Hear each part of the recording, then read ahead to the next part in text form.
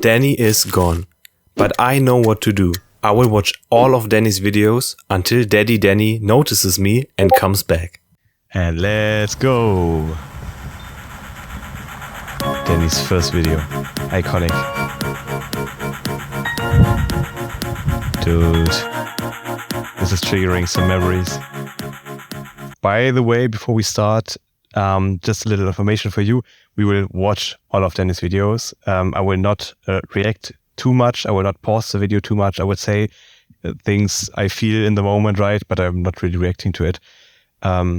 Because YouTube videos are only allowed to be 12 hours long. All of Dani's videos are longer than 12 hours. So we have to, make a cut here and there, right? But we all want to see Dani's content and not my stupid talking. So let's go. Hi and welcome to my very first devlog video. In this video series I want to show off the game that I'm currently working on. The game doesn't have a name yet, so if you have any suggestions then I'm totally open for them. Off the sticks. The game is basically, as you can tell, about dumb stick figures with silly physics. And you're able to interact with pretty much everything in the world. So that's really the main idea behind the game. Stick. I'm currently developing the game in Unity and I'm using a writer from IntelliJ to do the coding in C#. And since this is the very first episode, I want to go back in time and show you guys how this game all started and how I got to where I am today. So it's going to be a bit of an introduction episode and not too much developing. But in the future episodes, we will be moving on from where the game stands today. So let's go back to the beginning.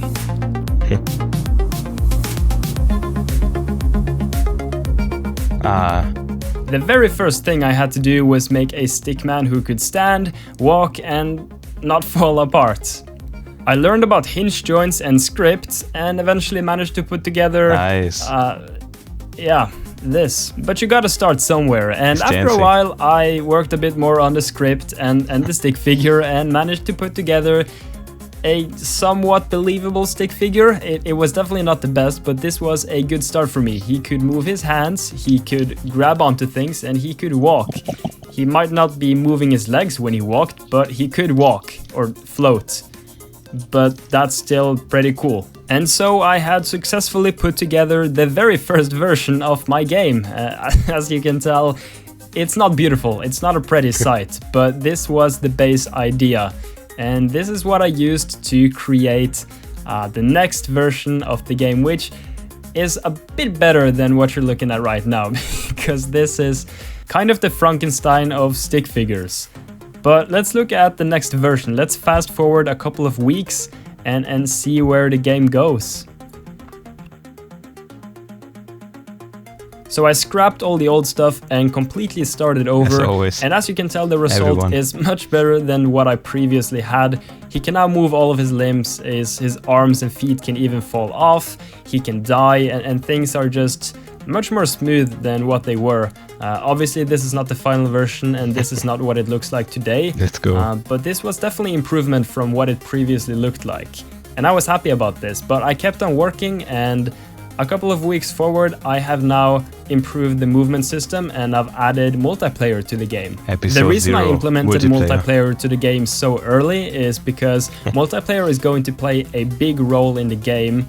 I'll talk a bit about that later. So it was important for me to get that working first.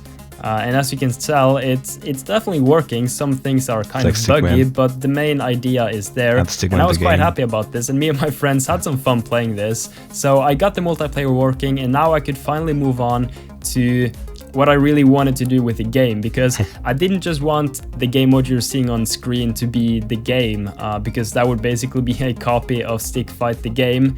I wanted to create my own thing, so the idea I have is I want to create really big and open maps, as you can see on screen now, where you kind of play through maps that each have their own story and theme. So the first one that I'm currently working on has a Western theme, where you play as bandits on this train, and there's cowboys trying to kill you, and a lot of chaotic things. But that's kind of the idea I want. I want each map to be very special and have its own little thing going. And of course you can play these maps with your friends in a I don't know why, but this map reminds me of this train map in Uncharted. Co-op mode. So cool. If you don't have any friends, no worries, I got you covered. You can play alone. But it's definitely meant to be played with other people. And I think that would be way more enjoyable. But again, you can play alone if you really want to. And I think the biggest challenge with this game is going to be creating the maps. Because each map requires so much art and so many individual things that I will have to implement with programming and all the things I'll have to make for each and every single map. So I think that will be the biggest challenge. But I'm having a lot of fun doing this anyway, so I mean, I think it's going to be a fun process. The game left grind. Look at the taskbar. For the last couple of months or so, I haven't really been able to put too much work into the game because I've been very busy with school and other things that I had to take care of. But I kind of want to get back into really working hard on the game now, like I used to when I first started off. And so I think also making devlog videos is going to help with that. And if you guys want to come along on my journey, then you are very welcome to do so here on YouTube. Or you can join my Discord, where I also try and post some pictures and screenshots and whatever every now and then. So that's really going to be it for this very first introduction episode. And hopefully there will be a new episode in not too long. Yeah.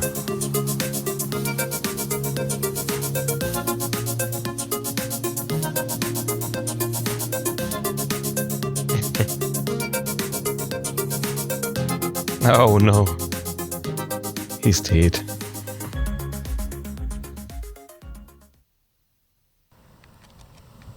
Devlog number 1. Oh, the beauty of Norway. Let's go. Hi and welcome to the second episode of my devlog series. This week there are a number of things I want to focus on, but the first thing I want to get out of the way is I want to make sure that the train is randomly generated every time you play through it, so you don't have to play through the same map every single time. So that's Smart the first boy. thing I want to work on.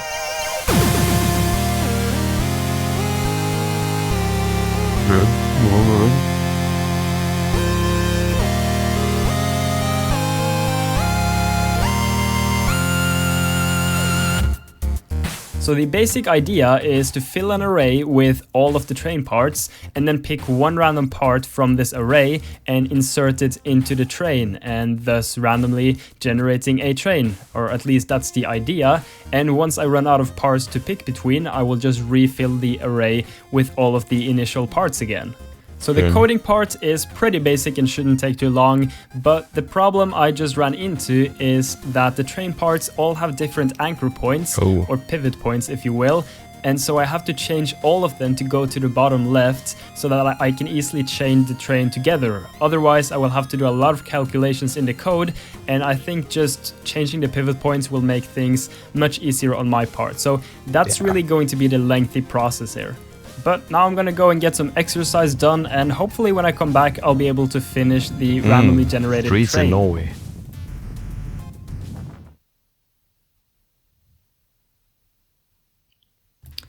So I got everything up and running, and what you're looking at right now is some top secret confidential behind the scenes footage of the train, being randomly created, which is pretty cool. There are still some issues, but for the most part this works, and I will fix those issues along the way, but it's not really a big problem right now. It's just kind of annoying when it happens, but I know why it happens, and it's a pretty easy fix, so I will definitely look into fixing that very soon. So I haven't done anything too interesting in the last couple of days, but I've added a wheel which sometimes rolls across the train parts, which you can see on screen. So just to add a bit more dynamic to the gameplay, I guess. It's kind of boring at the moment, and I want to add a lot more things, and I have a couple of ideas in mind, but for now it's just a boring wheel. And I've also added a bit of a depth of field effect to the background, so I've just blurred some of the images depending on how far away they are, so it kind of looks a bit better and you feel like there's more depth to the game. Even though it's 2D, it looks much better in my opinion. Something weird started happening though while I was just playtesting the game. The AIs would just do some weird stuff. Like the final cowboy boss, he would just run off the map and kill himself on the rail track, which didn't really make a whole lot of sense because the final boss isn't really supposed to do that. And I realized why it was happening because I changed the pivot points of all the train parts.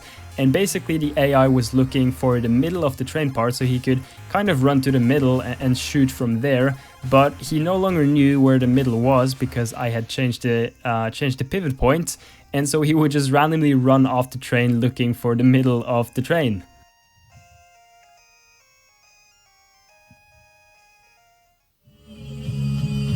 What to say?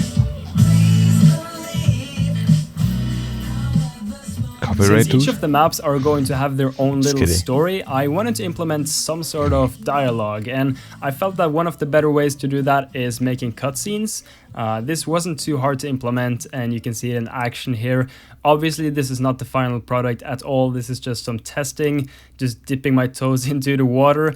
But basically, you just add a game object and make it a cutscene object, and then add as many text pro objects as you want to with the text you want to add, and it will basically play all of that text in the cutscene, and the cutscene will last as long as the text is there. So you can see it on screen right now. The cutscene starts, and you can't really move while the cutscene is playing, obviously. And then once the cutscene is over, you can move again and blow him up. Good times.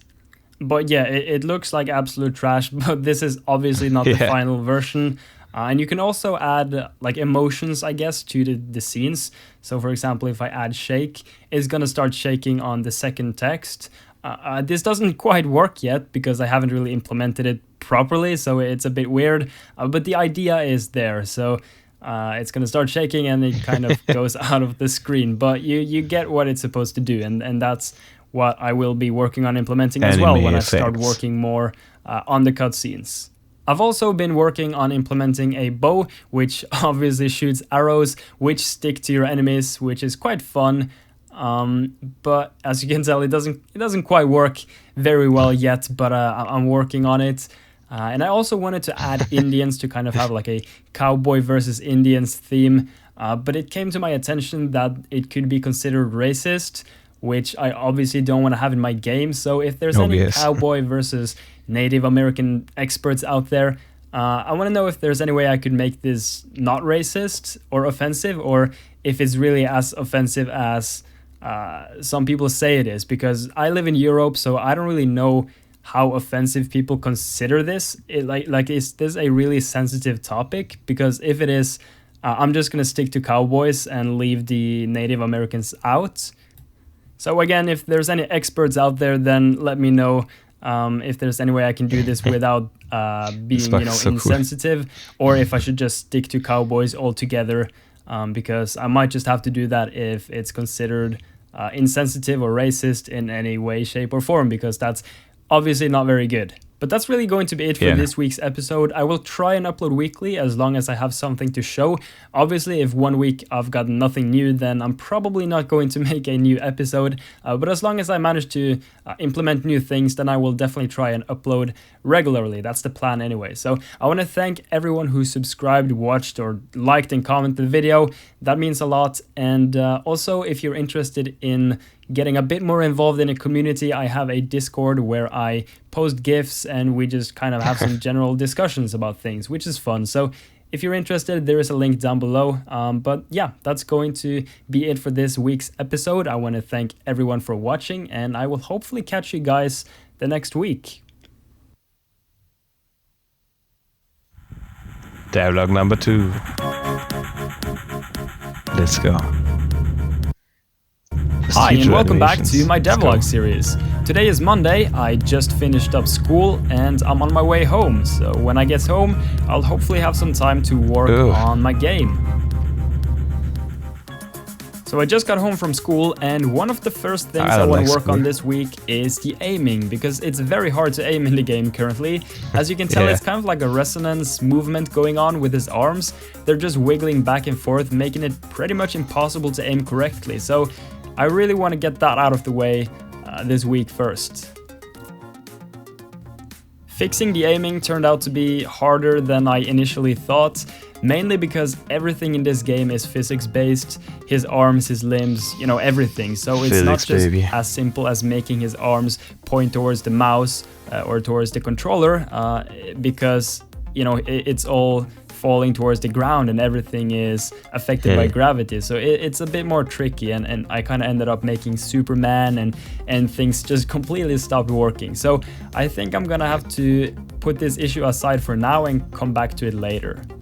So after I set the aiming issue aside, I started working on the movement system, because before, when you lost your legs or any other limb, your ragdoll would basically go crazy and start flying, and I've made it so that doesn't happen, and you can now control your ragdoll even though you lost your legs, which is kind of a fun feature. As you can tell, you can kind of jiggle around and use your hands and do different things, which is a lot of fun. I still haven't made up my mind if I want them to bleed out or if you should just be able to keep on going forever as like a half-dead guy, but I think both would be fun, so I'll try and figure out a good solution for that. I've also worked on some blood splatter, which you can see on screen, which just kind of helps indicate if you hit your target or not.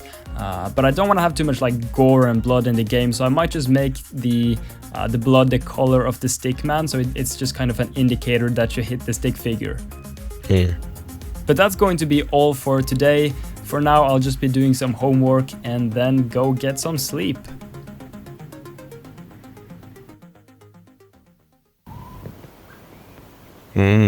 Sky in Norway. Today's Tuesday. I've pretty much been working with school all day today, and I don't think I'll get too much work done on the game.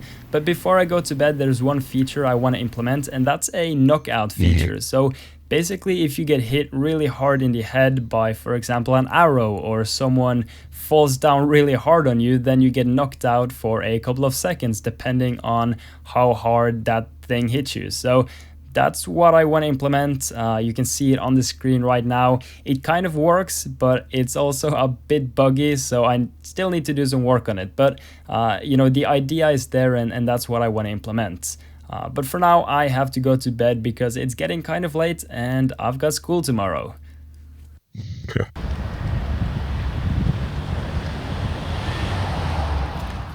It is Wednesday, my dudes, and it's time to tackle the aiming again. I really want to get this out of the way, so today I'll mostly just be putting all my time into figuring out a way to fix the aim problem, because as you can tell, it's pretty bad at the moment, and I really want to just fix this. So I've been working on the aiming issue for quite a while now, and I think I've figured out a pretty decent solution to it.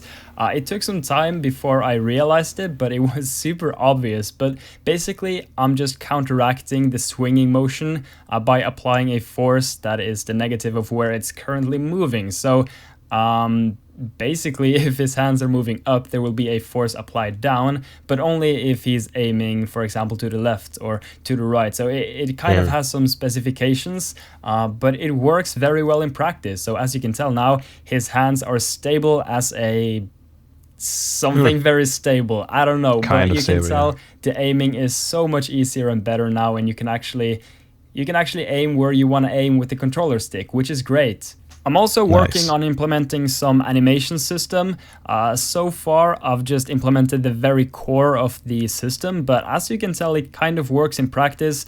When I start firing, he's raising his arms, and then he releases his arm when I fire, sometimes. But that's the idea anyway. But for now, I'm gonna go and get some workout done, and then I will probably sleep because it's getting quite late. But I feel like I've done quite a bit today, which is good. What the fuck? Scary. I started the day off with some school work, but I'm pretty much finished up now, and I will dive right into Unity and start working on the animation system. Programming is schoolwork. As you can see, it's kind of working a bit better now. His hand is sort of moving back like you would if you held an arrow sometimes. It's not really very consistent, but I'll be working on fixing that a bit. But I did run into a couple of issues. His hand would occasionally act as the arrow, and sometimes he would just blow up. So these are all a couple of issues, but they all come with trying to make animations that are procedurally generated, because I can't just simply make animations. I have to use physics to sort of generate an animation, which is quite a bit harder than just creating an animation through animating. But that's really everything I'm going to have time for today. I now have to head off to work, and I won't be home till late, and I'll probably just go to bed. So hopefully tomorrow I'll get some more progress on the animation system.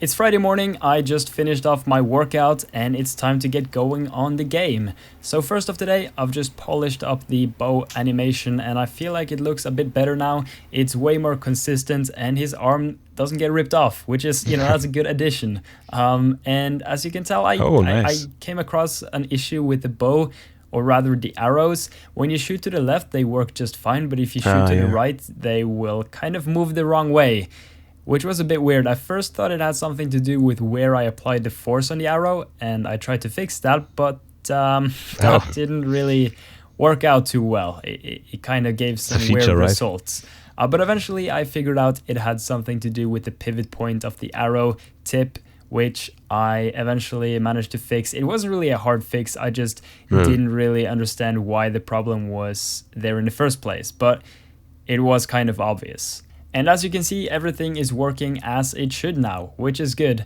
But for now, I'm headed off to make some lunch, and then I'll be off for a concert, actually, with some of my friends. So I probably won't get much more progress done for today. I've also briefly tried to refresh my physics skills from way back, which didn't go too well, but I'm working on it so I can make the enemies aim properly with the bow. Oh, my gosh. Nice. Oh, this is good. I'm hungry now.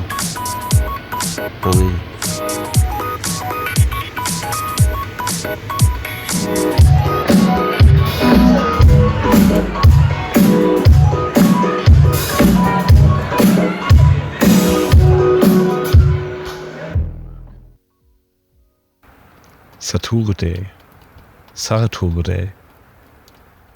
I can't read. It's Saturday and I've pretty much spent most of the day implementing a system that allows the non-human players to aim at the players. Now, I already had a system like this, but it didn't quite work too well, and I also had some issues using this system together with animations, so I've completely reworked the whole system, and now animations work totally fine with the CPUs or the non-human players. So they can now aim with the bow and pull the string back. They don't aim very well yet, but I am still working on fixing that. So eventually they'll be able to properly hit targets no matter how far away they are. But it's getting kind of late now, so that's going to be it for today, and I am going to head to bed for now.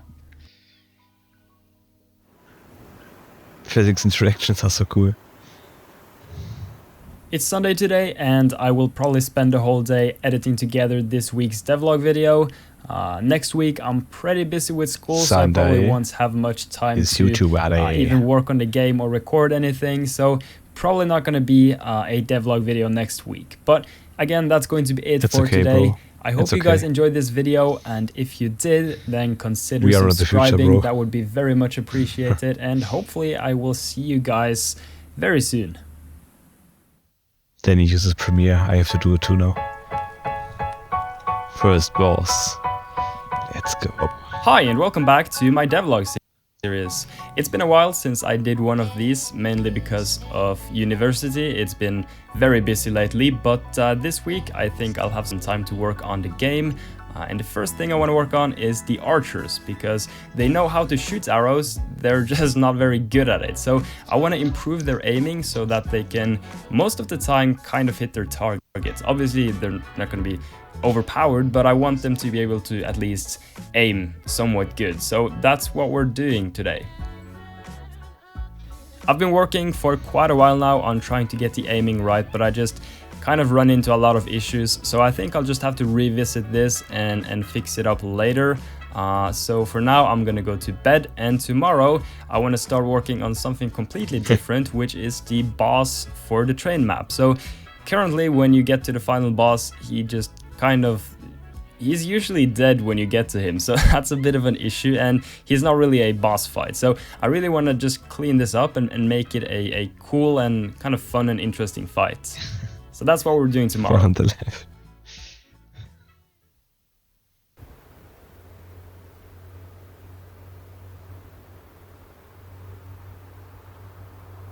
To Wednesday. As I mentioned yesterday, I want to start working on the boss fight.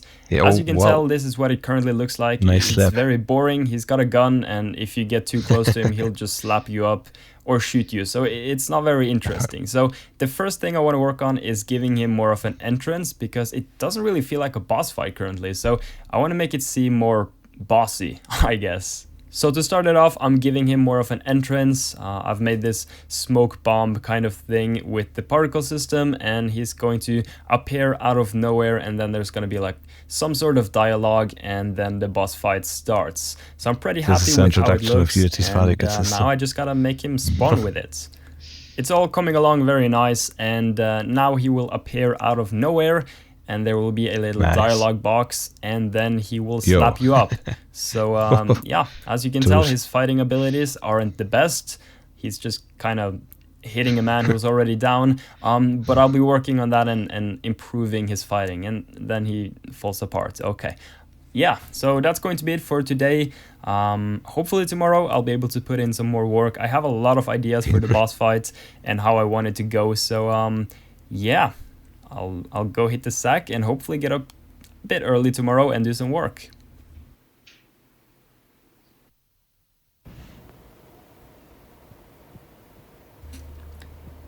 It's Wednesday, my dudes, and I'm starting off the day by just writing down what I want to do with the boss fight and a couple of other features that I want to implement, and what's done and what needs to be done. So I'll just be running up a bit here and then start working more on the boss fight. So I've started working a bit on the boss fight again, and I've run into a couple of issues. For example, the boss doesn't seem to recognize the floor, and so he just runs off because he doesn't know where to go. So that's a bit of an issue, and other things are just kind of acting up, and things are looking a bit weird. So there are some things that I have to fix, but for now I actually have to head off to work. He's on cocaine. And I don't think I'll be able to work more on the game when I get home, so I'll just have to continue where I left off tomorrow.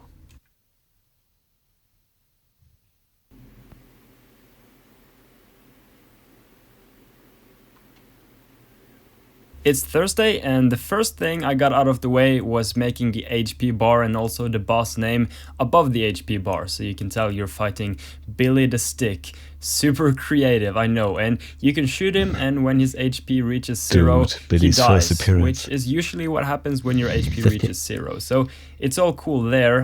But the next thing I want to work on is actually the bullets, because they look so bad and you really can't see them, so I want to make sure they're more visible and just look better. I've worked a bit on making the bullets looking better and more visible, and I'm pretty happy with the result. There's like a smoke trail following behind, and they're moving a bit slower too, because I think you should be able to dodge the bullets, especially when the enemy shoots, because if you're hit by one bullet, you might just end up dying, which is a bit of a problem. So you can die very easily, and therefore I feel like you should have some time to dodge the bullets and kind of not dying too easily. So I feel like that's probably a good idea, but I'll see how that plays out whenever I properly playtest the game.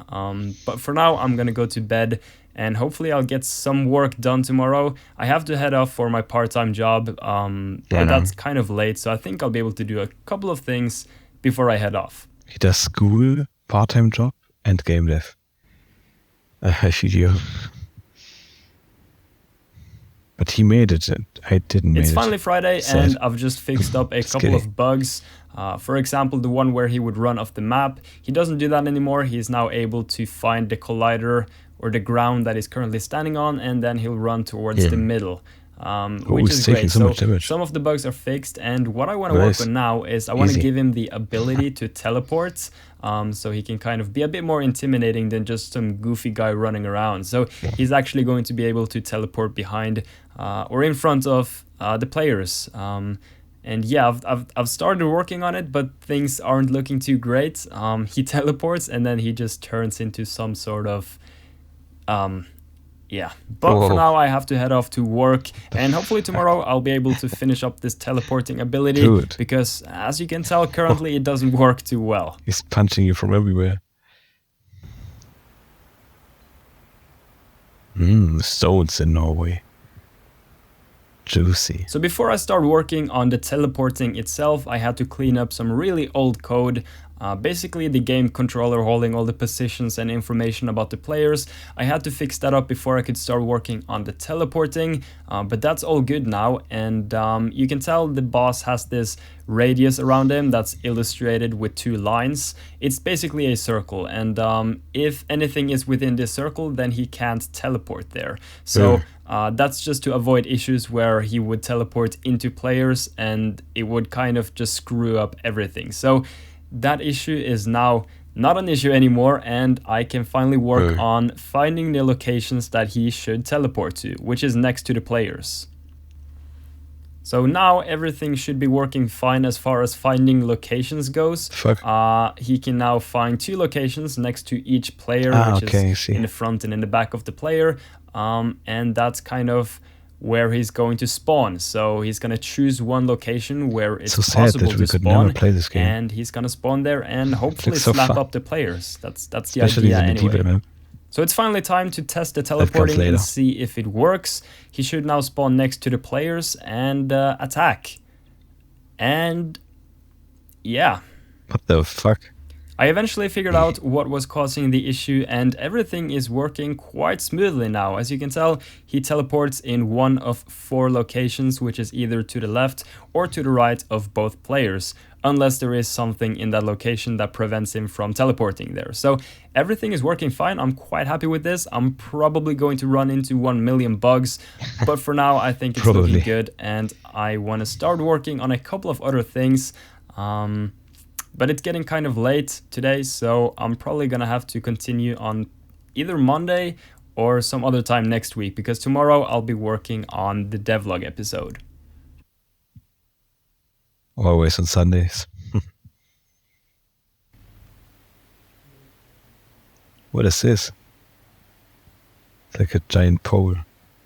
It's Sunday, and I probably won't have too much time to work on a game, because I'll be spending most of the day editing together this week's devlog episode, and the next couple of weeks I'll be again quite busy with finals and other things happening. So if you want to follow development, I might post some screenshots or GIFs on my Discord server or Twitter. Both of those links are in the description if you're interested. So there probably won't be a devlog episode in a bit, but I will do my best to hopefully get one up in at least 2 or 3 weeks. So we'll see. But I want to thank you guys very much for watching, and I will see you guys in not too long.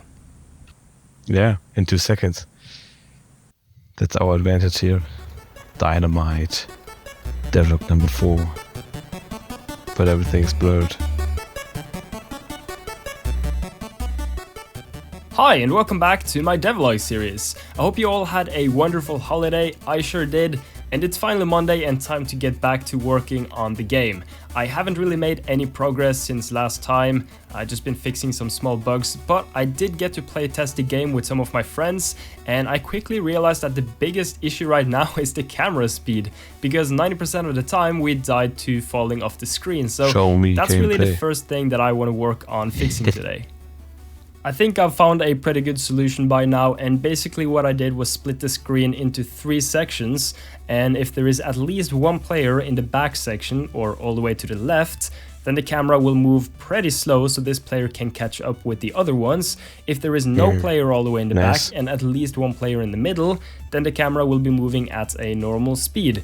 If every single player is all the way to the right, then the camera will be moving relatively fast. So a pretty simple solution. Wasn't actually that easy to implement, because I had to account for players dying in the different zones and update the zones and some different issues, but eventually it worked out fine, and as you can tell here, everything is Nice and easy, he moves to the left and the camera starts moving slow, goes back to the middle and camera is moving normal, and then it goes slow again because pink is stuck in the left, but then he gets shot by the blue guy. So yeah, things are working fine. Friendly I felt like fire this sound. had to be resolved quickly because it really helps make the gameplay much more fun when players don't just die because they fall all the way in the back. It's much more fun when you actually get to play the game. So yeah, things are working fine, and I can now move on to the next issue, which already seems to have appeared right here. Yeah. But like all great developers do, I am going to postpone this issue and go for an evening walk instead. And when I get home, I am probably going to he call it a blurred night, and the I'll scenes. continue tomorrow. Maybe showing his old home or his parents' home, I guess. Yeah, that's a good idea. Trees in Norway on Tuesday. It's Tuesday, my dudes, and today I have to change an old mechanic and make it a bit better, because currently when you walk over a gun or anything that's pick-upable, you'll just instantly pick it up, which is kind of a bad mechanic. I want to make it so you have to press a button to pick it up, which is probably going to break the whole game, because that's usually what happens when you add new features and mess with old code. But I'm gonna venture into it anyway, and wish me luck, boys, because this might be the last thing you see of me. Hopefully not. Apparently my old code wasn't actually that bad, and I managed to get everything working relatively well. So when you walk above a gun, you can pick it up and you can shoot it and do whatever you want so with weird. it, and then drop it again. The So silent is flying it's so all working fast. fine. I just need to make it look more smooth with the text, because currently it's just kind of popping in and out and it looks kind of bad. But that's really everything I have time for today, and hopefully I'll be able to get to work a bit more tomorrow. Oh, it's freezing. But don't.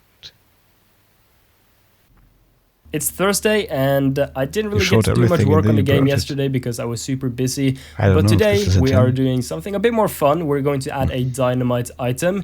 He knows what he's doing, is right? basically going to be one of the boss's attacks. Because currently all he can do is teleport behind you and slap you up, and it's a bit boring. So I want to give him a dynamite item that he can throw and that you will have to throw Yeah, back at him. And the fun stuff. you can kind of see now why I wanted to implement the pick up and throw system, because before you would automatically pick up the dynamite, which is a bit of an issue because sometimes you don't really want to pick up an item that is about to explode. So now you can kind of choose when you want to pick it up and when you want to throw it away, which I think makes for much better mechanics for the game. Now, I'd be lying if I said implementing the dynamite was just a walk in the park, because I quite literally had some huge issues with it, but I eventually figured out what the issue was, and we're now back on track. It's getting bigger. Everything is now up and running and should be working fine, so I'll give you a little demo of what it looks like.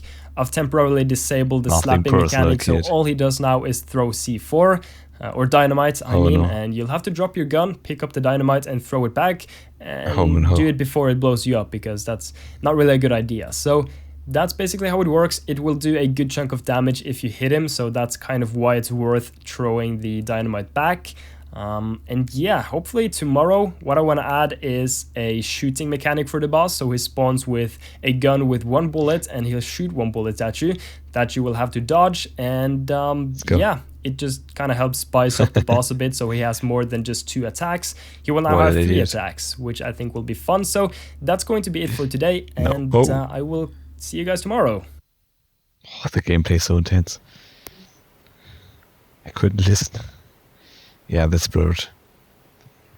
The good way. It's finally Friday, my dudes. It's time to eat some fucking tacos and chill out. But before we do any of that, we have to implement a gun attack for the boss. And also, one thing I want to do before I do that is actually add an outline around the players.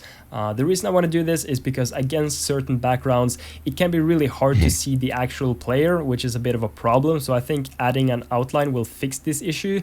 I initially thought about doing this using shaders, but then I realized one thing, I don't know shit about shaders. So instead of doing it with shaders, I just basically made another player behind the player that is just completely black on another layer, but a bit bigger. It's a bit of a weird explanation. I don't know how to explain it well, but you can see the result here. And let me know if you like how it looks. I think it looks fine, but if you think it looks dumb, then I might just remove it again. So yeah, let me know in the comments down below. And now let's get into actually adding the gun. It's me from the future, and I've now implemented the gun attack for the boss, so he can now spawn in with a gun and shoot you, which is, it adds a bit more spice to the boss fight. So you can see he backflips, shoots you in the face, and you're done for. But the question here is, why does he do a backflip? I honestly don't know. Every time he teleports, he does a backflip. If you pay close attention, you don't really need to pay close attention even. Just look at this, he does a backflip. I don't know why. It's a bit weird, because the only thing he does when he teleports is I set his game object to false, and then I set it to true again. So I just disable him and enable him. But that makes him rotate 360 degrees for some reason, and I just don't understand why this is happening. Nothing personal. So if I just move his position and don't deactivate him and activate him again, then he will not do the backflip.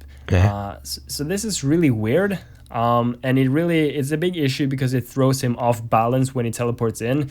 You can tell, like, instead of just spawning in straight up and aiming at you, he has to do a backflip and he starts swinging around, and things are just weird. So I'm not sure how to fix this, but I think I'm just gonna have to come up with some sort of solution. But I think I'll save that solution for tomorrow, and I'll show you a little example of what the boss fight currently looks like when all of his attacks are enabled and it's kind of like a full fight.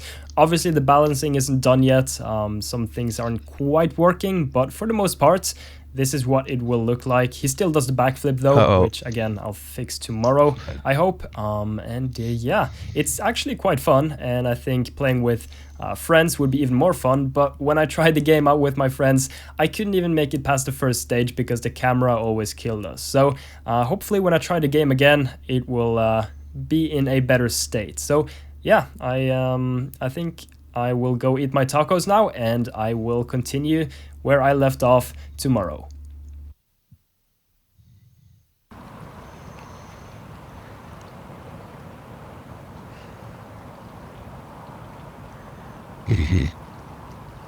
It's Saturday, it's time to stop with the backflips, and I do have an idea in mind of how I want to go about this, and hopefully it will work out. Basically, I want to spawn a new boss every time he teleports. This sounds like a terrible idea, but believe me, it's not as terrible as it sounds. Just wait, okay? Finally, after fixing 100 bugs and adding 1,000 more bugs to the game, I've finally managed to stop the backflipping. He will no longer backflip. Praise the Lord. This is great. So the cowboy boss is now pretty much like 95% done. I still need to do some fine-tuning, some balancing stuff. I don't know how much health I'm going to give him, depending on how many players there are, and so on and so forth. And sometimes he aims at the ground, like you saw there, which is a bit weird, and the C4 throwing might be a bit off sometimes, but for the most part, everything is up and working, and I am pretty satisfied. He's now pretty fun to fight against. I just need to add like a victory screen and some other things, and pretty much the whole map should be done. So I'm very happy with this week's progress. But I've still got one more day, which I'm probably going to spend making the devlog video. But that's probably going to be it for today, and hopefully I'll get something done tomorrow. Producing videos takes so much time.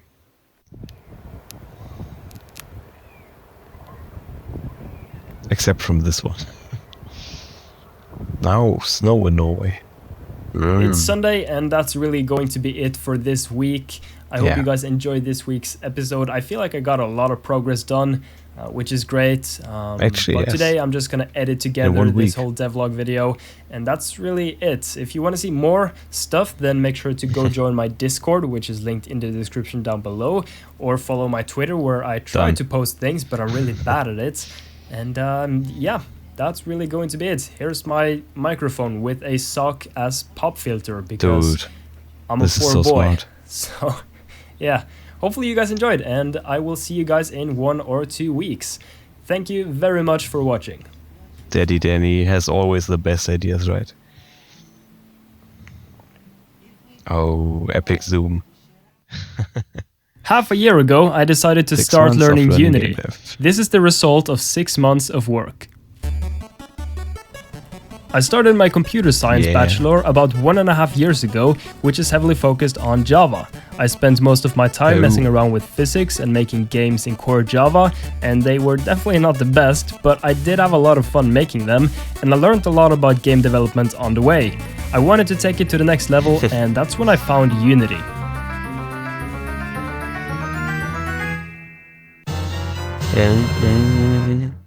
My Java experience set me up for a good start with Unity, since Unity primarily uses C# and C# is very similar to Java, and I wanted to make some sort of physics-based game, and I've always been a huge fan of games like Human Fall Flat, Stick Fight the Game, Gang Beasts, and similar, so I wanted to create something inspired by those games.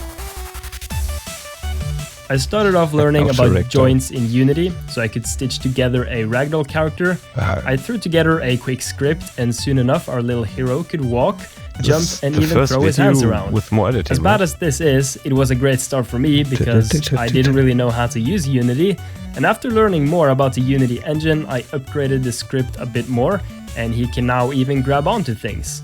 I was quite happy with this, but I knew I could do better, so I scrapped it and started over. Oh no. Huh?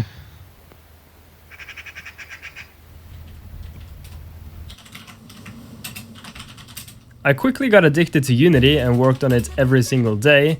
I learned a lot about scripts in C# and Unity's physics, and eventually improved the Stickman controller script, making it much smoother to play and run around, because previously it felt a bit stiff, but now it works a lot better. Like a recap. Eventually I started adding more features, like a local multiplayer game mode, so I could try the game out with my friends.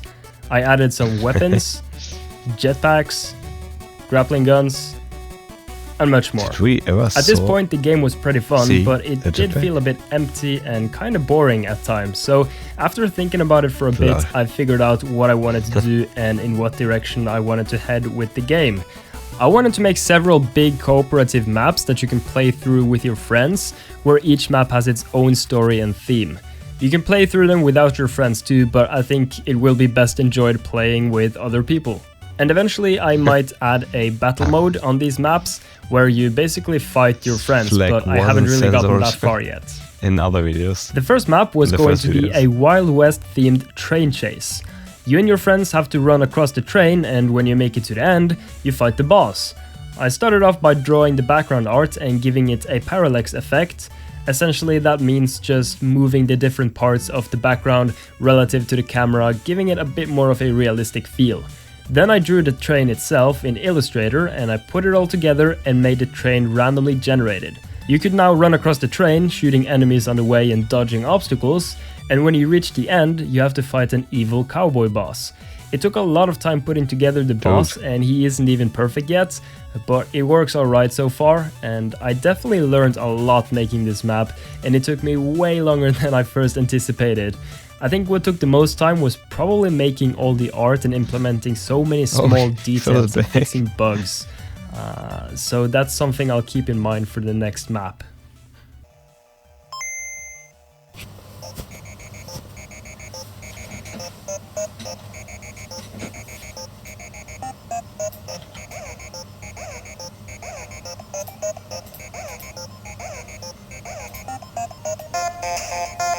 What is he doing? Drawing.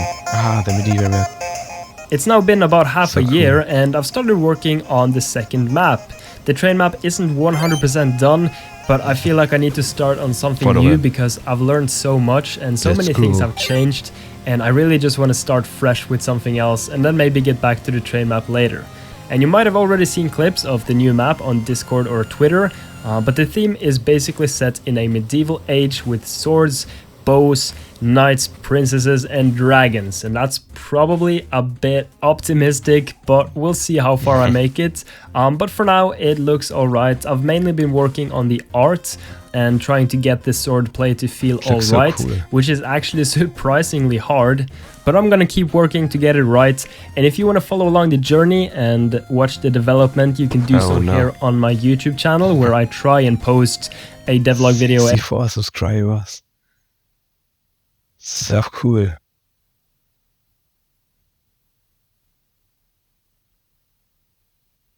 This That's how everything started. DWS Games. I never saw this video, for real. I never saw this. I joined in data with the medieval map, pretty sure. How is shit so every cool. 2 weeks or Sorry so. for pausing. I do You have don't have to type university proposing. and a part-time job, so there's not too much time to work, but I do it whenever I have time, and I hope you want to tag along. Learning Unity was Yeah. a very fun process, but I think the biggest mistake see I them made all. was starting a massive project just 2 weeks into learning Unity. I definitely should have spent more time understanding Unity before starting the fundamentals of my game.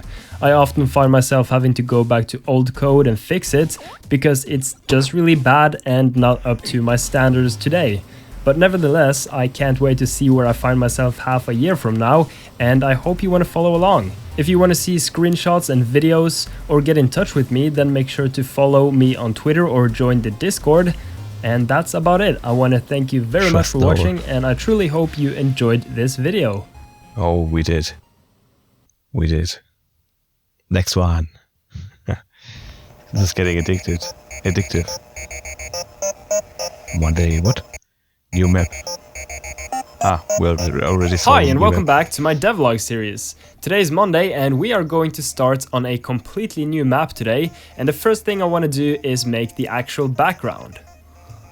I quickly threw together a little background in Photoshop and made a parallax script in Unity to go with it, and you can see the result here. It looks pretty decent. I'm probably going to revisit this later, but for now I'm pretty happy with how it looks. Yeah, it looks cool. And I want to start working on the actual foreground of the map. I've made some ground in Photoshop, not completely happy with how it looks, but I think it'll do for now. But we also need some Dude, he's an trees, artist. and I've used Photoshop's renderer to generate a couple of different trees, and I'll try and see how that looks with the rest of the art style. I didn't know Photoshop. So I've put can do everything something like together that. now, and I think it looks alright. I actually really like how the trees look, but I'm not quite happy with the background. But I'll keep working on this tomorrow because it's getting quite late and I'm gonna go hit the sack and hopefully get up a bit early tomorrow.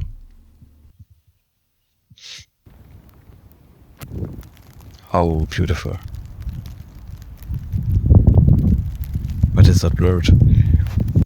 It's Tuesday and it's You time didn't see to that. work on the camera, because previously And I the didn't. camera So was made for the train map and it only needed to move forward at a constant speed, which is not the case anymore because now it needs to follow all the players at once. And I think the best solution for this is to calculate the middle point of all the players and find the greatest distance. Then we use this greatest distance to find a good zoom to fit all the players in the camera. And if someone tries to run off the camera at max smart. zoom, then we'll just have to push them back into the map. So I need to make a script that does all of this. We all did it at a time. What the?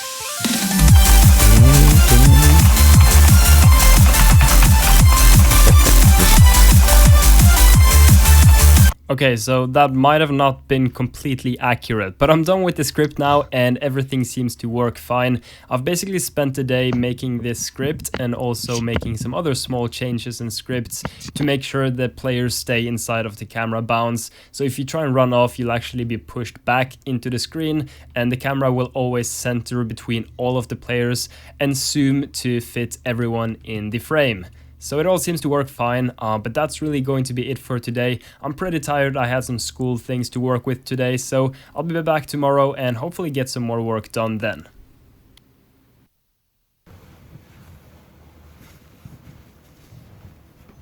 What to say? Let's go, boy. This looks so beautiful. It is Wednesday, my dudes, and I started off the day by making some bushes, just so I could get a little bit more detail on the we saw map that. and make things look a bit more natural. So I made some bushes, you can see them in-game here, they look alright. I'm planning on putting some bushes in the foreground so players can kind of hide behind them, and then some bushes just in the background. And I think they look alright. After that, I started now working on a ground, and it's a different kind of ground. It's going to be like a trap. So if you walk over it, you fall into it and you die from the spikes. And here you can see the trap in action. And so no. essentially what I did was when someone walks over the grass or the leaves, then I just remove that whole leaf game object, and then I spawn in some particle effects. And you can see these particle effects here. These particles. There's some small leaves flying up into the ground, and then there's a big chunk of leaves just falling down to make it look a bit smooth and natural. And I feel like it worked out pretty well. I really like using Unity's particle system because it's so easy and intuitive, and you can get some really cool results using them. So if you haven't tried it out yourself, I can highly recommend you do so because it's a lot of fun and you can get some great results. But that's really going to be it for today, and I'll be back tomorrow with some more work. Oh, holy shit. So beautiful. It's Thursday, and today I want to make a sword.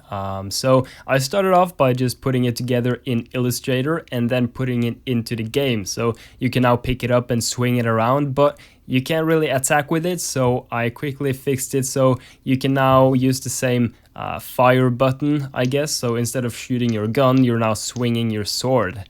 And it looks alright, but it felt a bit empty, I guess. So I added a little trail effect to go behind the sword. So when you swing it, you get like a swing-in effect. So you can kind of see where the sword went and how you swung it, which is pretty cool. It still feels a bit weak and it doesn't really have a whole lot of impact. And I tried to solve this and ran into some issues, so to speak. But eventually it worked out, and how I solved it was I used effectors, and so I enable an effector that will kind of push anyone who's really close to it away, and it will kind of look like the sword has more impact than it actually has. So once you hit people, they'll be pushed back. So it's way more hard hitting, and it just looks much better now. So I'm pretty happy with this solution, and tomorrow I want to keep working on weapons and possibly enemies too if I have time for that. So that's the plan for tomorrow. Let's go. Norway is so beautiful. It's Friday and I want to work on implementing some more weapons in the game. So I started off by just making a dagger in Illustrator and then putting it into the game. And it works fine, but I did find a little bit of an issue with the dagger. But I'll look into fixing that later on. It's pretty funny for now. The third weapon I'm adding to the game is a sledgehammer, and boy is this thing fun to use. It's actually so much fun just slamming people with this weapon. Might be a bit overpowered, but for now I just have too much fun with it, so I can't really nerf it. But I just wanted like a kind of a slow weapon that hits really hard, and I think this sledgehammer serves that job really well. And I might add like a two-handed sword later on, but for now I'm happy with the weapons. So putting the weapons aside for now, I want to start working a bit more on the ground because it's a bit boring now. It's just normal ground and then there's the traps, but I want something different. So I'm making like a big hole with spikes in the bottom and then like a bridge that's basically just a rope that you have to cross. And if you fall down, then obviously you die. But usually you aren't going to fall down, but what you can do is you can slice the ends of the ropes, and if you do so, then the whole thing is going to collapse and you fall down into the spikes. The reason I implemented this mechanic is because it's a lot of fun screwing over your friends. And so essentially you can just run across the rope and then cut the rope and then your friends are screwed. So I think that will be a lot of fun. Also, if enemies are approaching, you can get over to the rope and then cut it and they will fall down and die. But that's going to be it for today. I want to go to bed early and then get up early tomorrow and hopefully get a lot of work done because I have a couple of ideas that I want to put to life. So I'll see you tomorrow.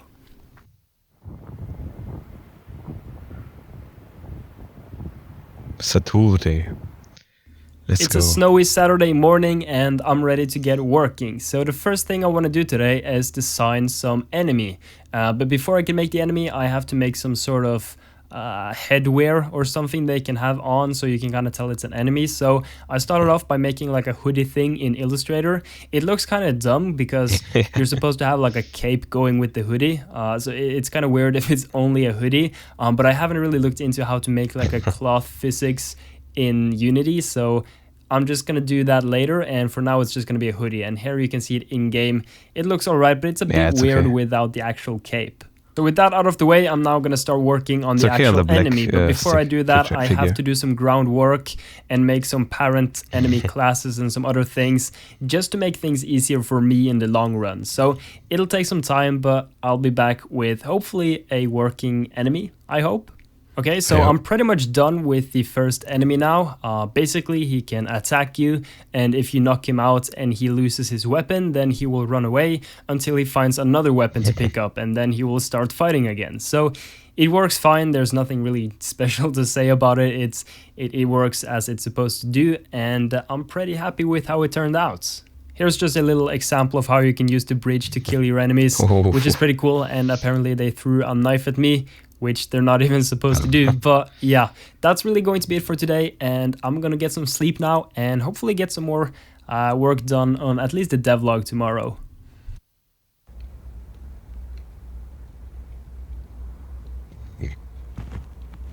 It's finally Sunday, and I'm probably just going to spend the whole day editing and putting together this week's devlog episode, so probably won't do anything or much at all on the game. So yeah, but I'm pretty happy with this week's progress. I feel like we got a lot of stuff done, which I'm pretty happy with. And also on other news, I want to thank you guys a lot for 100 subscribers. That's a pretty Let's cool go. milestone. That's a lot of people. So I'm really happy about that. 106 And, figures. Yeah, let's keep on going. I have 100 for the subscribers next too. 2 weeks or so, probably even longer. I'm just So mainly cool. going to focus on So cool. rewriting the entire movement because it's literally 1,000 lines of terrible code. Wait, what? The So I 100 pretty much- subscribers? I didn't join at 100 subscribers. You need to Whatever. redo so many things, and there's a lot of But maybe things the about video the got project recommended that I later. don't like. But That makes you'll sense. see all of that in the next episode of It was this like on devlog series. 10,000. So I don't know. that's really going to be it. I hope you guys enjoyed this video, and I will hopefully catch you guys in not too long. Hi, in this tutorial I want to show you how to make a parallax effect that looks a little something like this. Yeah, I knew that this is going It's to a very come. simple effect, so let's just get right into it. I want to So see the here's a little tutorial. background I mean, made every in Dani video is Photoshop. a masterpiece, The most right? important But thing here when you make your background is that you put each of the different parts of the background on different layers. So as you can tell, I have a separate layer for each part of my background. Oh yeah, Dani. The other important thing is that your background should end and start at almost exactly the same height. If it doesn't, it's not going to be good, so just make sure that this is in place. If you want to download this background and follow along the tutorial or do whatever you want with the background, I don't really care. You can go ahead and join my Discord and then go to the tutorial section and you can download the background and also the script for thank you the so tutorial. much, man. Oh fuck, I paused. Also, if you want to give the background a bit more depth, you can go ahead and add blur to different parts of the background. So that will do something like this, which makes it look a bit better and more focused on the foreground, I guess. Yeah. But now that we have our background, That's why there so is I a have my Dani empty project on tutorial. Unity, and the first thing I'm Channel. going to do is go ahead and make a new folder, call it background, and in this background folder, I am going to drop in all of my background parts. Once they're done importing, what you want to do is go to your main camera, add a new empty object, and call it background. The reason we're doing this is because we want to move the background relative to the camera. I So want once to you make your 3D background games. object, you want to go ahead and drag I every don't single want one to. of the background Just parts kidding. onto the background game object. You can't Actually, do it all at the same it's time pretty because cool trying to what he make an does, animation, which is not what right? we want. And you can tell It's pretty things don't useful, look like the they're in order, tutorial. and that's because we have to sort the layers. So in order, we are going to But set I want our to see the 0, which is devlogs probably one in and front, the we're gonna put that progress. at 5, and then the parts which we want behind that again, we're going to put on 4, and then 3, 2, and 1, which will put everything in the right order. Okay, so now that this is done, we have to extend the background because currently we can't really move it without it going outside of the screen, which is a problem. So we're going to select all of our background parts, hit Control D twice, and then we're going to extend them to the right and also to the left. So you want to try and match it like this, but I know that my size then is you 20, so I can can just put that in. And create these it, backgrounds delete them, in right? 2000 by 1000 pixels. So if your background is in that size too, then this should work for you. So I'm going to do plus 20 and minus 20, and we now have our extended background. So if we go ahead and move our background all together, we can see it's much longer and we have some more room for actually implementing the parallax effect. So let's get right to it. I'm going to go back to my asset folder, create a new C# script, and we're going to call it parallax. And go ahead and open it up. Okay, I've got my new C# script here, and what I'm going to do is make some variables first. So we're going to need to know the length and the start position of our sprite. We're also going to need the camera.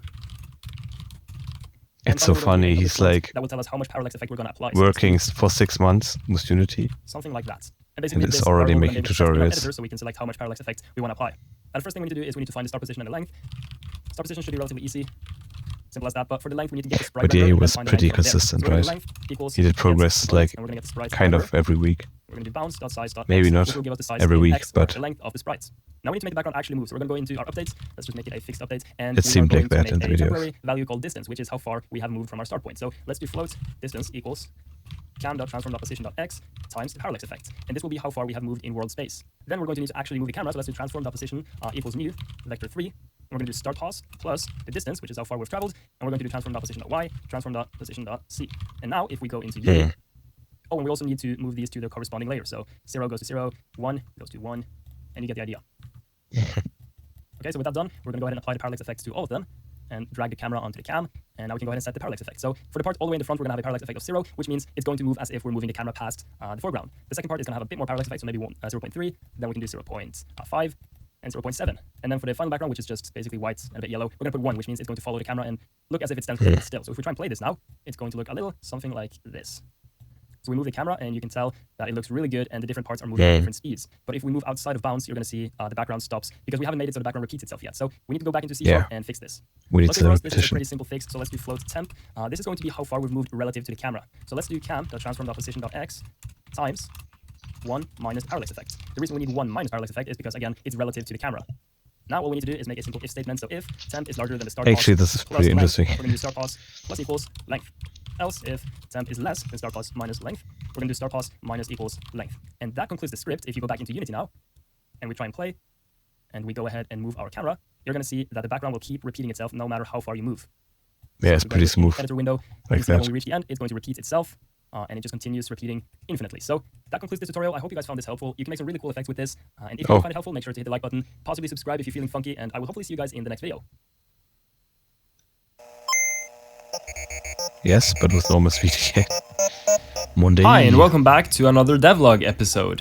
This week, we are going to be focusing on fixing the project, because there are a lot of things that need to be cleaned up, and you can see the list right here of everything that I'm going to be doing this week. Hopefully we'll get through the list, that's the plan anyway, and some of the biggest things that I need to do is just refactor all of the old code, because it's really outdated and hard to work with.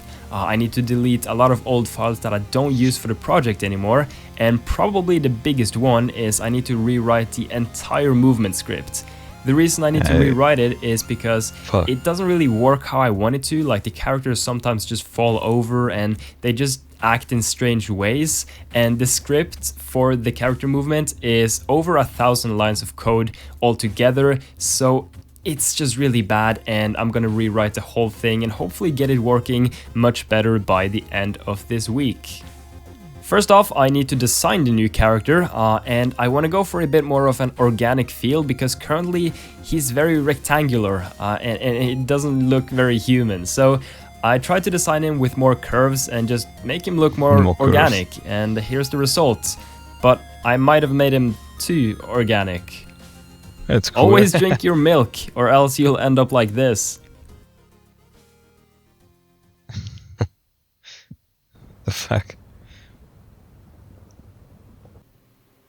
It's Tuesday morning, and today I basically want to spend the whole day on getting the new character script up and going, so hopefully by the end of the day we have a playable character.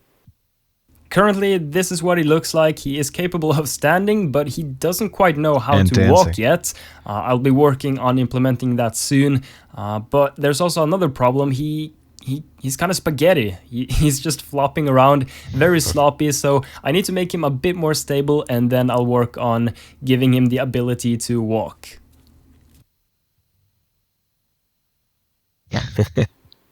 It's getting kind of late now, and I feel like I'm getting somewhere with this movement script. It's looking much better now. He can move and walk around and jump and use his hands. So it's all good, and it's looking way smoother than it did before. So I'm really happy with how this is turning out.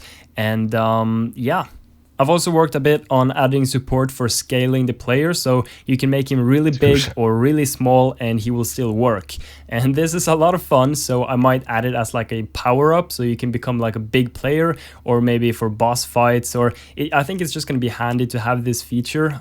So, you know, if I need a big player, I can just make him big. Simple as that. So I'm happy with how this turned out, and I'm happy with the progress that we made today, and hopefully tomorrow I'll be able to finish this up and start working on the weapons.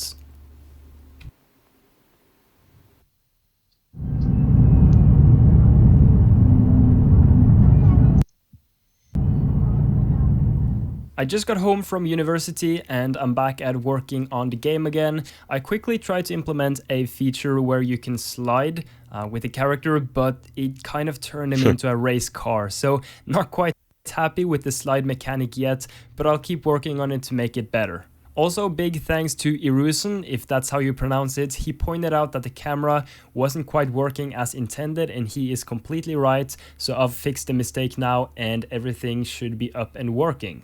I've also re-implemented the weapons again. The scripts are completely redone and everything is much easier to work with now, so I'm pretty happy with this. The weapons are still acting kind of strange, so I need to fix this. But for now, I want to start working on the input system. The game is meant to be played with a controller, but it works perfectly fine with a mouse and keyboard too. But I want it to be like plug and play and very easy to work, and currently it's not that easy because I'm fully using Unity's input system, and to be quite honest, it's pretty bad. So I'm gonna make of a combination of my own input manager combined with some of Unity's features, because not all of the features are bad, but just using the whole input system that Unity gives you is not going to work very well. So that's what I've been working with a bit now, and I'll probably go to sleep now, and tomorrow I'll continue working on the input system.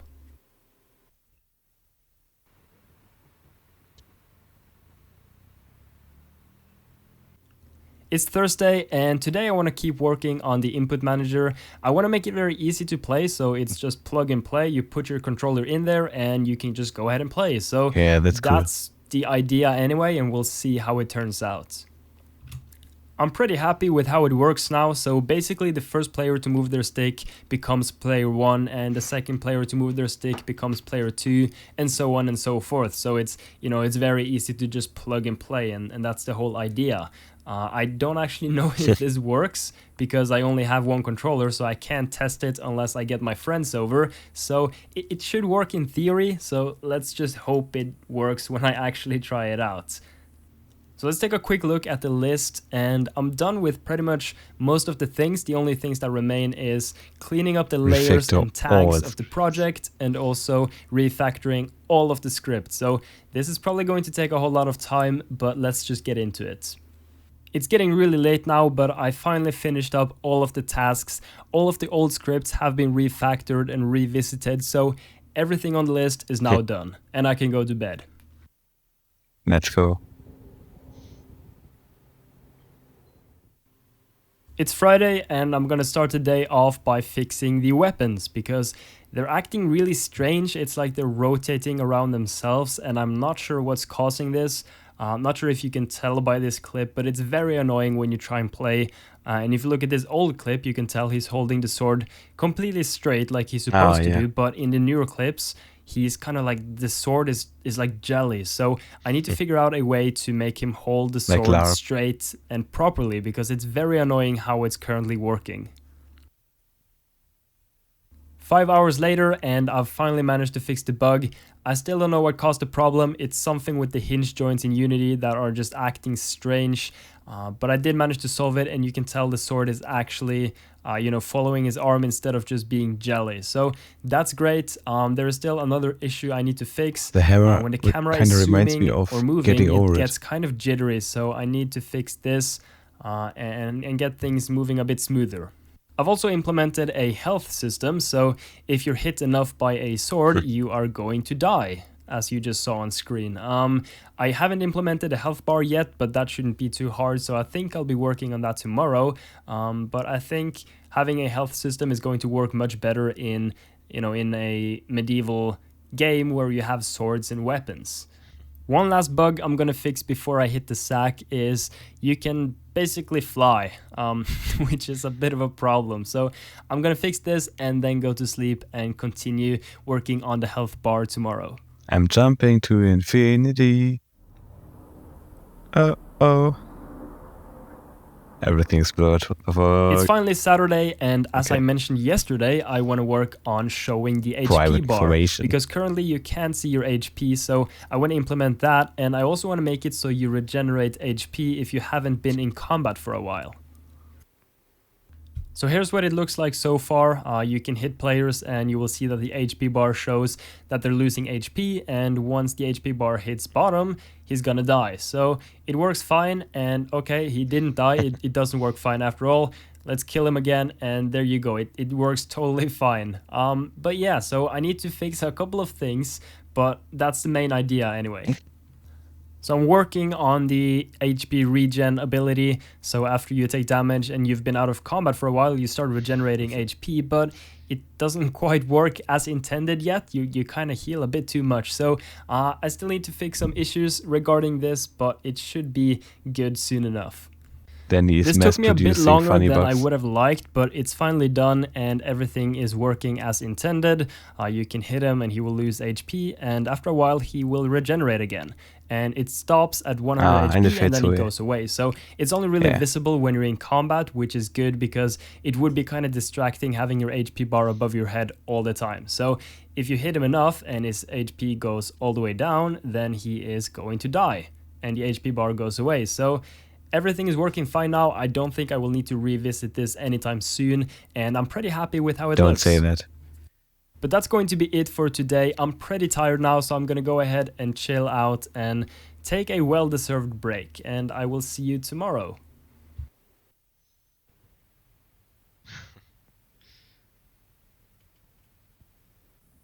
It's Sunday and I'm really happy with this week's progress. I've managed to get through the whole list of things that I wanted to do. So today I'm going to spend a day editing together the video so I get it up and ready for YouTube. And I'm probably not going to work more on the game today and just going to relax and chill out because I've been working a lot this week and I'm pretty tired. So I want to thank you guys a lot for watching. Next week is going to be a bit more exciting because we can finally start working on the map again, which is going to be a lot of fun. So I want to say thank you so much for watching. If you like what you saw, then consider liking and subscribing, and I will see you guys in the next video. A week off game there. Number 7. New enemy. Hi and welcome back to another devlog episode. It's Monday morning and I'm starting the day off by just writing down everything I want to do on Trello. I feel like this is nice because it gives me an overview of the things I want to do and also how I prioritize them. And the first thing I have on my list today is working on the enemies, because 2 devlog episodes ago I showed off a thief enemy, but he no longer works because he's using the old movement script and I've made a completely new one, so I have to remake the enemies and that's what I'll be starting off today with. Okay, so the thief is now up and going again. He doesn't really have his thief mask yet, but that's fine, I'll fix that later probably.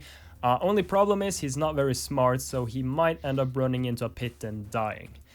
Not good. I'll fix that later. I've also made it so that if you knock him out and he loses his weapon, he's gonna start running away, which is quite fun, and if he finds another weapon, he'll pick that up and start fighting again. But for now, I'm gonna go eat some lunch and I'll be back after I get some food. Yummy.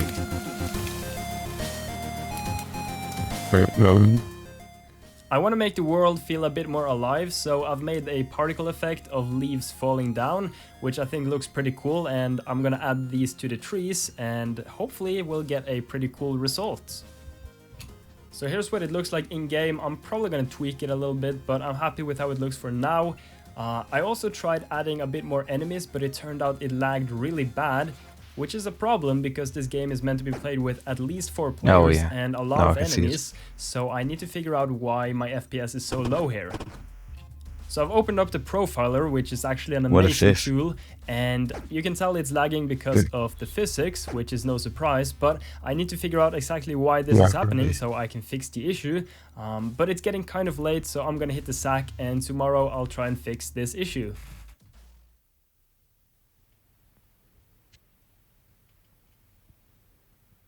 It's Tuesday and I'm gonna pick up where I left off yesterday and try and figure out why it was lagging so bad. So I've done a lot of research and written down a little list of things that could be causing the lag, and I'm gonna go ahead and fix all of these issues.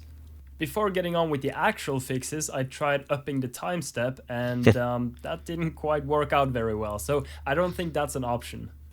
Okay, so I've basically spent all day working on this now, and here's a little stress test. You can tell there's 8 enemies, and it's not lagging at all. And previously I only had 3 enemies on screen and it was lagging really bad. So basically what I did, and I'm not going to go into all of the details because very few of you are going to actually be interested in that, but there are 3 main points you can take from this, and that is polygon colliders, very bad, continuous hit detection, very bad, and layer matrix collision should be reduced as much as possible.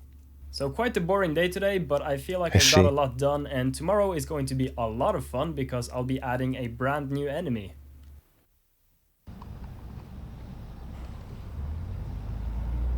It is Wednesday, my dudes, and it's time to test my new movement system. And one of the best ways to do that is make a new character. And this time, we're making an enemy that is kind of like a mini boss. It's actually going to be a troll, and you can see him in Illustrator here. So I'll try and implement this into the game and see how well that works. So here he is in game. He's a big boy. He doesn't really know how to fight yet, but I'll implement that later. But before I go any further with the troll, I want to implement an idea from a viewer who asked me if I could make a shield, and that should be fairly easy. So I want to get that out of the way real quick and then get back to working on the troll. Hero. And here is the result. I've added a shield, and you can't really use it for much yet. I love roll shields. Basically, you can just block attacks and push people back. But I want to make it a bit more functional, so maybe you can like throw it at people and be like Captain America, because that would be pretty cool. That would be cool. So I'll be looking into implementing that, but now I want to get back at working on the troll. And I want to give him a weapon, and I'm thinking he's going to get a big ass club, and he can basically smash the players with it. So that's the plan. So here he is with his club. He's not very good at using it yet, so I have to fix that. Also, I want to change the hitboxes because currently they're only out after you do an attack, but I want them to be out all of the time. So if a weapon is moving fast without you actually hitting the attack button, you can still deal damage. So I'll be working on improving the hitboxes now. Makes sense for a physics-based game. Trying to fix the hitboxes, things got a bit weird, so to say, but I've fixed it now and everything should be good. So that's really going to be it for today, and tomorrow I'll have some more things to work on.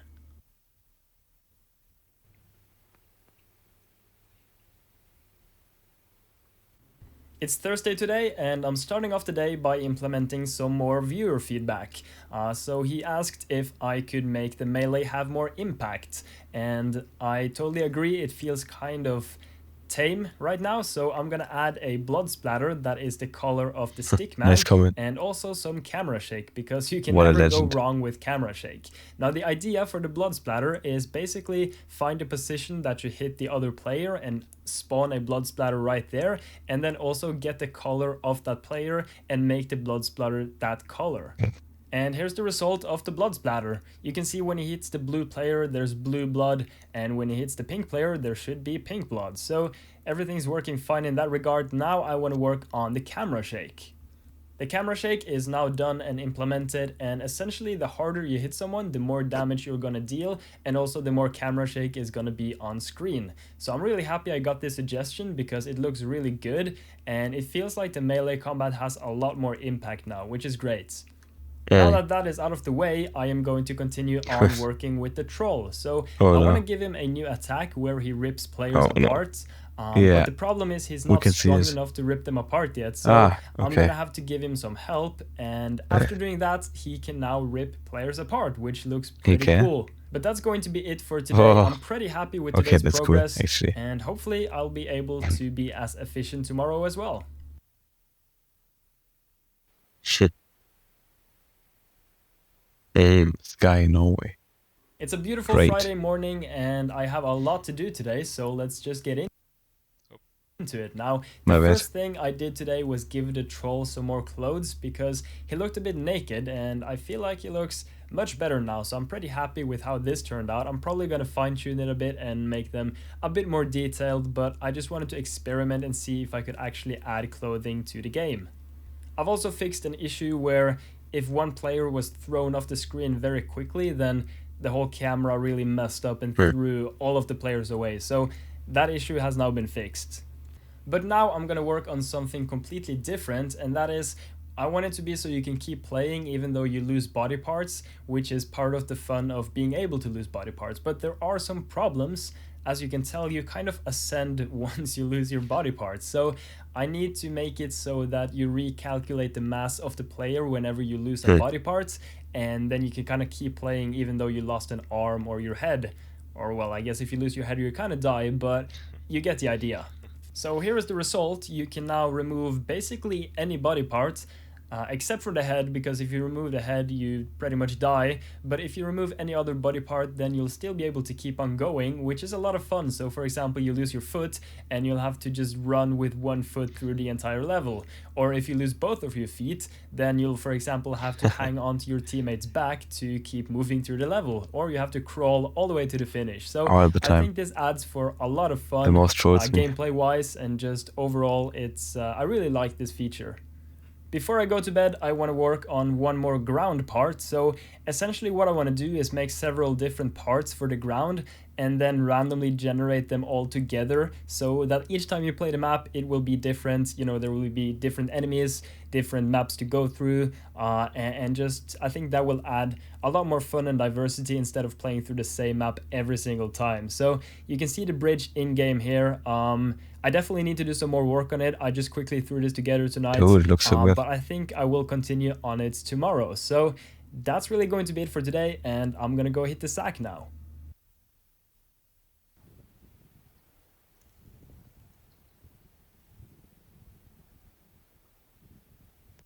It's a beautiful snowy Saturday and I am about to start working on the game. So the first thing I want to do today is add a kind of smoke dust particle effect that shoots up whenever the player hits the ground, which I think would look pretty cool and give the running a bit more feel. So that's the first thing we're doing.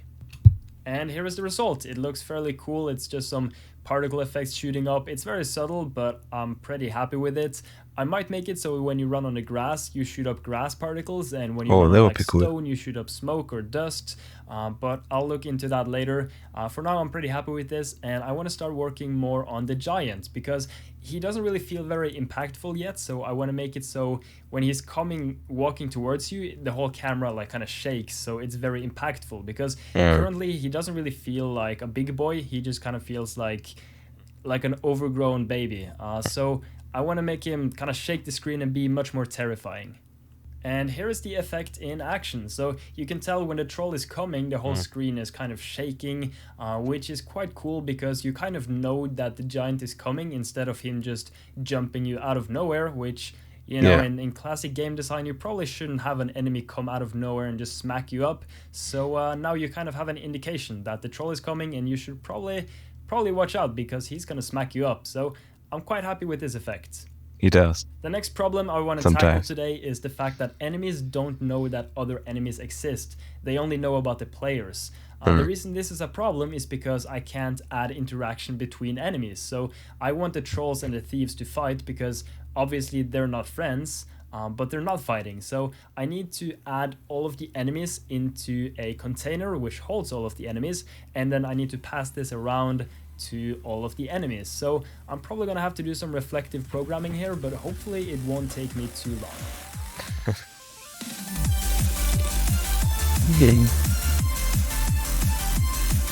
And we're done, just like that. So basically just now like the thieves will not attack each other, but they will attack the troll, which is pretty cool behavior, and all of them will also attack the players.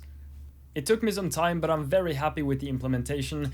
Basically, I made a list of types because you can apparently do that, and then I just pass all of the types that I want the specific enemy to ignore. So very cool stuff, but I'm really tired now, so I'm probably gonna hit the sack and hopefully get some more work done tomorrow.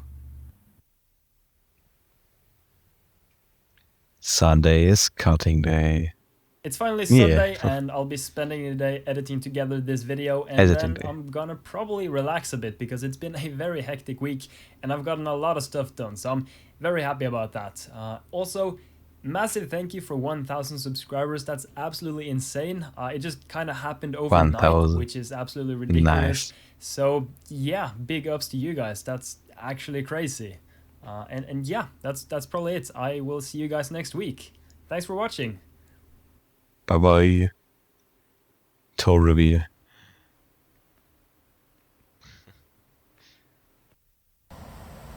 Jay in the left for game developer student. Nice.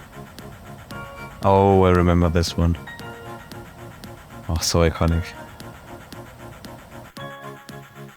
I love this video. So cool. So wholesome.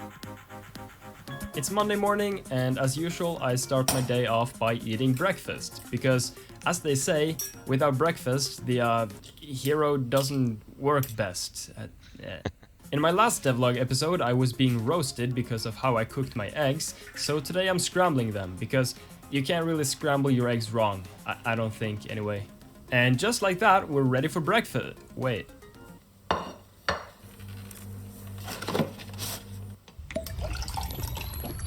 Always drink your milk.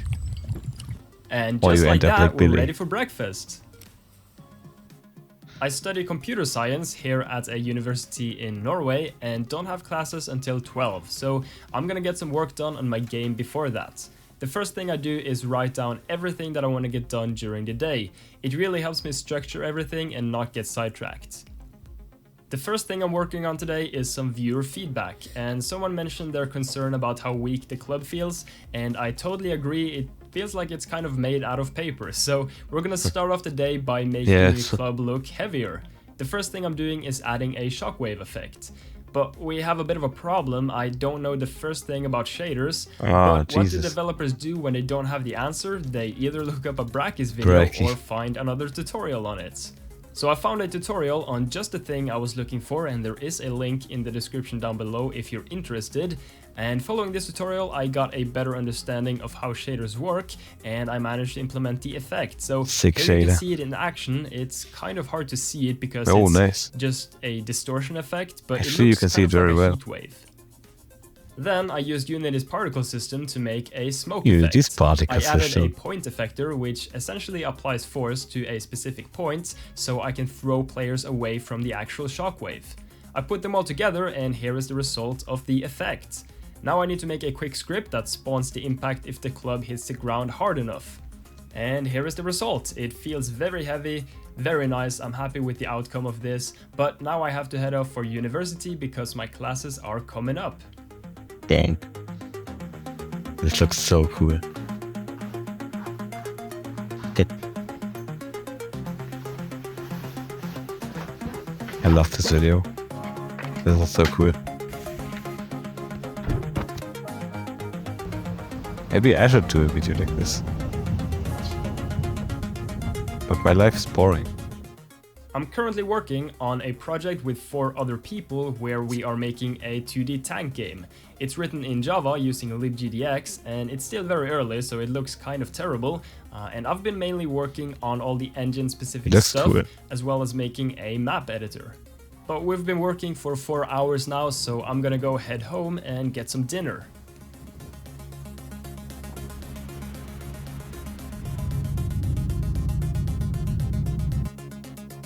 Yeah.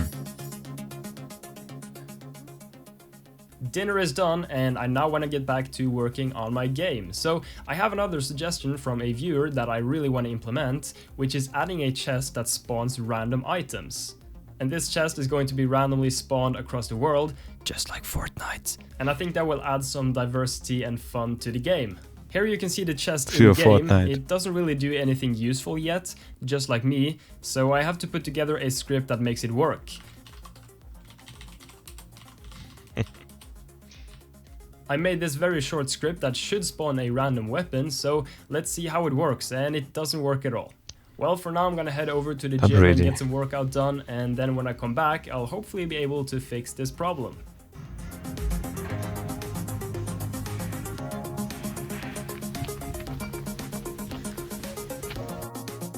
Okay, and I'm back from the gym. I've had a quick shower, gotten some food, and the problem has now been fixed. But it's getting pretty late, so I'm gonna head off now and go to sleep. Good night, Dani. The music never stops.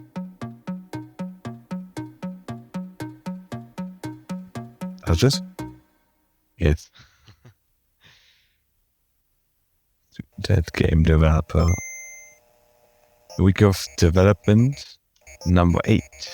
Hi and welcome back to another Hi. devlog episode. Today we're starting off by implementing some viewer feedback because I've gotten a lot of good ideas recently. Sadly, I don't have time for absolutely every single idea, but I'm gonna do my best to implement the ones that I like the most. So first off, we're gonna make the club feel a bit more impactful and heavy because someone we mentioned already know. it doesn't really feel very scary, and he's completely right. It's kind of like it's made out of feathers. So we're just gonna make it feel really, really heavy is the idea.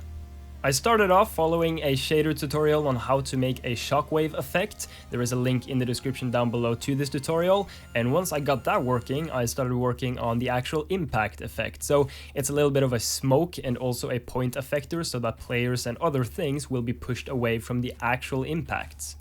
I put them all together and here is the final result, and that might have been a bit too heavy. Okay, I quickly fixed that bug and everything is now working smooth as butter, and I'm very happy with the results. Like butter. The next idea we're working on today is a chest with random weapons. I thought this was a really cool idea, and I kind of want to make it so the chests spawn across the world, so let's just get right to it. And here you can see the chest in action. It doesn't quite work yet because oops. I quickly fixed that bug and the chests are now working fine, which is really cool. I like the idea. Wow, and now I just have to make them spawn randomly across the world once I start actually working on making the world randomly generated. But that's going to be it for today. I'm pretty tired. I feel like I've gotten a lot of work done today, so I'm gonna go hit the sack and I'll catch you tomorrow.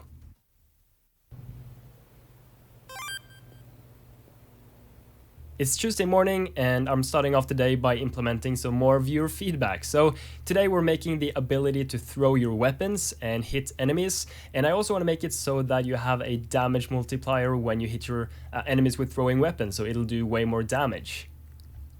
So here it is in game. I still need to do some modifications on it because it's not quite perfect, but the basic idea is there, and you can kind of see you can throw all the weapons and they'll do damage, but there is no damage multiplier yet, so I still need to implement that. And here you can see the damage multiplier in action. So obviously it's a bit much to be able to one-shot thieves with just one knife. And I think the damage multiplier is set to like 5 times the damage right now. But I'm probably going to move it down to about 2 or 3 times the damage, which sounds like a good number. I've also been working a bit on another suggestion for weapon parrying, so I thought that was a really cool idea because the mechanics of the swordplay feel kind of lame right now, so this will spice things up a bit, and you can see it in-game here.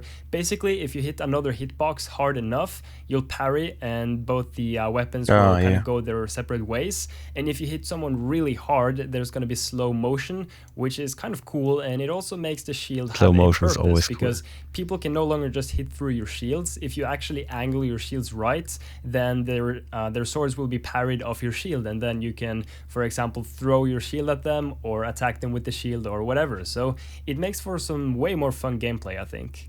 You might have also noticed the sparks, which was another viewer suggestion, and I thought it was a really good suggestion because it made the sword combat just feel way cooler because there's sparks shooting out if you hit or parry someone else, which I think is really cool.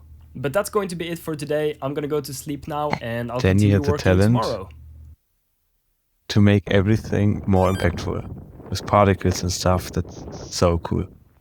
It is Wednesday, my dudes, and the first thing I want to implement today is a NPC and also a dialogue system, because the old dialogue system is really bad, and I just feel like I need to make a new and improved one. Okay, and I've made my very first NPC. It's the old man from Zelda who will give you a sword. Probably not going to be in the final game because I don't want to get sued by Nintendo, but he works for now. There is one problem though, you can actually kill him, which is not really supposed to happen. So we kind of need to fix that before making the dialogue system. Okay, so I've done the groundwork for the NPCs now, and you can no longer kill the poor old man. He's just gonna kind of stand there and you can talk to him. But before I implement the dialogue system, I have to fix the weapons, because currently the shield is a bit overpowered, to say the least. So I've spent a fair bit of time now trying to fix this problem, and I finally solved it. It had to do with the parrying system, and I overlooked a detail which kind of messed up the weapons just when you normally use them. So that should be fixed now, and you can actually, use the shield without blowing people up, which is great. But that's really going to be it for today. Tomorrow I'll probably start working on the dialogue system and also a really cool idea I got from a viewer. What idea? It's Thursday and it's time to work on the dialogue system. Now, I don't really have any idea how to make a dialogue system, so we're just gonna jump right into it and hopefully it won't be too bad. I ran into some issues on the way, as usual, and don't ask why I'm speaking to a shopping cart, but eventually I got it working with some juicy sound effects. But before we go any further with the dialogue system, I want to implement this idea from a viewer who suggested that the trolls should sometimes pop out of the bridges, which I thought was a really That's cool a cool idea. idea. So Yeah. I'm just gonna get to work right ahead. Okay, so here's the basic idea. You're gonna walk across the bridge and there's gonna be a small chance that a troll spawns, and if he spawns, there's going to be an effector pushing him up and also ripping apart the bridge, and then he will smack you up. So that's the idea, let's just get to work. And here's what it looks like so far. It's not perfect, it looks not very nice at all, but the idea is there and you can kind of see where I'm going with this. So tomorrow I'll implement all the effects and the particle effects and everything that makes it look good.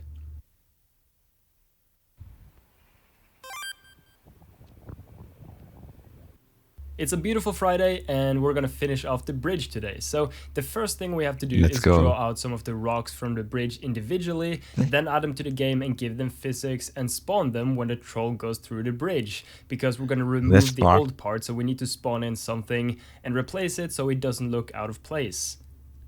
After this, I made a rock particle effect. I'm super happy with how this one turned out and I think it looks great. I also added the old smoke and shockwave effect, which I already had, and did some more scripting. And here is the final result. I'm very happy with how this turned out and I'm really glad Dude. I got this great suggestion because it This looks is really so fun cool. and it is very fun to play when suddenly a troll jumps out of the bridge Ish. and you're just thrown away.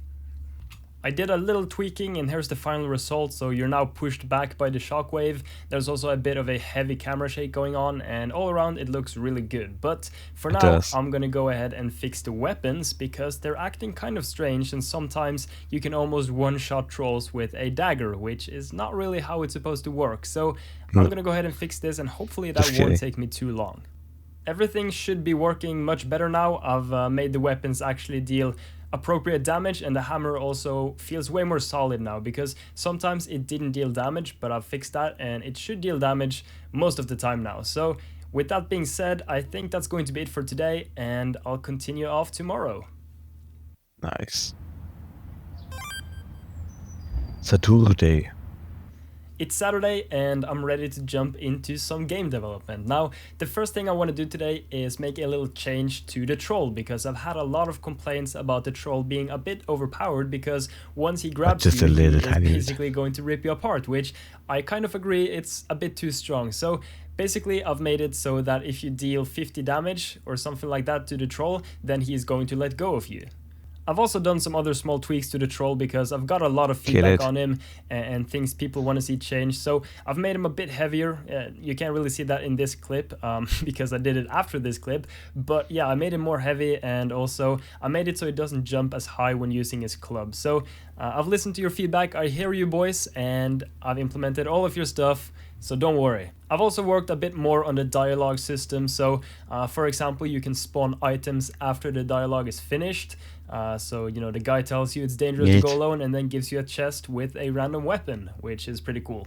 Other than that, I'm just working on making the ground look a bit better now because it looked kind of childish, I don't know, just a bit weird, so I'm just making it more simple, and I want to make it so the grass kind of moves with the player because I think that's going to make everything look so much better, because it looks very static at the moment, so we kind of need some wind on the grass and also make the grass move when the player Yes, runs over it. So I definitely need to look into some shaders on how to do that. But actually but it looks first, okay. I just want to make some different ground pieces Whatever. because I got a good suggestion that I really didn't think about, but it's super obvious. But I should make the map have more variety in height. So I'm gonna make some basic map pieces and kind of try and stitch them together and make a randomly generated map. But that's gonna have to wait for next week because now I'm pretty tired and I'm probably gonna go chill out for the night and then continue on tomorrow.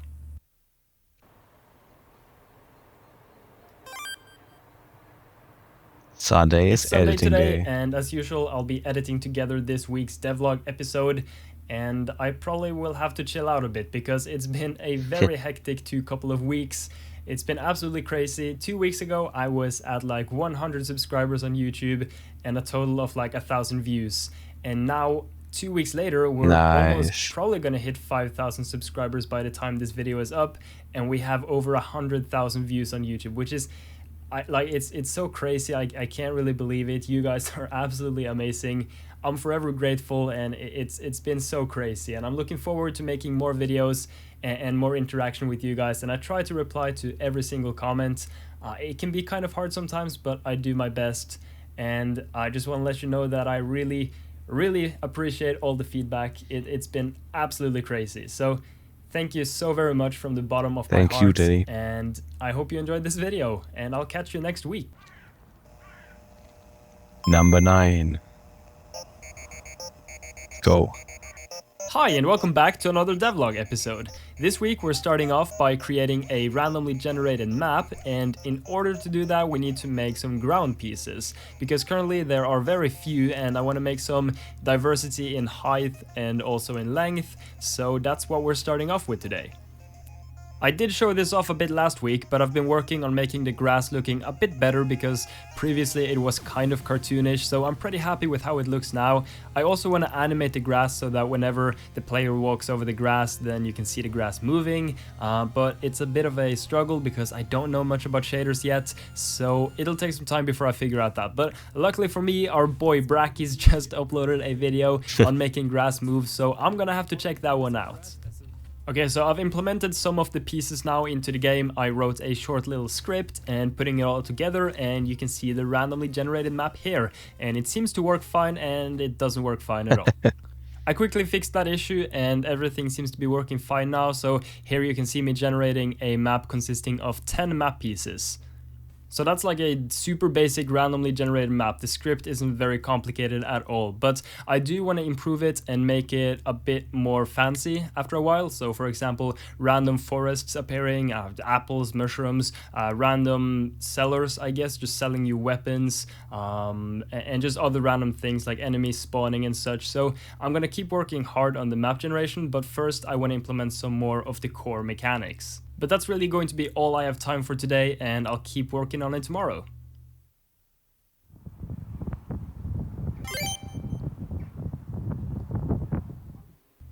It's Tuesday, and today I want to continue on working with the map generation and also add some new weapons, because you guys have suggested a lot of weapons for me to add, so I'm gonna try and hopefully implement some of them today if I have time.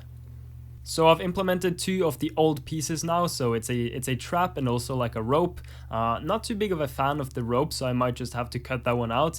But the trap piece is very fun and I like that one. And if you guys have any suggestions for other pieces I should add, then make sure to put them in the comment section. Also, as I mentioned yesterday, I want to make it so we can spawn random items across the map, and the way I want to do this is using ray casting, and you can see an example of that here in the clip. So basically I just spawn random rays shooting down at the ground, and then I will spawn random props on those rays, so for example bushes or other props that will be in the world. And I don't know what's going on here. No comment. Okay, time to get started on the weapons, and I swear 90% of the comment section on my last devlog was literally, can you add a bow? So I'm gonna add a bow, but first off I want to add a mace, because a mace would be kind of cool, and you can see the result here. I just drew something quickly in Photoshop and put it into the editor, and I had to change some props for it, and here you can see it in game. Now, I don't really know how to use the mace, but it was kind of fun, I guess. I'm not sure how heavy I should make it, because it's supposed to be kind of like a small mace you throw around and slap people with, right? So it shouldn't really be that heavy, I don't think, but maybe it should, I don't know. Next up is a flail, and you can see the flail here in Photoshop, and in game it doesn't really work very well because I'm using hinge joints, and hinge joints kind of mess up when you have really small object with very low weight. So I'm not really sure how I'm gonna solve this problem, but I think I'll figure out a solution at some point. But it's getting pretty late now, so I'm gonna go hit the sack, and I'll be back tomorrow.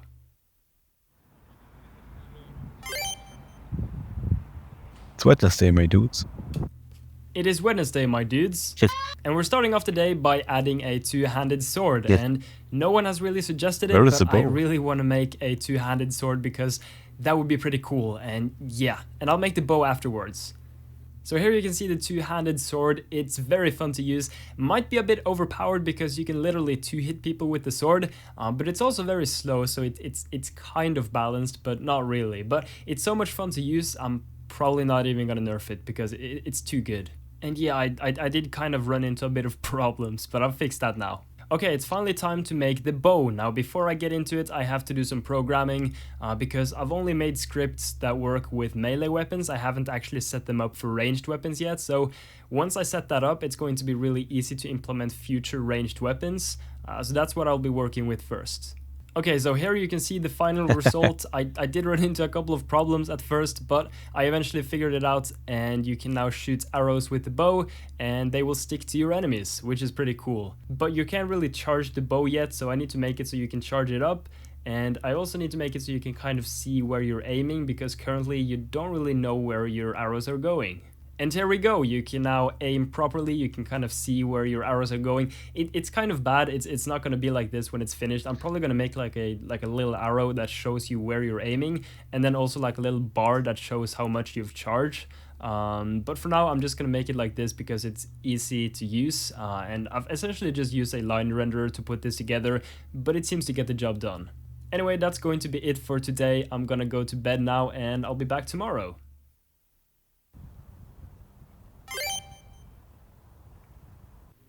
It's Thursday today and I have a really cool suggestion I want to work on, but before we get into that I want to just finish up the bow and arrow to make it look as good as possible before I continue working on something else. Essentially what I've done is I've added a trail renderer behind the arrow, and I've also fixed the aiming a bit so it's a bit easier to aim and it looks much better now, but I need to fix some things still. Obviously the indicator showing where the arrow is going is terrible, and it's not going to be like that when I'm done. Very shaky. But for now I'm just going to have it in the game and then I'll fix that later. Okay, so now for the really cool suggestion, and the reason I like this suggestion so much is because it's kind of boring if the enemies just kind of appear from the edges of the screen, so instead of that they're gonna pop out of bushes, which I think is really cool, so I'm just gonna get right to it. First off, we need some bushes that the thieves can actually jump out of, so I threw together some quick bushes in Photoshop. Then I made a quick little script that actually makes the thief jump out of the bush, but this is all kind of boring and I want to take it a bit further, so I'm gonna make a script that makes it so there are several bushes and there is a small chance that you alert one of the bushes, and if you do, then that thief is going to alert all the other thieves and they're all going to spawn at once. And here is the result of that. I guess you could call that an ambush. Get it? Oh. 'Cause it's a bush, ambush. Anyway, I'm really happy with how that turned out, and then when I do the random map generation Two-handed properly, sword looks so I'll make fun. it so that if one thief bush spawns, then there will be a high chance for other thief bushes spawning in close proximity. I also quickly fixed the dialogue because I had so many people asking about why it was just a white bar on top. Obviously it's not going to look like that, and it's not going to look like this either, but I still haven't really gotten into really working on the dialogue. So when I get to that, I will fix the dialogue system and make it look better. But that's really going to be it for today. I'm pretty tired now and I'm gonna go hit the sack and get up early tomorrow.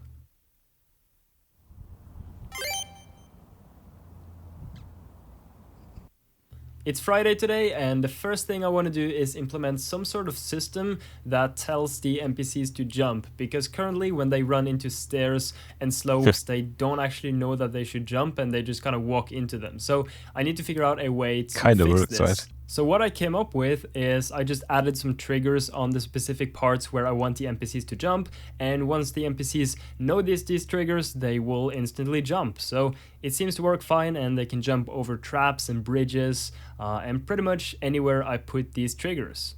And now for the second most requested feature, I present to you. Ouch. Can we get a drum roll, please? Helmet club physics. Yay, I've just spent an hour getting this right. Why? Why? I don't know, but it looks pretty cool, so it's whatever. But now it's time for lunch, and after that I will implement a new enemy. What? So the enemy we're making is a goblin, because this? we're in the woods and I kind of feel like a goblin would fit the theme. So first off, obviously I gotta design the character in Illustrator and put him together. So I kind of went for like a slim character, kind of long and thin arms and kind of short legs and a squashed head. So I'm pretty happy with how the character itself turned out. Then I had to put him together in the actual editor, and now what I have to do is design some clothes for him, because he's not really supposed to be naked, so I'm gonna give him a belt and also some bracelets on his arms, and this is what the final result looks like. They will spawn Nice. with a random item on their head, which is either a bucket or some sort of pot. That I don't really know what it is, it's just a metal thing. And yeah, they're really fast, but they don't have a lot of HP, but if you get caught by a lot of them, then you're pretty screwed because they will mess you up real quick. But that's going to be it for today. I'm pretty tired now, so I'll go hit the sack and get up tomorrow and continue working.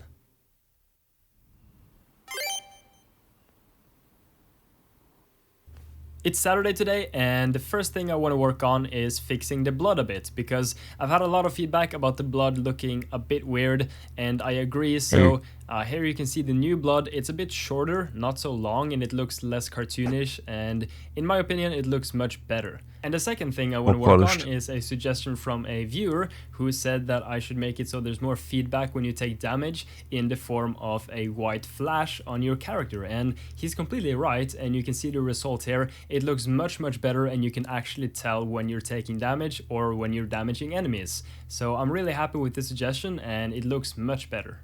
But now I'm gonna start working on setting up my Patreon page, doing all the art and all that stuff, and also something super secret coming next week on Thursday, so you better hold off that day because it's going to be hype. And then probably a video on Friday too, and then hopefully also a devlog on Sunday. So many videos. It's finally Sunday, and I'll be spending the day editing together this video. Also, don't comment about magic, okay? I'll add it like probably next week or in 2 weeks.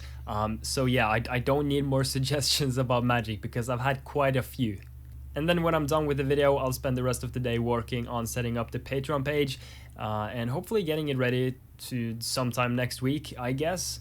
And I should also probably make like a 10k special, but my main priority is to get the devlogs up, and then I'll try and fit a 10k special in on Friday next week. That's the plan anyway, but it's probably going to turn out to be like a 20k special at this rate. So yeah, but you guys are absolutely insane. Massive shout out to everyone who subscribed or watched my videos or liked or whatever. It's crazy that we're already at like 17 or 18k subscribers.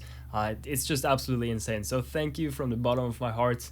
You're all crazy. But that's going to be it for this week. I hope you guys enjoyed this video, and I will catch you in the next one. Off the sticks. The trailer, right?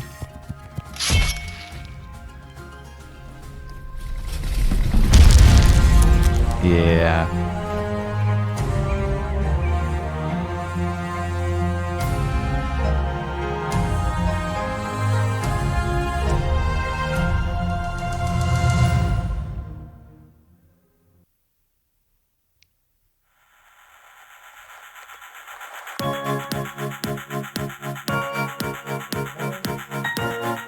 One, two, three.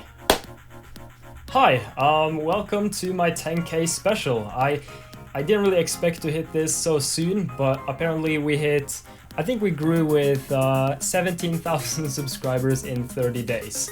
So Let's go. Absolutely crazy. 30 days ago I had 300 subscribers, so I couldn't really see this coming, and I promised someone I would do a face reveal for 10k subscribers, so here we are. I'm totally not ready for this. My setup is literally 10 boxes stacked on top of each other. I'm using the window as lighting because I'm too poor to buy proper lighting. Actually, let me show you guys this setup. It's pretty bad. So I love him so. let's see. Here we have the box that my camera stands on.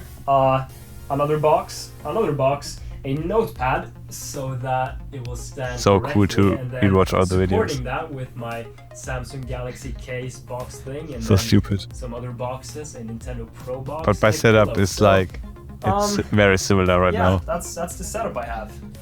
But I'll try and make do with what I have. So yeah, that's why the lightings and everything might look a bit bad, because I'm totally not prepared for this at all. So yeah, why am I making this video? Well, first off, as I mentioned, I promised a face reveal for 10k, so here we are. Also, I just launched my Patreon. You can check out the link in the description down below, or in the comment section probably. I also want to mention that you don't have to support me on Patreon at all. Like you don't have to. It's more than enough that you're watching my videos, liking, commenting, subscribing, whatever. But if you do want to support me on Patreon, the reason I made it is because, as you guys might or might not know, I study at university, I'm doing this YouTube and game development thing, and I also work a part-time job, and so I have to work that job to get some sort of income so I can pay my expenses. And if I can get enough support on Patreon, I might be able to quit my job and put way more time into actually developing the game and just doing this YouTube thing. But I'll talk a bit more about that later. First off, I want to answer some very commonly asked questions. So first off, why do you use Windows 98?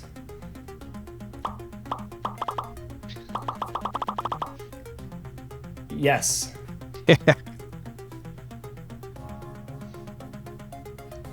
Another common question is, when will the game be released? Where will it be released? Is it going to be free? Yeah, so no, it's not going to be free. It's probably going to be around $5 to $10, probably $5, but I haven't quite decided yet. And it's going to release on Steam, but I can't say exactly when that is going to be, because it's really hard to tell with game development. I don't know how far I'll be in like a year's time. But hopefully I want to launch the game next year sometime, but I really can't promise anything because it's very hard to say how far I'll get in a year. So it's just hard to tell. But if I do get a lot of support on Patreon, I'll be able to work throughout the entire summer, and I think I will get a lot of work done then. Also, regarding a closed beta or open beta or whatever, right before launch I might do like an open beta test for everyone, and also, if possible, I would love to do a closed beta for maybe Patreon supporters who support with like $5 or more, because I don't want to like overflood it. The reason I am not sure if I can do a closed beta is because of legal reasons. I'm not going to get into that now, but there are some trouble releasing a beta, so I'll look into it and hopefully there will be a beta, maybe even during summer. But I can't promise anything, but that's what I hope for. I also have a lot of people asking me, how did I get into programming? How did I learn Unity and all that stuff? So essentially, I just read some books. I started programming 1.5 years ago, read an introduction book to Java, and then I just read a more advanced book in Java, and then I just started programming myself. And I think the most important thing when you're trying to learn a programming language or pretty much anything is you have to practice. You have to put in the work every single day, because the best way to learn is by doing things yourself. If you just follow tutorials, you're not really going to learn much. You have to try and write something yourself, and that's really the best way to learn. That's literally how I've learned Unity. Basically, I just jumped into Unity, just tried to make something. Whenever I hit the roadblock, I would just Google it. I'll just find a tutorial by Brachis, or just another tutorial or some Unity documentation or whatever. And that's basically how I learned Unity. So you don't need to buy a Udemy course or whatever. You can actually learn by just Googling and trying for yourself. But those are probably some of the most commonly asked questions. So that should hopefully clear up some of those. And now I want to talk a bit about the Patreon. So as I mentioned in the beginning of the video, I just launched my Patreon. Also yesterday I dropped a name reveal thing, which you can, I don't know how to do this, but probably you can see it somewhere here. I don't know. You can see it on my channel too. And a lot of people ask what the name of the game was. And so I had this name for a while, but I kind of wanted to make a big deal out of just revealing the name. So I made like a really, I guess, interesting trailer instead of just saying the name is Off the Sticks, because that's not very interesting. So I feel like I got the point across, and I'm pretty happy with the trailer. But the Patreon is, again, as I mentioned, so I can hopefully someday quit my part-time job and put way more time into doing YouTube and game development, because that's what I really enjoy doing, and I would love to be able to produce more videos for you guys, because it's so much fun for me and I hope you guys enjoy it too. So that's why I've set up a Patreon. There are a lot of tiers and some of them have some really cool rewards. So you can get some cool roles on Discord, You can have your name in my devlogs, in the credits of the game. And also one really cool thing I put in that doesn't really require a high tier is, I think it requires tier 3 maybe, or 2, I don't know. So basically I'm gonna have like a traveling merchant that's gonna sell weapons and items and stuff in the game, and he's gonna spawn randomly, and he's gonna have a random name from a pool of names from everyone who donated $5 or more. So essentially you can have the chance to have your name in game, which I think is a really cool feature. But you can see all of the Patreon rewards on my Patreon page, probably just in the description or in the comment section, because I don't really know how to put them on the screen. I'm very new to this YouTube thing, so bear with me. But yeah, I think that's really all I wanted to do here. Thank you guys for watching. I'm gonna go drink my milk now, so yeah, see ya. Awesome.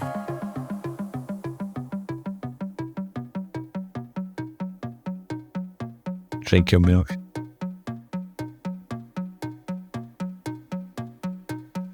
Dude, if I drink milk, I'm literally exploding. I can only drink oat milk. I'm so sorry. Hi, and welcome back to another Oh, I devlog didn't see the title. Gold and Merchant. episode. Okay, Today so is Feedback Monday. I wasted a second. Probably should have called it Feedback Friday or Suggestion Saturday, but I'm too dumb to do that, so we're going with Feedback Friday instead. And I want to start with some suggestions. So the first one comes from John, and he said that the bushes should probably be a bit more alive when the thieves jump out of them, and I totally agree. So I added a little leaf effect, so it looks like, you know, the things just look a bit better. I also want to make it so that the bush itself moves, but I still have to learn a bit more about shaders before I really get into that.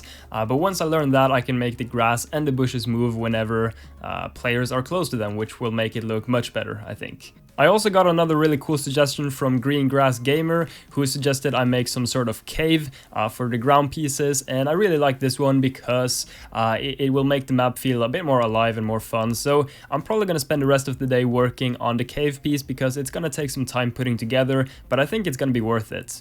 I also quickly want to mention that I do read every single comment and every single suggestion. It's literally impossible for me to implement every single idea because I get thousands of ideas every week, and it's physically impossible. So I'm doing my best, and I'm implementing some of these suggestions that are unique and that I like and that I can actually implement within a couple of days. So that's really my mindset. I can't implement every single one, so I'm sorry if I didn't pick your suggestion, but it's really hard when you have so many suggestions. But I really do appreciate all the ideas, though. It's really great to you know, have such an amazing and supportive community. I'm just saying, like, I'm trying to do my best, and I'm sorry if your suggestion didn't make it into the video.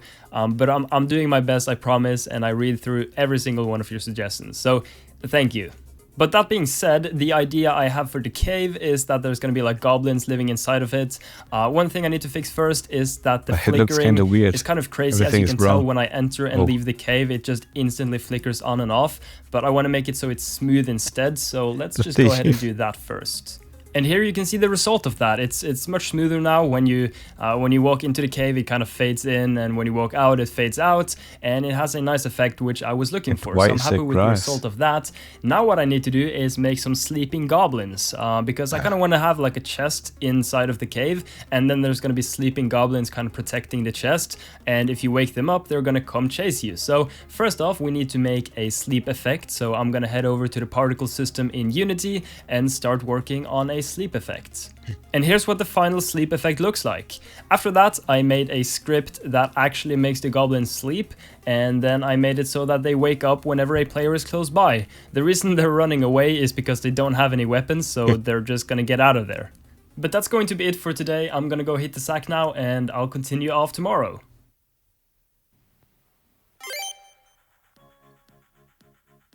I just got home from university, and it's time to finish off the Goblin Cave. So the Goblin Cave is pretty much done now, and I'm pretty happy with the result. Basically, if you get close to the cave, it's going to spawn a random amount of goblins, and they are going to protect a chest. And if you get too close to the goblins, they're going to wake up and attack you. So you can kind of choose if you want to go over the entire cave or if you want to go through and try and take the chest. So I think this is a fun little piece, and you kind of have to make a decision. Do you want to risk it, or do you just want to play it safe?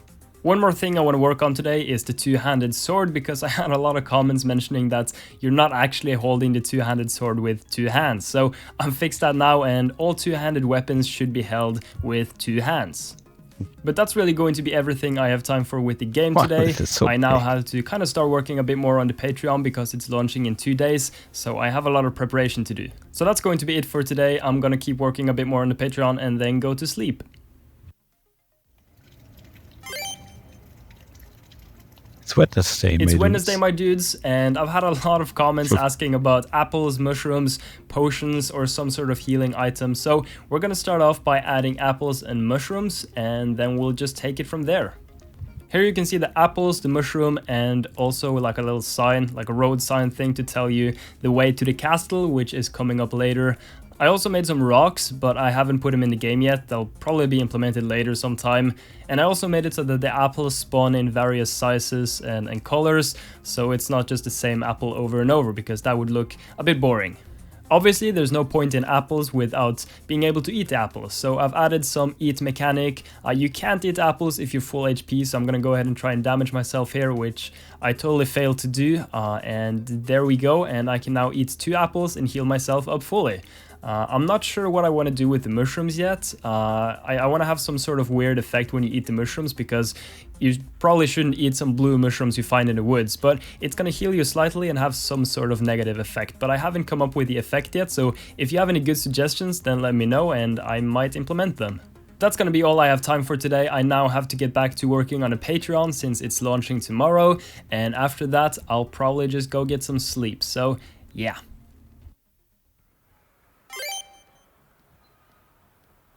It's Thursday, and today I'm gonna add some coins, because I've probably had about 1 million suggestions about adding a shop and coins from enemies, so that's what we're starting off with today. Here you can see the coin in action, so they're kind of shiny, just lying on the ground, and if you get close to them, you'll kind of suck them up, and there will be like a little coin grab effect thing.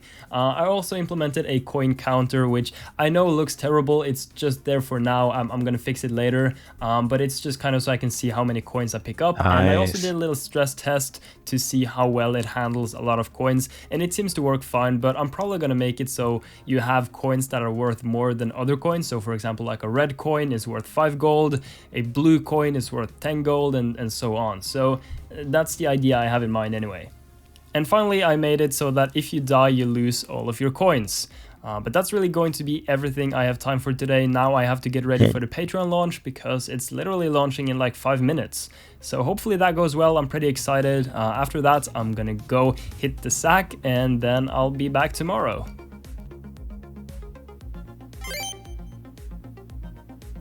It's Friday, and we need to work a bit more on the coin system, because currently there is no way to obtain coins. So I have a couple of ideas. First off, obviously I'm gonna make enemies drop coins when you kill them, and I also want to make it so that when you open chests, there's going to be a chance of getting a random amount of coins instead of getting an item.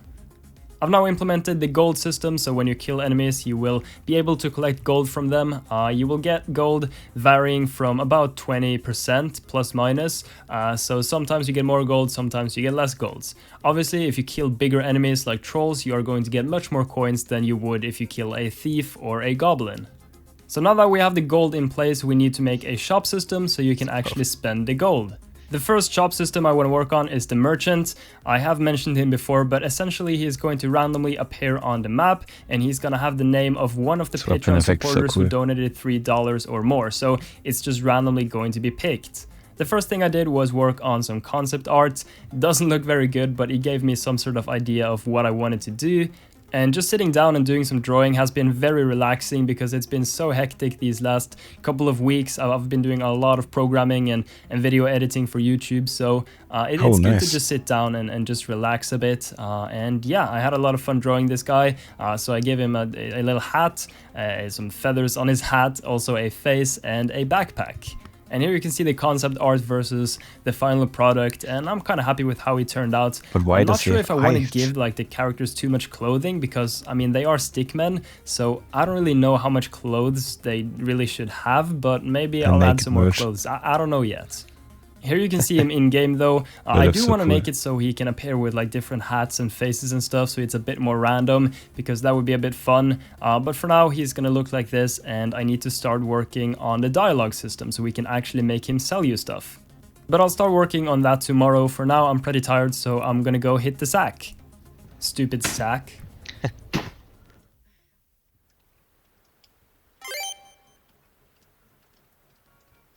It's Saturday, and I just want to start off the day by saying massive thank you to everyone who supported me on Patreon so far, and extra big shout out to Mikkel, Grinner, Soap Turtle, and Potato Jesus. You're all amazing. Potato Jesus. But now I'm gonna start working a bit more on the dialogue system, because currently it's a bit stale and not very flexible, and you can just output text with it, but I want to make it so you can actually make shop system, quest systems, and so on. So I need a lot of work on the dialogue system, and I haven't made a dialogue system before, so I don't actually know what I'm doing, but it's going well so far, I think, so I'll just keep working on it a bit. But that's really going to be all I have time for today. I have some plans for later, so I don't really have too much time to work on the game now.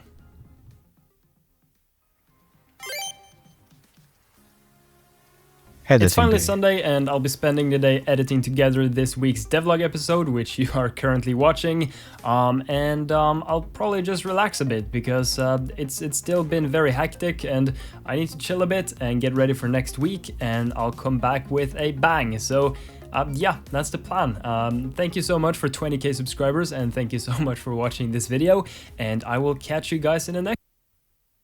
Was it that? 2019. Wait. Day in the life. Game development student. Monday.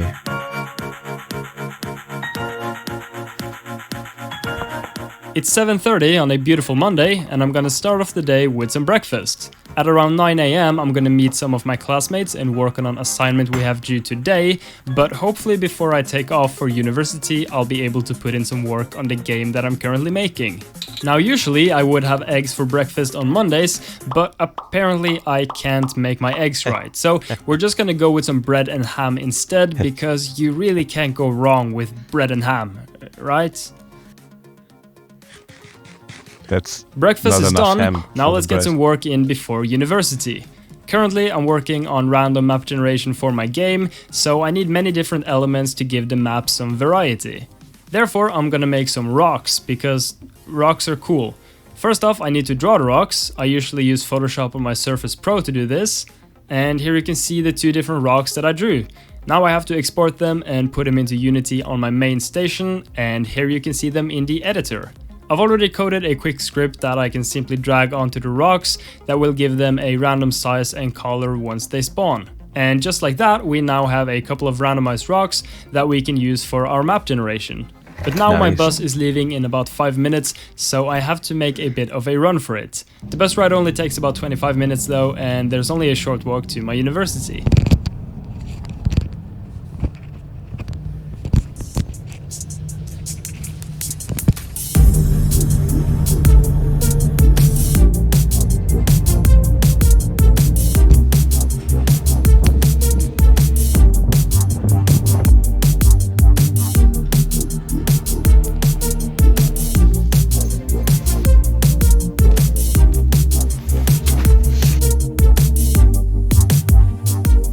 I've met up with my team, and it's time to get to work.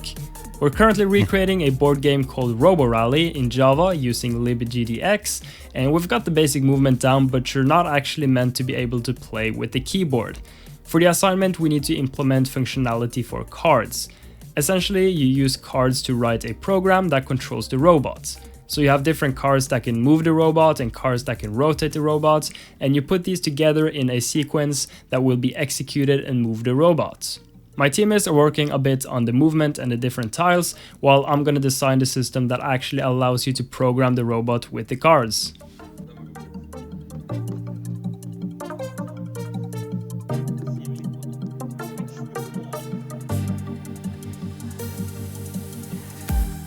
And here's the result. When we start the game, 5 random cards are added to all of the robot's programs, and then when I press space, I execute the next card for each robot. It doesn't look very impressive, and it kind of just looks like the robots are doing random moves, and that's pretty much because they are doing random moves. But it's gonna look better later on when you can actually see the cards and kind of understand what's going on.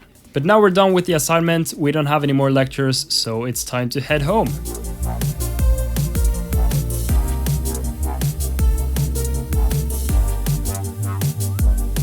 I just got home and I'm pretty hungry even though I just ate lunch, so I'm gonna make some more lunch.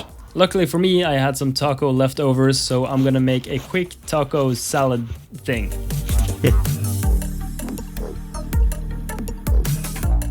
Nice. I just finished eating and it's time to get back to work. In my last devlog, I added some consumables, more specifically apples and mushrooms.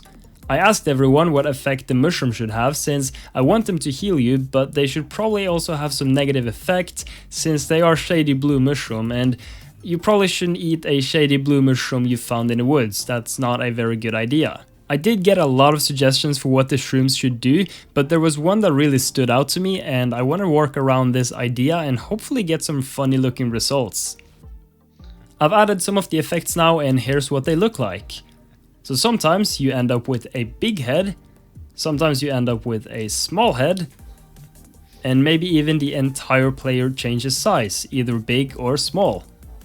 And sometimes you're just kind of thrown off balance because you just ate some weird shroom. I'm definitely gonna make it so that once you eat the mushroom, one of these random effects are going to kick in and be applied for a limited time before wearing off. All of these effects are very fun, and when you combine them and eat more than one shroom, you run into some very funny results, but I did also run into a lot of issues because I'm working with physics through rigid bodies, and directly changing the transform or the scale of a rigid body is usually not a good idea. But I'm gonna look more into this issue later. For now, I'm gonna meet up with my buddy and get some workout done.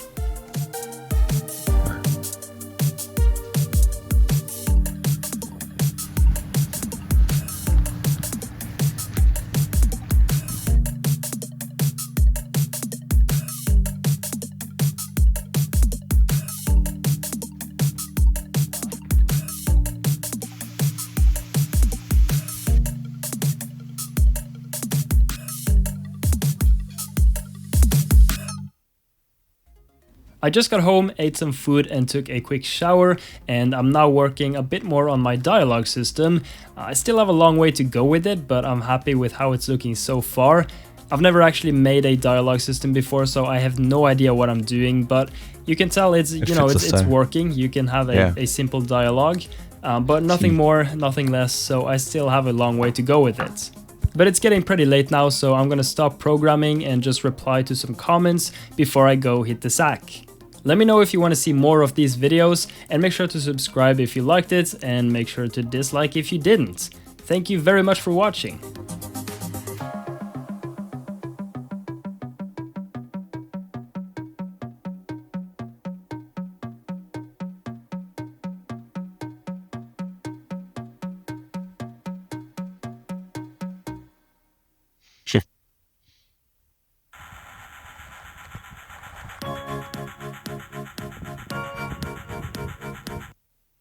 Gameplay and random map. Hi and welcome back to another devlog episode. Before we kick it off, I want to say massive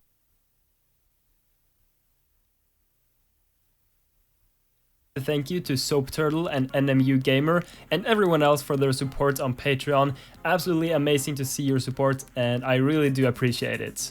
I think this is going to be a really fun week. At the end of the week, I'm going to show you some gameplay of the first map, so stay tuned for that. And hopefully, if my friend has time, he's going to come over and we're going to do a 2-player playthrough of the first map.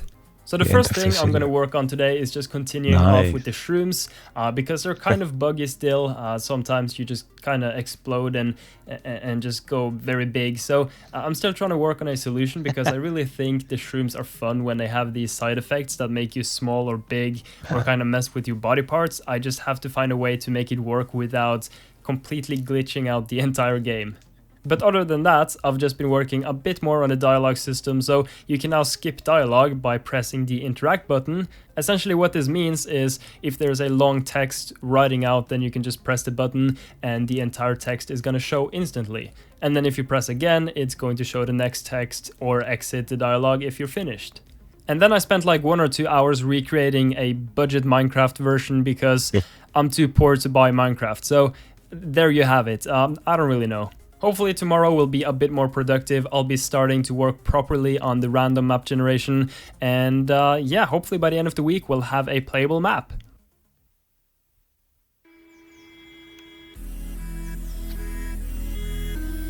It's Wednesday and it's time to get started properly with the random map generation. If you remember from last episode, I was using raycasting to find positions to spawn different elements in the world.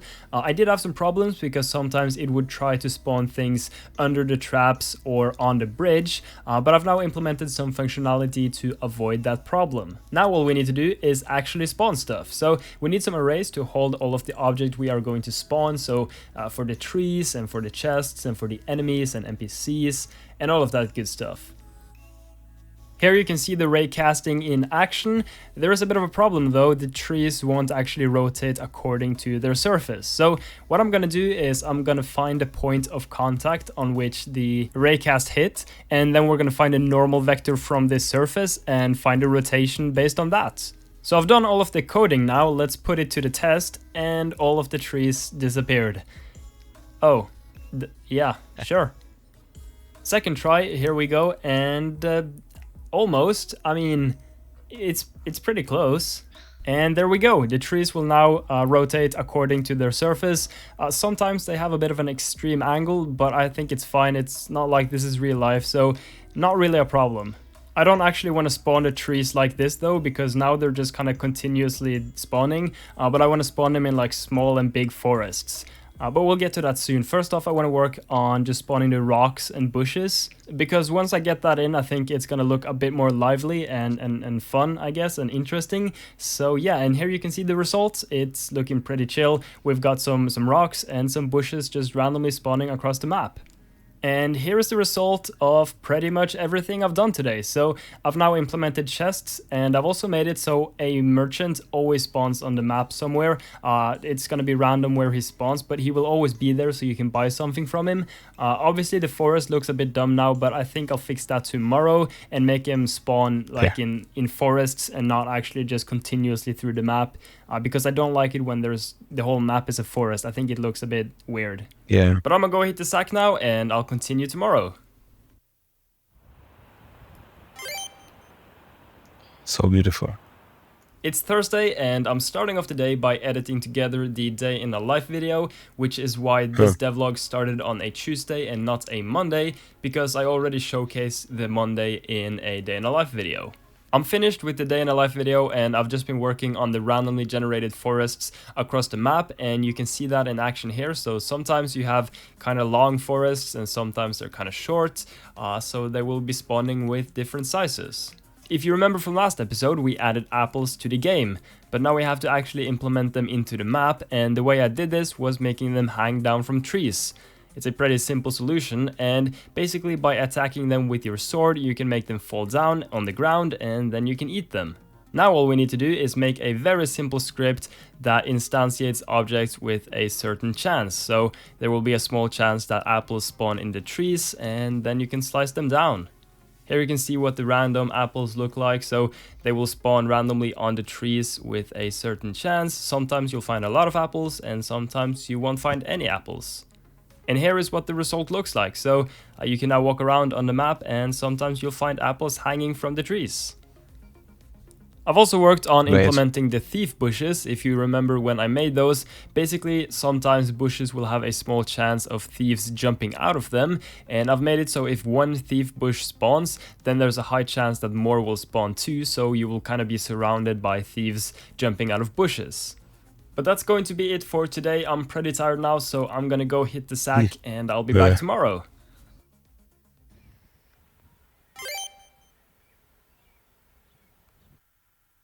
It's Friday, boys, and it's time to get to work. Now, as I mentioned earlier this week, my friend is coming over tomorrow and we're gonna play test the first map, but before we do that, there are some annoying issues that I have to fix.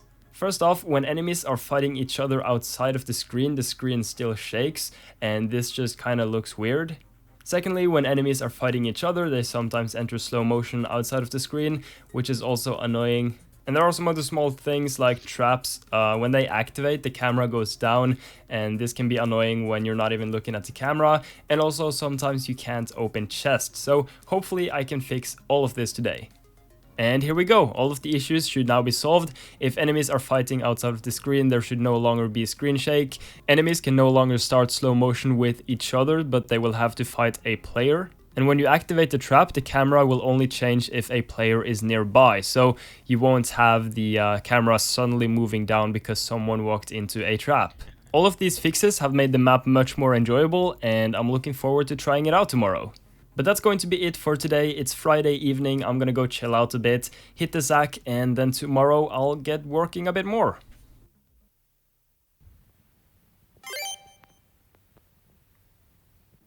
It's Saturday and I want to start off the day by just working a bit on the coins, because currently they all come out at the same time and it just looks a bit strange, so I'm gonna try and give them a bit more gravity and make them spread out a bit more, and also make them continuously come out so they don't just all pop out at the same time. First off, I made them spread out a bit more, and then I started working on the actual continuous rain of coins. I did run into a little bit of a bug, but that's fine, I quickly fixed it, and here is the result of the gold rain fountain thing.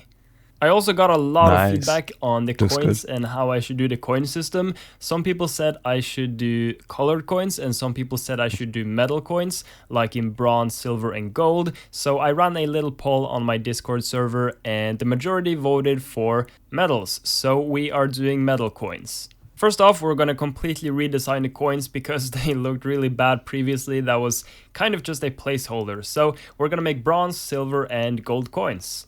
Here's what it looks like in game. I've given all the coins their appropriate particle effect, and you can tell up in the left corner that you are actually getting the amount of gold you should from each coin. So bronze gives you 1 coin, silver gives you 5 coins, and gold gives you 10 coins. I've also finished up the exchange system now, so for example, if you kill an enemy worth 19 gold, you will get 1 golden coin, 1 silver coin, and 4 bronze coins. But now my friend is coming over, and we are going to try out the first map. He's also the guy who's made all the music that I'm using in my videos, so go check him out, there is a link in the description down below, and you go, yeah, give him some love.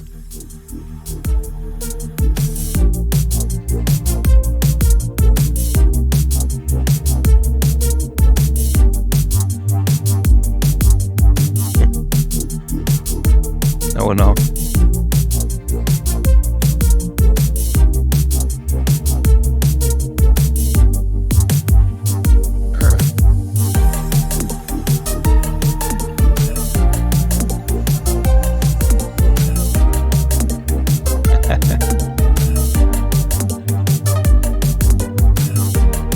Looks so fun.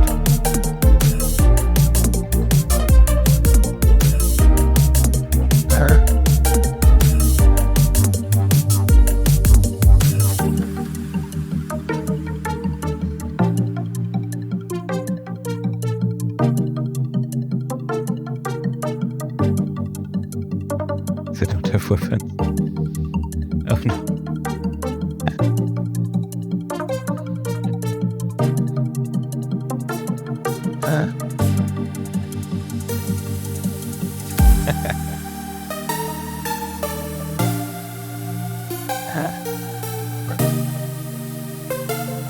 What the hell?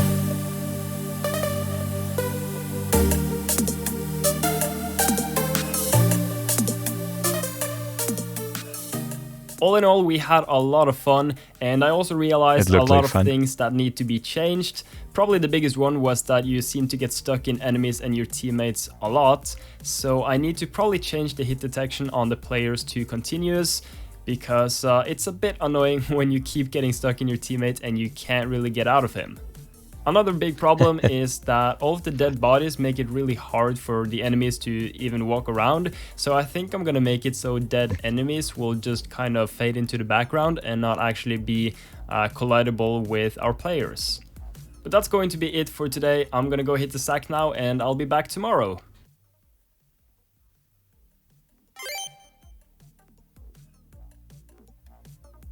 It's finally Sunday and it's time to edit together this week's devlog episode. I've also opened up a fan art section on my Discord server because Syntax requested it, and so Nice. I'm going to show off some of the fan art here. There's some really cool stuff and a lot of talented people that have posted their fan art, and I just want to say massive thank you. It's really cool to see all the fan art. Also, massive shout out to all my Patreon supporters. You're all amazing for letting me do this, and I think that pretty much sums it up. Also, before we leave, Miklos has a message for you all. Dani? Okay, I'm sorry to like interrupt you, okay? I just think you need to hear this.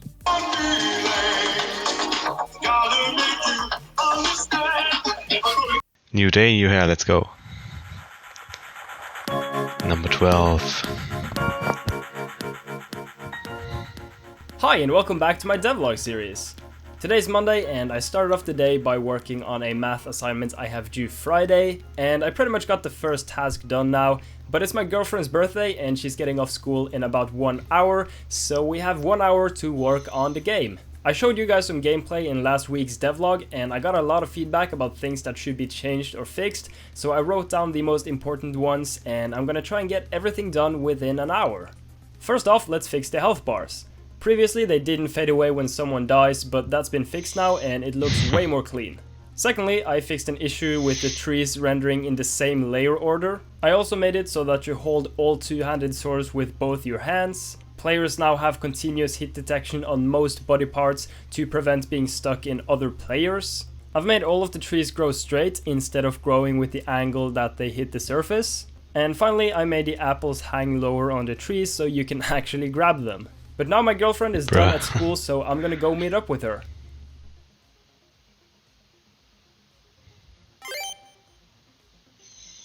It's Tuesday and I've pretty much spent the entire day working on my math assignment. I'm now gonna go hit the gym with my friend and hopefully when I come back I'll have some time to work on the game. I just got home from the gym and the first thing I want to work on is the weapons. Because the dagger and the sword are really bad since you don't really have a stab mechanism in the game yet, so I'm gonna implement some sort of stab. So I ran into some weird stuff on the way. I'm not sure what this thief is doing. But yeah, eventually I fixed it and the stabbing is now a bit stronger. Possibly a bit too strong. So yeah, I kinda nerfed it and it now feels pretty balanced and fun, and here's a little example of a fight. But that's going to be it for today. It's getting pretty late now, so I'm gonna go hit the sack.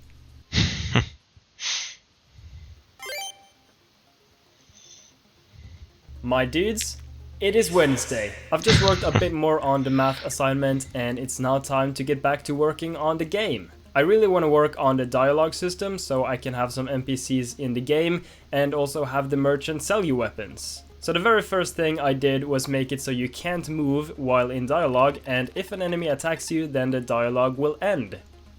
I've pretty much also restructured the entire dialogue system. Keep in mind I have no idea how to actually make a dialogue system, but I'm learning on the go, so yeah. Anyway, I got some more work done and here you can see the result. I've made it so you can have like a yes-no dialogue, and if you can't afford an item, he will tell you to f*** off. But if you do have the money, then you can buy the item and he will give it to you. Well, he won't actually give it to you yet, but I'll fix that later. But that's pretty much all I had time for today. I'm now gonna go hit the sack and I'll continue off tomorrow.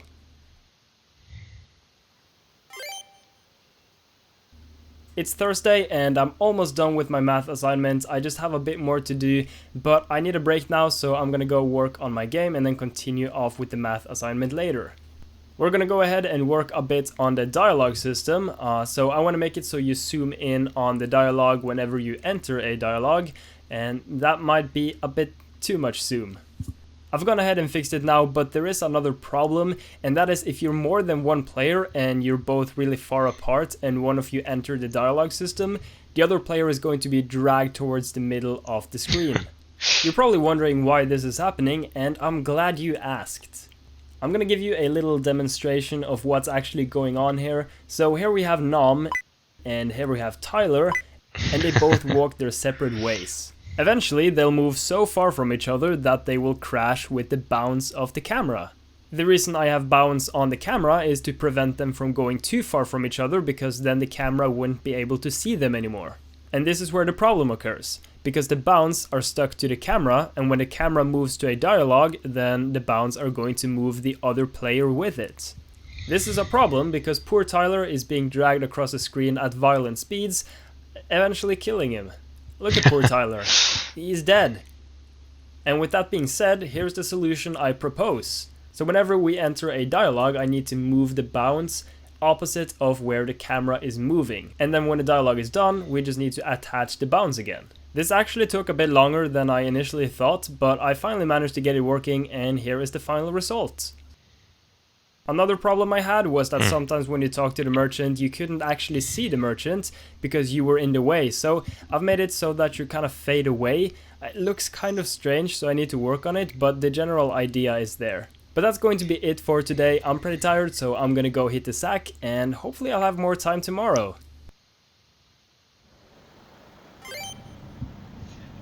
It's Friday, and I have to start off the day by turning in my math assignment, and then when I get back home, I'll hopefully have time to work on the game.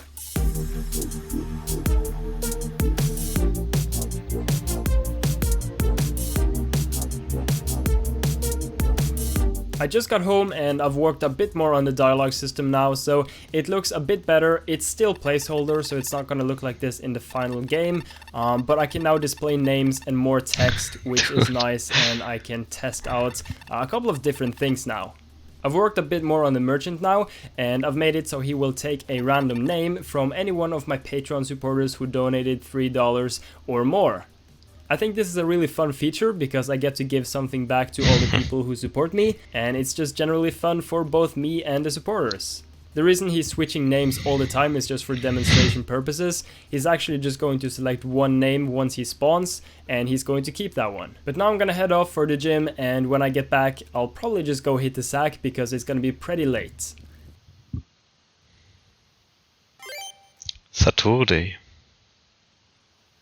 It's Saturday and I just got off my part-time job, so let's get to work. I want to keep working a bit more on the dialogue system. The reason I'm putting so much time into this is because I want to make it feel right, and once that's done, it's going to be much easier to implement other cool features. First off, I made it so that the dialogue now has a question mark above it, so if an NPC wants to speak to you, you can tell by the question mark above his head. I think this makes it a bit easier to know when you're supposed to talk to someone and when you're not supposed to talk to someone. Then I made it so that the merchant actually sells you a random weapon, and he will give you the weapon once you buy it. The problem for now is that there really aren't too many weapons in the game, so he's got nothing really interesting to sell you, so I still need to add more items like potions and elemental weapons and some other stuff, but I think maybe I'll be working a bit more on that next week. I also need to make it so an image of the item he's selling you kind of pops up in the dialogue box once he wants to sell you the item, so you can kind of tell what he's selling you, because seeing the actual item in the dialogue is a bit better than just having the name of the item. I also need to adjust the price accordingly to the item. I'm not quite sure how I want to go about this. I should probably make like an XML document with all of the information. So yeah, I'll look into the best way of doing that. I also quickly made it so that the question mark follows the NPC, so it looks a bit more dynamic and just doesn't float in the air, I guess. After this, I quickly implemented a suggestion I got from a viewer. It's a very simple idea, but I like it, and I can apply this to pretty much every enemy.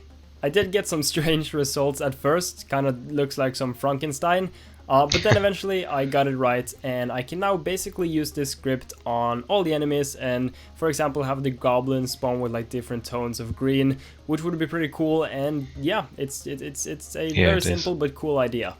But that's gonna be it for today. I'm gonna go hit the sack now, and I'll continue tomorrow.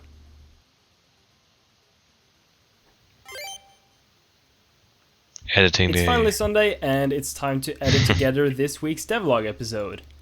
Massive shout out to all my supporters on Patreon, especially Soap Turtle and NMU Gamer. You're all amazing and thank you so very much. I've also gotten a lot of really cool fan art in my Discord server. There is a link to it in the description down below if you want to join. I'll try and feature most of the fan art, but there was so much this week I might not be able to fit it all in the video. We also just smashed 30,000 subscribers, which is absolutely insane. So welcome to everyone who's new to the channel and thank you so much for watching and subscribing to my channel. It's been a bit of a boring week, but hopefully next week is going to be a bit more fun. I still have a lot of assignments coming up and exam period is also coming, which means that there won't be that much time working on the game, but I'll do my best to get hopefully a devlog every Sunday. That is the plan anyway. And hopefully next week I'll also implement some elemental weapons like a fire sword or lightning sword or stuff like that, because I think that would be really cool. So yeah, that's kind of my plan heading forward. I don't really know yet how much time I'll be spending on university and such, but hopefully I'll be able to at least put up one video each week. But yeah, that's going to be it. I want to thank you very much for watching this video and I will catch you guys in the next one. Nice.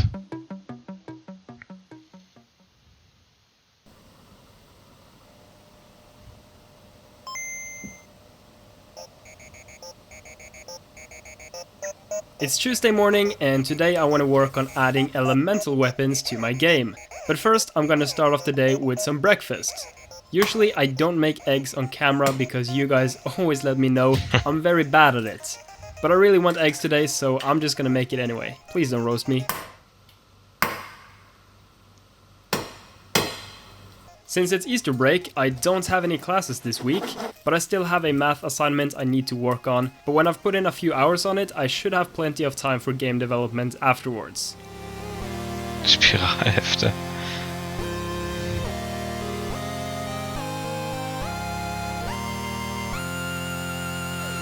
So I just finished up the first task on the assignment, had some lunch, and now let's get to work. Yesterday, on Monday, I started working on a weapon enchantment system that will allow you to enchant your weapons with fire, ice, or lightning. It functions fairly well, and now I need to make some particle effects for the different enchantments.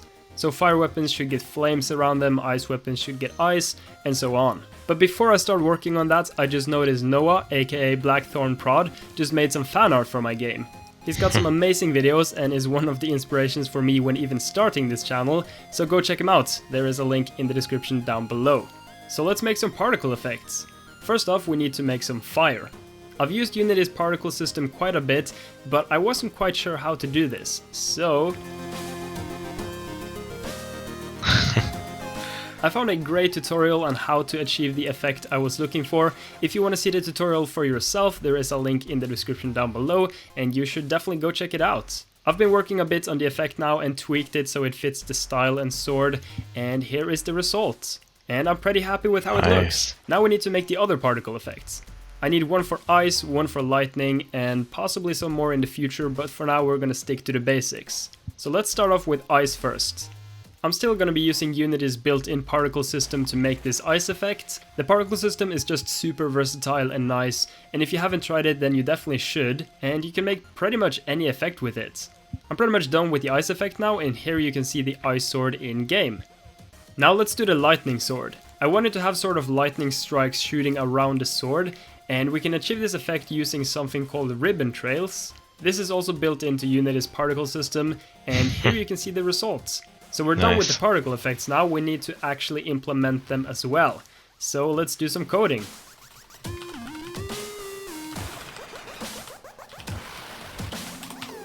I'm done with the coding part now and it's very simple to use. So if we want to enchant a weapon, we just use the enchant method, give it an enchantment type, and the sword should be enchanted.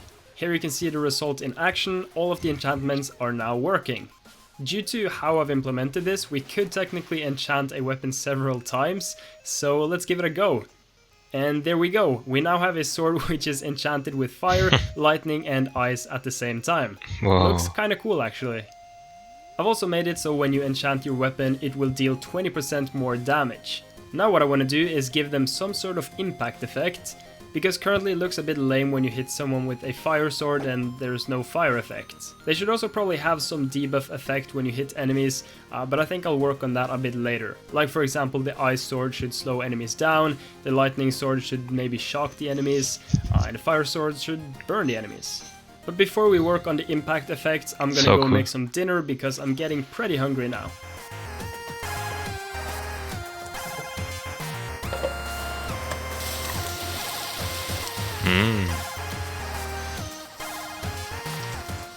So I just finished dinner, now let's work on the impact effects.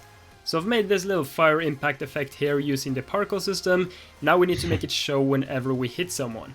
So I've done the implementation now and here it is in action. Looks pretty fire. But now I'm gonna go spend some time replying to emails and comments before heading off to the gym. I've pretty much replied to everyone now and I'm gonna go meet up with my friend so we can get some workout done and hopefully finish the impact effect when I get home.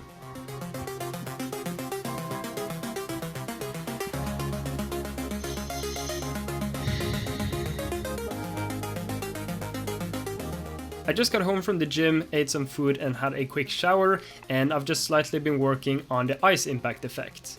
You can see it in action here. I'm pretty happy with the little snow particles coming out of it. Looks kinda nice and chilly. Now let's do the lightning as well. I'm still using the ribbon trail effect that comes with the particle system to make the lightning strikes, and then I've put some damping on the velocity over time to achieve this cool looking lightning shock effect. So I just finished up all of the implementation, now let's put it to the test. It seems to work fine with all of the different enchantments. It will now spawn an impact effect depending on what enchantment you have on your sword.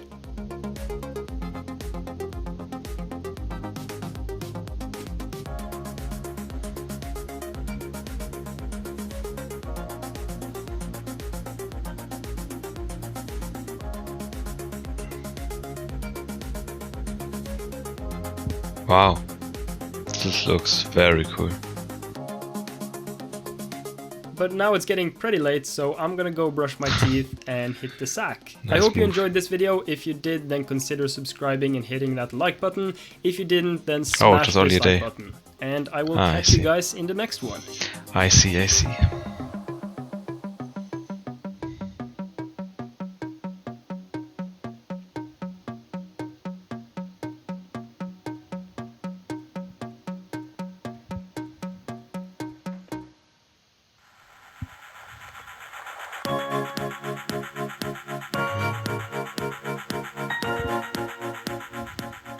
Hi and welcome back to my devlog series. Today's Monday and I've just started off the day by working on a math assignment, but I just finished up the first task, so I've got about 1.5 hours before I have to head off for my part-time job. So hopefully before I head off I'll be able to get some work done. The plan for today is to make an enchantment system so you can enchant your swords and weapons with different elements. I could do this the hard way and make a design for every single weapon with every single enchantment, but that would be super time consuming, so we're gonna go for a bit of an easier solution instead. Here you can see the enchant method. All it does for now is change the color to the appropriate enchantment type, but later on I'm gonna make it do a lot more than just changing the color. So with that being done, let's test out if it actually works. So we're gonna go ahead and enchant it with fire. And as you can see, it makes the sword red, which is exactly what I wanted. And it also seems to work fine with ice and lightning, and we can essentially enchant any weapon that we want to. But now I have to head off to work, and I will continue tomorrow.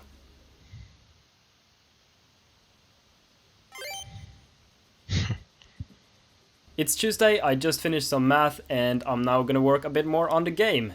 So we have an enchantment system that works fine. Now we need to add some particle systems to make things look good. So we're gonna need a fire, lightning, and ice particle system. I already showed how I did this in my day in a life video, so if you want to see more in depth, you can go ahead and check that one out. But here you can see all of the 3 effects on the sword. You can even enchant a sword 3 times and get all of the 3 particle effects, which looks pretty awesome, but I'm not sure if it's actually going to be possible to obtain such a sword in-game. I might do it or maybe not, I don't really know. But now we need to work on some impact effects, because currently it looks a bit lame when you hit someone with a mighty fire sword and nothing happens. So we're gonna make some impacts. Now first off I made a fire, then I made some ice and also a lightning impact. These effects will spawn whenever you hit someone with an enchanted sword, which gives off a more enchanted feeling, I guess. Anyway, that's gonna be it for today. I'm gonna go hit the sack now because I've got work early tomorrow, and then I've still got to work on my math assignment, so I probably won't have too much time to work on Off the Sticks tomorrow.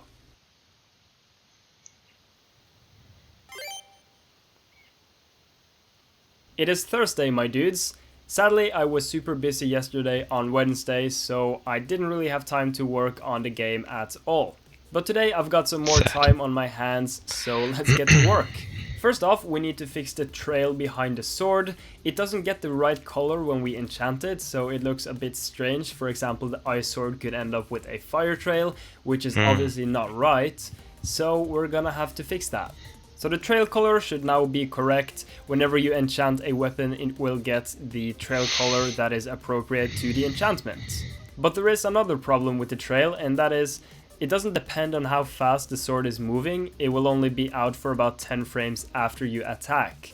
This leads to some weird results, as you can see here, and it doesn't always show the trail, and sometimes it just shows it for like 2 frames, and it's just a bit strange. So we need to find a fix for this and make it so it always shows if the sword is moving fast enough. So here you can see the new and improved trail. It looks much better, and it will depend on how fast the sword is moving.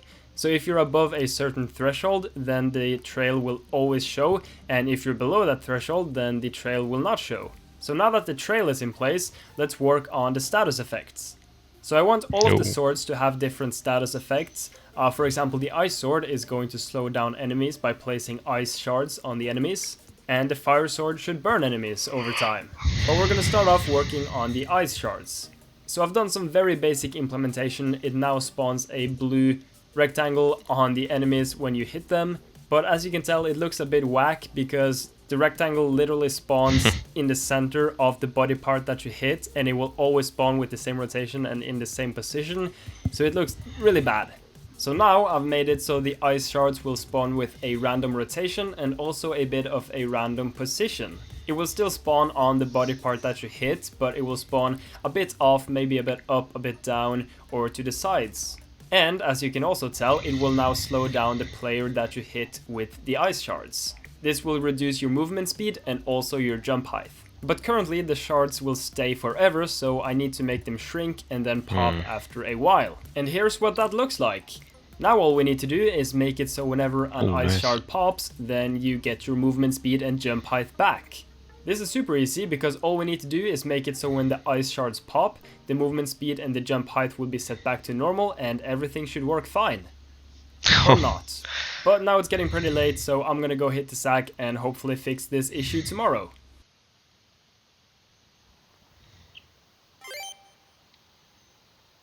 It's Friday and we're gonna continue off working on the status effects. So the problem yesterday was that once the ice popped, things just started getting weird, but I have fixed that now, and once the ice shards pop, then you are back to normal. I should also probably make some actual ice shards instead of using turquoise rectangles, but it will make do for now. I've also worked a bit on the fire effect. Basically, it's just like a small flame that will burn out and eventually explode, just like the ice shards. But they don't deal continuous damage yet, so I need to implement some sort of damage system so that there is a point to setting people on fire. So instead of continuous damage, I've just gone with a very simple solution, which is making the flames do damage once they burn out and explode. The flames don't deal too much damage, but it's definitely enough to kill someone if they're on low HP. The only effect we need to make now is the lightning effect. I've had a lot of feedback about how to implement it, and I think the most common one is to have the lightning strike nearby enemies, so it kind of jumps from the first enemy you hit to other enemies in nearby proximity. First off, I just worked on making the lightning actually bounce between players. This wasn't too hard to do, you just have to kind of check who the previous player was and then just jump to the nearest other enemy. Then I tried to actually implement it with the sword, and I think something went wrong, I think. But after a while I got it working, and now it will travel between players whenever you hit someone with the lightning sword. It doesn't deal damage yet though, so that is something we're gonna have to fix, and also we have to make it go away after hitting like 3 or 4 enemies. And here is the final result. Whenever you hit someone with the lightning sword now, there will come a lightning shock out of it, traveling to nearby enemies and dealing damage to them. For every jump, it will deal less damage and it'll go away after 3 to 4 jumps. I've also quickly made it so Looks that the nice. status effects will only have a 40% chance of spawning, so that you can't just abuse the lightning or the ice or the fire. But that's gonna be it for today. I'm gonna go hit the sack and I'll continue tomorrow. Saturday. It's Saturday morning and we still got some things to do with the enchantment system, so let's get to work. A lot of you guys have commented that I should make it so you can enchant all of the weapons and not just the sword, but as a matter of fact you can already enchant all of the weapons. It just looks a bit strange, so I need to make it so you can enchant all of the weapons and make it look good and not just the sword. And here's what it looks like now. So basically the Nice. particle effects will adjust their size based on how big the weapon is. It's a very simple solution, but it works fine. All we have to do now is make it so you can actually enchant your weapons in-game. What I've been thinking is adding some wizards that will spawn on the map, and then they can enchant your weapons for some gold. Here you can see the wizard. He will enchant your weapon for you. The reason he is wearing a RuneScape hat is because I haven't made the art yet, so that's what I'll be doing next. So here's just a quick wizard hat that I painted in Photoshop, Nice. and I will now go ahead and implement it into Unity. And here we go. The wizard will now spawn with a random element and he can enchant your sword for you. Currently it's completely free, but I'm probably gonna make it so he charges you like 50 coins or something for the enchantment, and then it should be good. But that's going to be it for today. I'm pretty tired, It's a so I'm dialect gonna system. go hit the sack and continue So tomorrow. gross. Editing day. It's finally Sunday and I will be spending most of the day editing together this video and then just chilling out a bit. Massive shout out to everyone who's supporting me on Patreon, especially NMU Gamer and Soap Turtle. You're all amazing, thank you so very much for the support. I've also gotten insane amounts of fan art on my Discord server, which is absolutely amazing and I appreciate it a lot. And if you didn't see your fan art in this video, it's probably because there's so much fan art I can't fit it all in one video. But I'm doing my best to include everyone and I'm saving all of the fan art, so I do have all of it, but it's just hard to fit it all in one video because there's so much of it. I also want to mention that I will be super busy in the coming weeks, mainly because I have my exams coming up and I just have a lot of assignments and schoolwork to do. So hopefully I'll be able to put out one video every week, but I might not be able to, so if you don't see a video 1 week, that's probably why. I might also join Ludum Dare 44, which is coming up this next weekend, which is basically where you create a game in 48 hours, which I think would be very fun to participate in, so I'll be trying for that and hopefully I'll have something to show. But I think that's going to wrap it up, so I want to thank you very much for watching this video. Smash like if you liked it, smash dislike if you didn't, and I will catch you in the next one.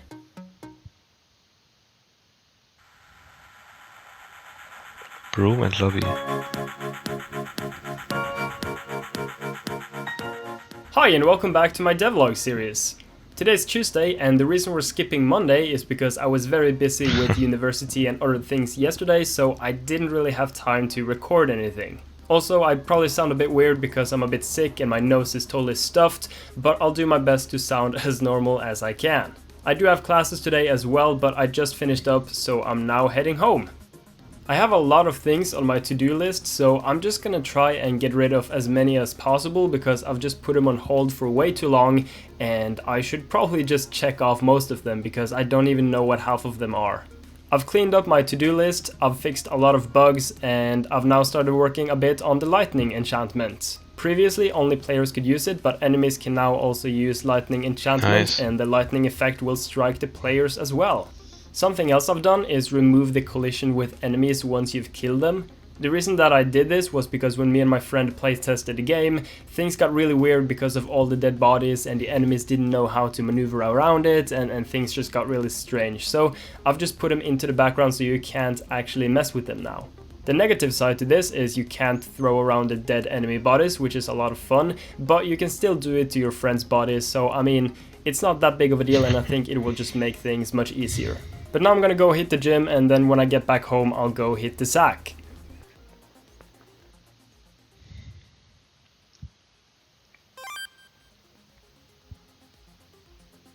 It is Wednesday, my dudes. I just finished up my final math assignment for this semester, and the only thing I have left now is the math exam, which is in the middle of May. But with that being done, let's get working on Off the Sticks. So I received this really cool concept art from Cohex17, and I think it's a really fun idea, so let's try it out. So I've implemented the basic idea without any art, so you're basically holding a white stick with lightning effects on it, but you can use it to fly, and it's a lot of fun to use this. You can achieve some pretty crazy speeds with it though, so I'm just gonna make it so it's a bit more limited, and I'm also gonna have to make some art for it. Essentially how it works is it's a sword, but it attacks every single frame and then it kind of pushes you forward, which is why you're flying. But now it's time to work on something completely different. So I want to start putting together the first map so you can actually play it, but before we do that we need to make a lobby so you can enter the lobby, and then that takes you to the actual map. I've worked a bit more on the input manager and also the lobby system, so it's time to put it to the test. So I need to build the game and then put it on my laptop because I don't have Bluetooth on my main station, so in order to connect two controllers I'm gonna need my laptop.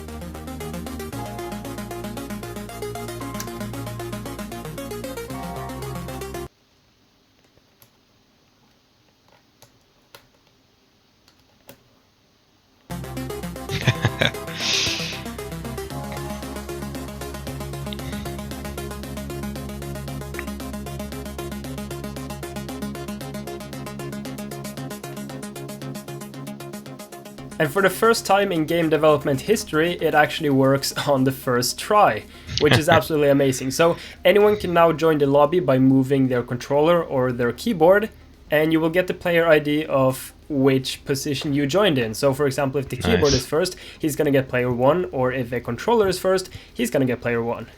Now all we need to do is make it so you can go from the lobby to the actual game, but it's getting pretty late now, so I'm gonna go hit the sack and continue tomorrow.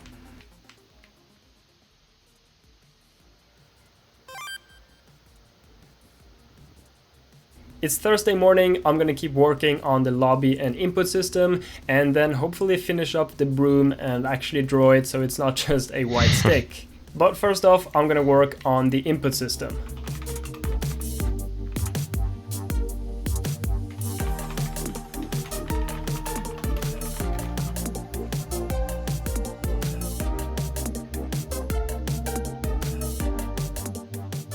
My input manager now works way better, and I'm just more happy with the code, and it's just way more generic. It's much easier to do things for me now, which is great. So I'm gonna take a break from coding now and just draw the broom and implement it into the game. I've quickly put a broom together in Photoshop inspired by Cohex and Google, and now let's put it into Unity. I've adjusted a few things just to make it a bit smoother so you can actually fly it properly, and I think it's pretty good at this point. Might be a bit overpowered, but it's going to be pretty rare, so I might just keep it really strong. It's a lot of fun to use as well, and I can implement some witch enemies maybe. I'm not quite sure yet, but I'll probably do that at some point. If I were to give the broom to an enemy now, I don't think much interesting would happen. He would probably just stand on the ground and kind of stab you with the broom, so a bit boring. But if I make a dedicated witch enemy, I can make it so they can actually use the broom properly, which I think would be a lot of fun. But that's gonna be it for today. I'm gonna go hit the gym and then hit the sack.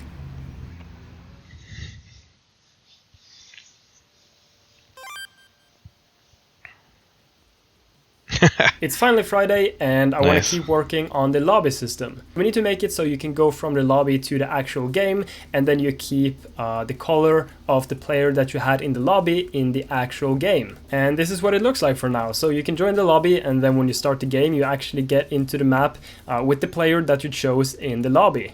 Obviously, we need to make it a bit more interesting, since currently you just kind of pop out of thin air and appear in the world, and it looks a bit weird. So what I'm thinking is I'm gonna have the players run into the screen from the left side, and then when they're in the middle of the screen, the camera will focus on them and you can start actually playing the map.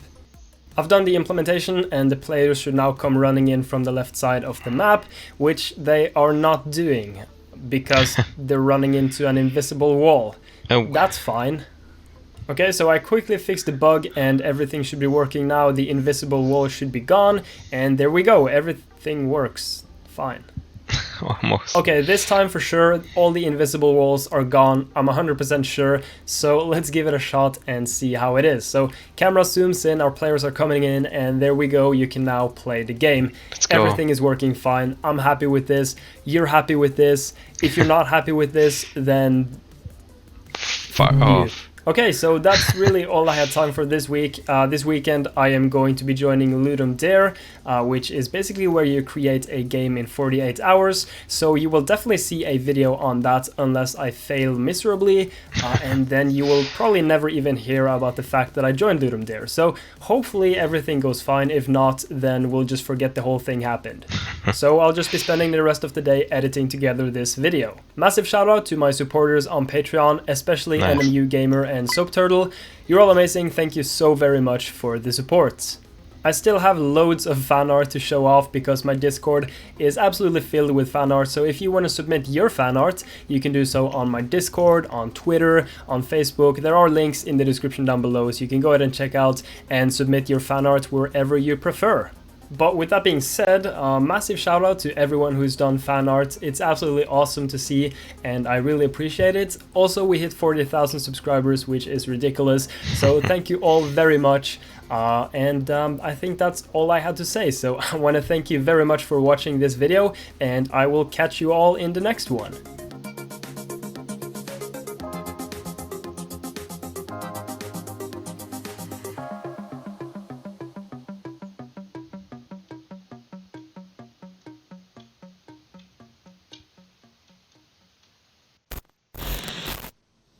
Fuck, Let's go. dude. Ooh, now it's getting spicy. Ooh. It's 4 hours left, and I just had a blue screen, and it seems like some of the files are corrupt. Oof. Yeah. This is bad.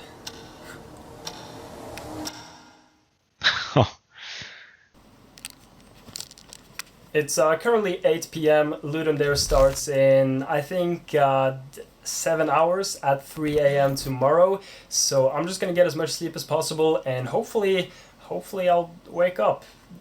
That'd be good. It's 4 a.m. I just Let's woke go. up. The theme should also be announced now, so I'm just gonna go check it out and see what it's all about.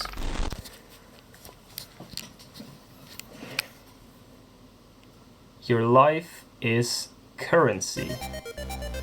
I started off writing down all of my ideas on paper, which would be a lot easier if I actually had any ideas. After 2 hours of trying to come up with something, I finally gave up and settled on possibly the worst idea in Game Jam history. A square. No, seriously, that's it. A square. With physics. I started my journey by With making a new physics. project in Unity. I made a player script, an actor script, and an enemy script. And then I put my master plan to life. Square. Finally, I can start doing something I actually know how to do, programming.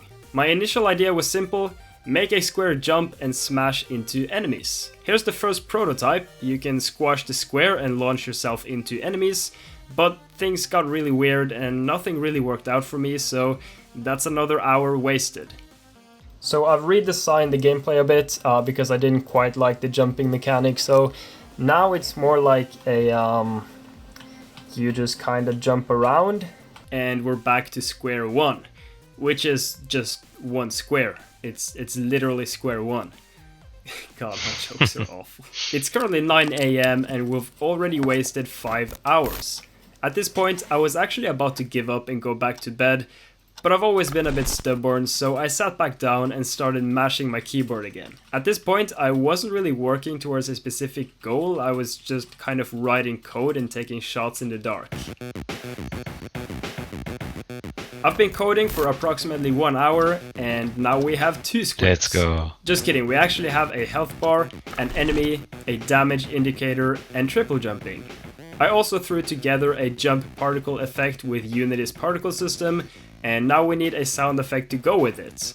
I've already made a sound manager, and As far as I understand, you're allowed to use code that you've already written.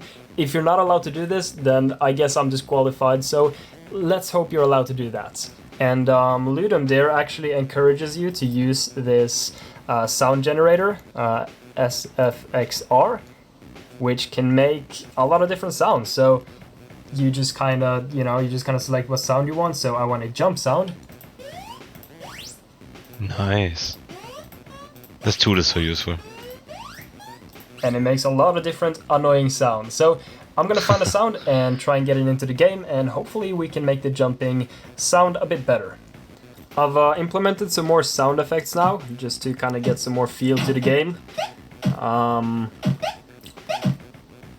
So yeah, but I'm gonna go eat some breakfast now because I'm pretty hungry, and just 10 chill for a.m., like 5 dude. minutes, and then I'll be back.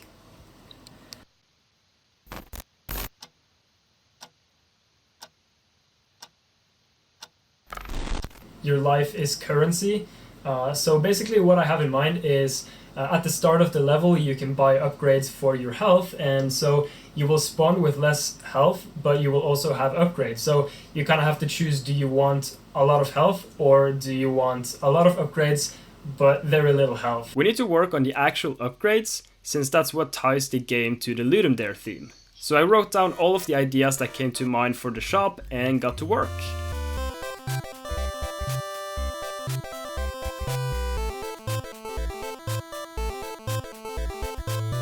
First off, I worked a lot on improving the looks and feel of the game, and guess what? Now we have 3 scores. We also have some Let's nice go. camera effects, new colors, camera movement, and death effects. Then I added a menu where you can actually buy weapons, and eventually got a restart menu in place as well. I set up a Trello list with everything that needed to be done, and yeah, good luck me.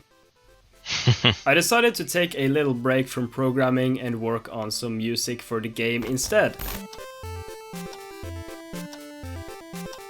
Dude. How? I quickly threw together a rough idea that definitely needed some more work, but after that I implemented a shotgun and a score system. Eventually I worked a bit more on the Sounds so music good. again, so I could actually put it into the game. To make the game more fun and interesting, I've implemented random map generation, so you get some diversity every time you play the game. There's even lava, which is square, and enemies can spawn too, so you can actually play the game now. It's currently 1 a.m. on Sunday.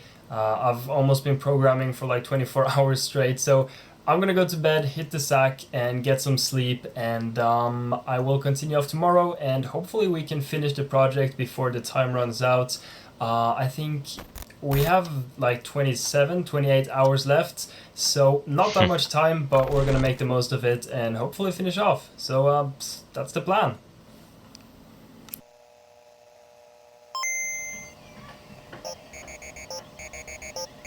It's currently 10 a.m. on Sunday, which means we have about 17 hours to go. Not a whole lot of time, but I think I should be able to get some sort of presentable product out in 17 hours. So let's get to work. I had a lot to do in a very short amount of time. My Trello list was still Drink your milk, looking guys. very ambitious, but I sorted it all by importance, so I knew what to start off with first. Which in this case was implementing more enemies and having them spawn increasingly so we actually get some gameplay. As for the enemies, I had some really basic ones in mind, which were normal enemies, tanks, flying enemies, exploding enemies, and snipers.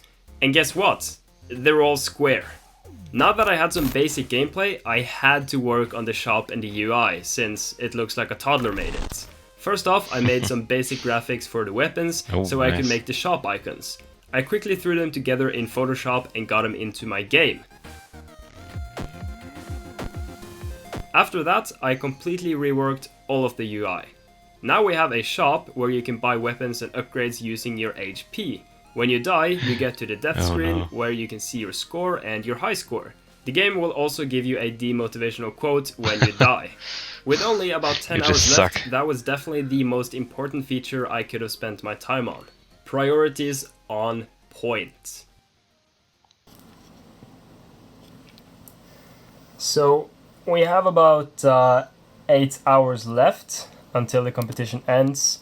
But I'm pretty happy that I've got all the UI almost sorted out. I mean, it doesn't look perfect, but it looks alright. So Yeah. my list is still looking big Oh. as hell.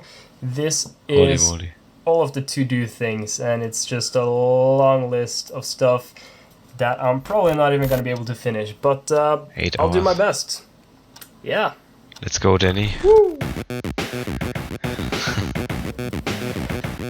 So intense. One of the Although we biggest already issues know with the the outcome. gameplay right now was that enemies would spawn on top of you and you couldn't see it coming. So I worked on a little spawn effect that lets you know when an enemy is spawning, which made the gameplay much more fun and reliable. The game still felt a bit empty though, so I started working on some random elements. I settled on adding explosive barrels falling from the sky. These can be used to kill big chunks of enemies, but will also blow you up if you're too close to them. At this point, things were coming together really well, and I had plenty of time to add a lot of other features that I wanted to put in the game. Or so I thought. Oh no. It's 4 hours left, and I just had a blue screen, and it seems like some of the files are corrupt. So that's not very good. We have about 4 hours to hopefully try and somehow fix that, and yeah. I've managed to recover most of the project, but I still have some corrupted files, so I'm gonna have to rewrite some of the scripts. If you look here, for example, this script is just dead. It's just not there. Probably just gonna have to rewrite them, I think, because I don't know how to solve that. So, fuck. Yeah. That's the right word. So stressful. I finally fixed everything up after the blue screen, and I lost about 2 hours, which is fine. It could have definitely been worse. At this point, I'm really starting to feel the pressure though. I have very little time to finish up my game, and very many things to do. First off, I added some more variety to the map. This would really help just replayability and making things fresh every time you play. And guess what? We have triangles now. Then I worked on a new upgrade called Explosive Bullets, and as you may have guessed, it gives you explosive bullets. Nice. I also made a button to mute the music in case people don't want to hear that monstrosity of a song. 40 minutes to go, and I was getting very stressed out at this point. Suddenly, a million bugs and issues popped out of nowhere that made the game almost unplayable. Right now, I was pretty sure I wasn't going to be able to fix everything before the deadline. But I couldn't give up at this point. I was so 20 close, minutes. so I just kept on trying to fix the issues. 3 seconds. With about 3 Let's minutes go. left, I had just barely managed to stitch the game together with super glue and duct tape, but it was working. I'm not proud of it, and the fact that I have to share my source code makes it even more embarrassing, so please don't check out my source code, but I finished it up, and that's what matters. Now I have 1 Let's hour go. to build my project, upload it to the website, and make a Ludum Dare page. My first ever game jam was officially done, and I have to say I'm happy with the results. It could have definitely gone better, but I learned so many things, which I will definitely use for my next game jam. If you want to try out my game for free, there is a link in the description down below, and you can see if you can beat my Dennis' high first score, game. which is currently at 23,000 points. Published game. And that's going to be it for me. I hope you enjoyed this video. If you want to see more, then consider subscribing and liking, and if you didn't like it, then smash the dislike button. If you have any questions, you can join our growing Discord community where I usually hang out. I also have a Facebook and Twitter page if you want to contact me Facebook there. All of page. the links should be in the description down Let's below. hang out. Also, before I go, massive shout out to all of my supporters on Patreon for their amazing support, allowing me to do this. Especially Harper Wright, NMU Gamer, and Soap Turtle. Thank you so very much. I'm gonna go now. Thank you for watching, and I will hopefully catch you in the next one. Yeah, what a banger. What a banger. Devlog 15. Hi and welcome back to my devlog series. Today is Monday and it's gonna be quite a busy week because I've got my first exam coming up next Monday. He So I've been literally spending all of the day so far just finished reading Ludum and there practicing my math, and but I'm gets getting going on pretty Monday. hungry now, so I'm gonna go make some Dude. lunch. And guess what? I learned how to crack eggs with one hand, which is pretty cool. Just kidding, I have no idea what I'm doing. Looks alright though.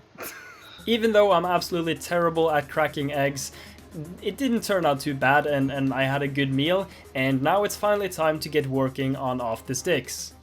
What I want to do now is just finish up the first stage and then start working on the actual castle stage. So I've set up a list with everything that needs to be done with the first stage to finish it off, and once I'm done with all of that, I can start working on the second stage. Nice. First off, I'm working on the very first NPC you are going to see when you play the first stage. The reason he is naked is because I don't have my charger, so I can't charge my laptop, and I have no battery, so I can't really make any art. So he's just gonna stay naked for a while. Anyway, this shady guy tells you that the princess is in danger and that you should totally go save her, dude. I also made it so you can no longer run off the left side of the screen because that was previously a problem, but the camera will now stop at a specific point, and since the camera has colliders on the edges, this will prevent the player from running off the map. Another important feature is being able to actually finish the stage, because currently you can't move on to the next map. So I quickly made it so when you reach the end of the stage, you will be sent to the next scene or the next stage. As you can tell though, you don't keep your weapons, so that is definitely something I will have to work on. But that is going to be everything I had time for today. I'm gonna go meet up with my friend now, hit the gym, hit my friend, and then hit the Hit my sack. friend.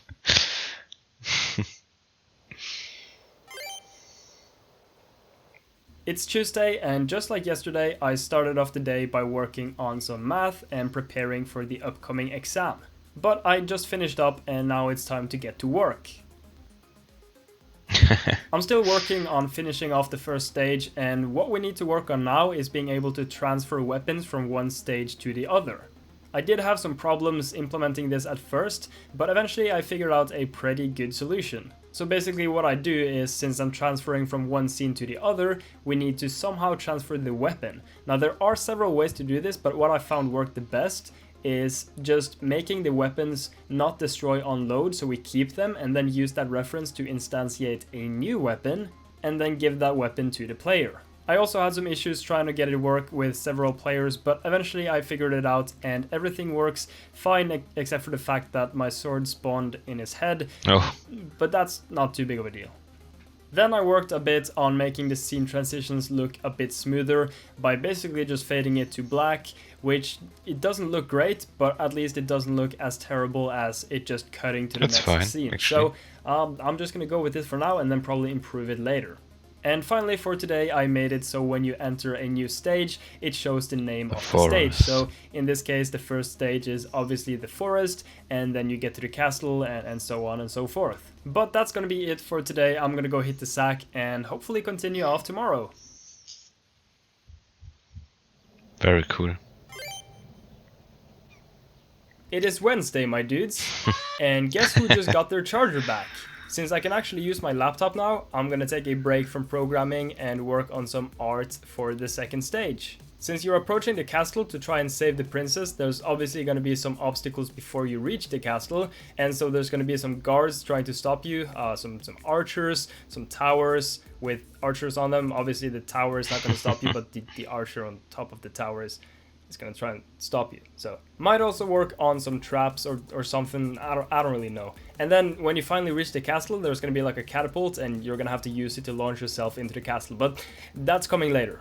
So I just finished off implementing the tower, which is not really gonna stop you, but the archer on top of the tower, which isn't implemented yet, is the one that's gonna stop you, because towers can't really stop you. That's not how towers work, because they're made of rock, they're not actually alive. After that, I worked on implementing a knight. He is a bit more tough than your average thief and will do some more damage and can also take some more damage, and yeah, pretty basic enemy. I'm also gonna have to implement an archer and give them the ability to aim and actually use the bow, so I think I'll take care of that tomorrow because it's getting pretty late, so I'm gonna go hit the sack. It's Thursday, and as I mentioned yesterday, I'm gonna start working a bit on the archer today, because we already have a knight, but the knights will need some backup, so therefore we're gonna add some archers, and hopefully it's gonna work out. I ran into some issues at first because the archer doesn't really know how to shoot or even aim the bow, so I had to do some programming for that, but now everything seems to work fine, and the archer can shoot and aim and do stuff that archers do. I'm also gonna have to do some art for the archer because he's obviously not gonna have full armor because he's not meant to fight close range, so I'm gonna give him some light armor, and I also need to make it so that he can shoot his own men, because currently when he's aiming at the player, he's gonna shoot the knights in the back, which is, you know, it's a bit of a problem. It's not supposed to be like that, so I'll get to that tomorrow, I think, and try and fix it then. But that is going to be all I had time for today. I'm gonna go hit the sack and continue tomorrow. Friday. I just finished up some math and now it's time to get to work. So I'm currently trying to make it so that the archer's arrows will go through the knights and then hit the player. And I've worked on it way too long because I ran into a stupid bug that I fixed like 30 minutes later and then realized how simple and stupid that was. So that was fun, but now arrows will fly through knights and hit the players, which is exactly what I wanted. Now I'm gonna work on the art for the archer because he looks identical to the knight, which is not very good. And here you can see what I cooked up. Cool. I don't really know what I was going for. He looks super goofy. He's got like a chainmail, some bracelets, and some sort of bucket on his head. I don't really know, like a pot or something. But you know, it's whatever. You can tell him apart from the knight, and that's all that matters. I also need to make some art for the naked guy telling you to go save the princess, so I think I'll have to do that tomorrow, because now I'm gonna go do some more math. But before I do that, I'm gonna go to the store and buy some ice cream and drown my sorrows in the ice cream bucket. And then I'll go hit the sack.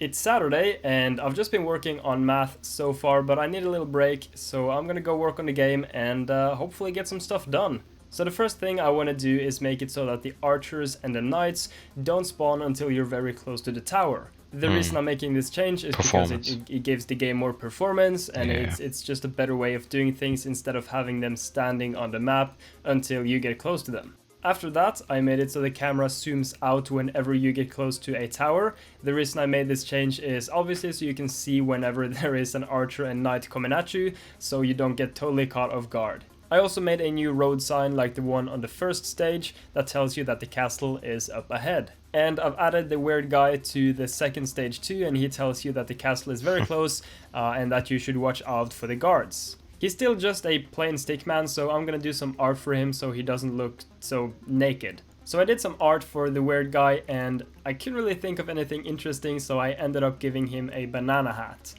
Because banana. Did bananas even exist back then in the medieval age? Probably. I don't know. This isn't the History Channel. This is banana. And that's going to be everything I had time for this week. I'm now going to go back to doing some more math, and then I'll probably do the same tomorrow. So I'm going to edit this video today and hopefully get it out by Sunday. Massive shout out to all my supporters on Patreon, especially Harper Wright and Soap Turtle. Thank you so much for the support. Legends. I really do appreciate it. I still have heaps of fan art from the Discord server because you guys keep giving me amazing fan art, so thank you very much. You're gonna see a lot of that on screen right now. Also, we're like, by the time of recording this video, I think we're at 49,000 subscribers almost, which is absolutely insane, so thank you so very much. I probably don't have time to do a 50k special just because I've got so much school stuff going on right now, yeah, but I really do appreciate it. It's absolutely amazing. We're halfway to 100,000, which is insane. So absolutely crazy. Massive thank you to everyone who's watched or just subscribed or really anything. But yeah, as I mentioned, I'm going to be very busy with university, so I can't really guarantee a devlog every Sunday because I really do prioritize school before YouTube. So if you don't see any devlogs, that's probably why. But that's really, I think, everything I had to say. Thank you all very much for watching. If you liked it, then smash like, and if you didn't, then destroy dislike. And I will catch you guys in the next video. I love it.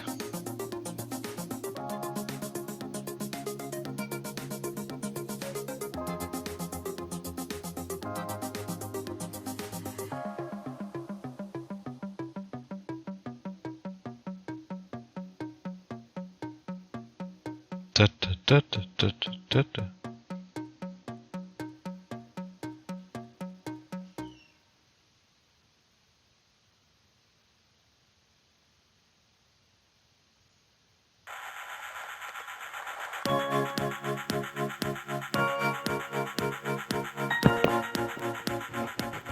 It's Wednesday and I'm starting off the day with some breakfast. I'm currently done with all lectures at university, but I still have 2 exams and 1 assignment to go. So I'll be working a bit on that assignment later on today.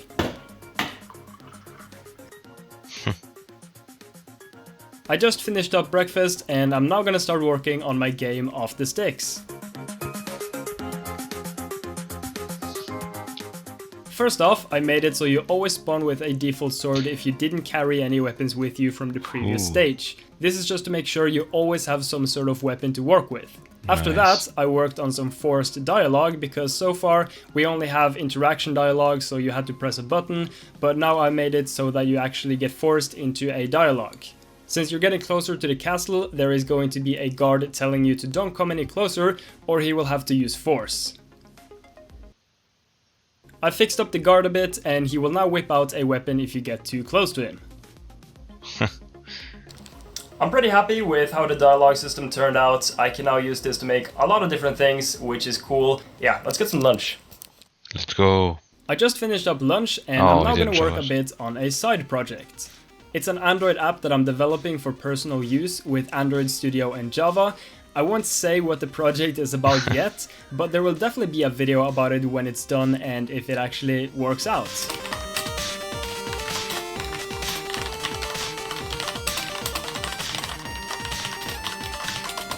I've been working on the app for a bit now, so I'm gonna get back to developing Off the Sticks. I got a suggestion to work on the exclamation mark above the NPC's head when they want to speak to you, because it's kind of hard to see. So I'm gonna make it pop up whenever you get close to an NPC that wants to speak to you, so you can kind of tell that they want to speak to you and it's a bit more visible.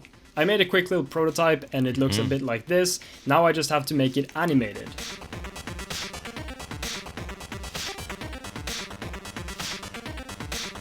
And here is the result of the pop-up. Whenever you get close to an NPC that wants to talk, the pop-up will appear, and if you move away, it will disappear.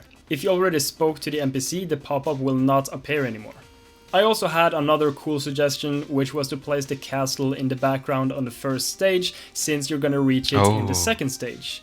It's just a fun little suggestion, and here's a very quick prototype that I made, but now we need to actually draw a castle so we can put it in the background. And here's what that looks like. I'm now gonna go eat some dinner and then probably work on my final assignment later on. I just finished up dinner and I'm now gonna work on my final assignment for this semester. It's for a class about how programming languages are built up and work, and for this particular task we are given an interpreter for a basic imperative language, and we have to extend it with return statements and try-catch blocks. So let's get to work. I don't understand, bro. So me and my classmate have been working on it for some time now and we finally got everything working. So we're pretty much done with the assignment, but there are still some bonus tasks that we might end up doing if we find time for it. But I'm now gonna take a little walk to the store and deliver a package.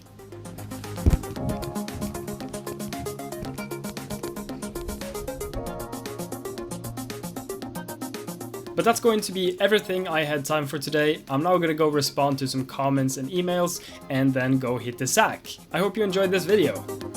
Yeah, we did. So cool. Da da da da da da da da. Next one.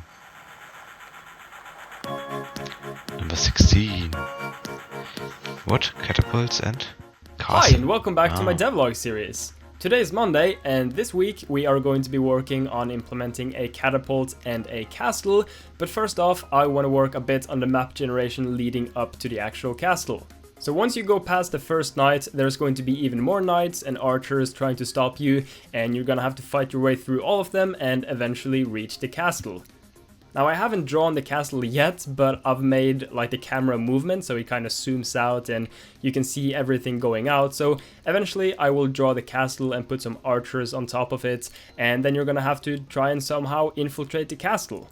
But I'm gonna go study a bit for my upcoming exams and hit the sack, and then tomorrow I'll be back and hopefully get the catapult and the castle working.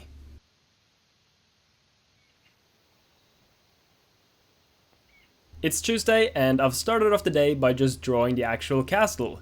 I then put it into Unity and gave it a little drawbridge that slightly moves and is being held up by a rope, so you can't actually just walk into the castle. And now we just need to place some archers on the wall, make a catapult, and then we should be golden. Then I put together the actual catapult, though it doesn't work yet. I've just kind of made a catapult. And I know some sort of medieval catapult expert is going to watch my video and shit all over my catapult because it's not historically accurate, but please have mercy on my soul. And then I decided to make the first animated emoji for my Discord server because why not? It's called Dani dab. It's me dabbing.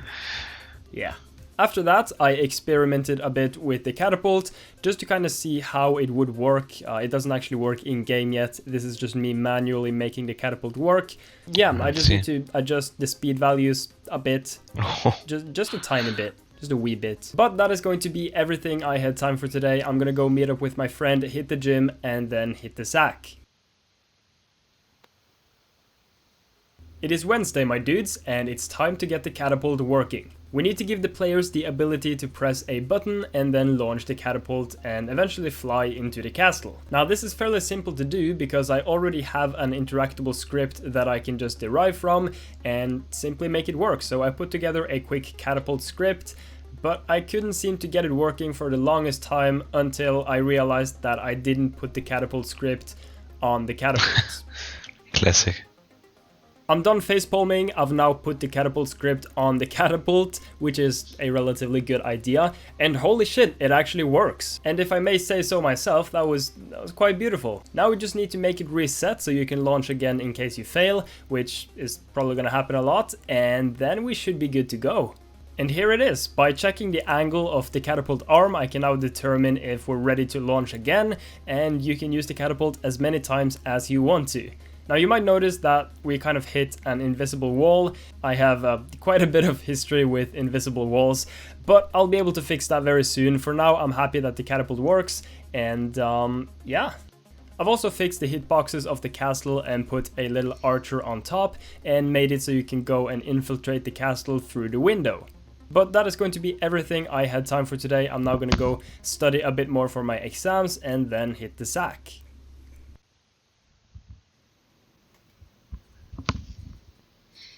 It's Thursday, and today I've just been working on implementing the castle and actually putting it in the second stage so that it will always spawn in the end. I've also worked on a couple of small details. So once you make it to the castle, the weird guy is there and he will tell you that to proceed, you need to enter through the castle window. Now this might not be that obvious, and that's why I put him there so he can kind of give you some pointers as to what you need to do once you throw the archers off the wall. I also had some issues with trees and other things spawning on top of the castle, which gave some kind of weird results, but eventually I managed to fix that and nothing should spawn on top of the castle anymore. Now I'm just gonna work on a little list of bugs and issues that I have currently, and once I'm done with those, it should work a bit better. That's going to be everything I had time for today though. I'm now gonna go study a bit for my exams, and guess what just came in my mail? I've ordered a proper windscreen for my microphone because previously I was using a sock, which isn't really a very qualified pop filter. So yeah, with some of the money that I've gotten from my Patreon supporters, I've now put that into buying a proper pop filter or windscreen, which should make the audio quality a bit better. And I don't have to put a sock on my microphone, which also looks a bit more professional, I would say. So yeah.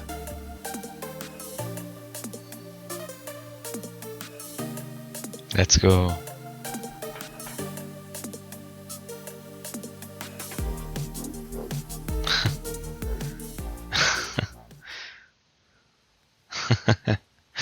It's Friday, and today I'm going to be working on making the stages come together better. So first off, instead of just randomly being thrown to the next stage, you now have to press a button to proceed. This is just to make sure you're actually done with the stage before being thrown to the next stage, so you kind of have a choice. Then I worked on making it so you have to wait for all players to enter the final area before you can proceed. So there's a little counter thing that tells you how many players there are currently in the zone, and then if not everyone is there, you have to wait for them before you can move on. I've also just worked on making the castle stage a bit better, so thieves will no longer spawn, but there will be more knights and more archers on the way to the castle, though I still have some issues with the actual castle where some of the background is clipping, so we need to fix that real quick. So the background has been fixed and will no longer do the clipping. Then I made it so the castle walls fade when you enter the castle, so you can kind of tell that you're inside. Now I just need to make the next level thing there so you can actually proceed to the next level, and we should be good. So I just simply had to copy the next level thing from the previous level, and everything is working just fine now. Except for the fact that you can't actually move to the next stage, so it's not really working fine. But that's probably an easy fix. No. I'm now gonna go meet up with my friend, hit the gym, hit some schoolwork, and then hit the sack and continue tomorrow.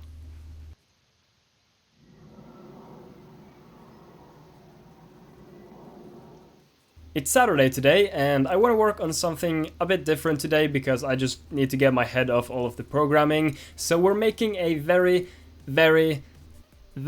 basic menu. Everything here is placeholder, so you don't need to comment that it looks terrible, because I know it looks terrible, but I'm not really going to bother fixing too much of it now.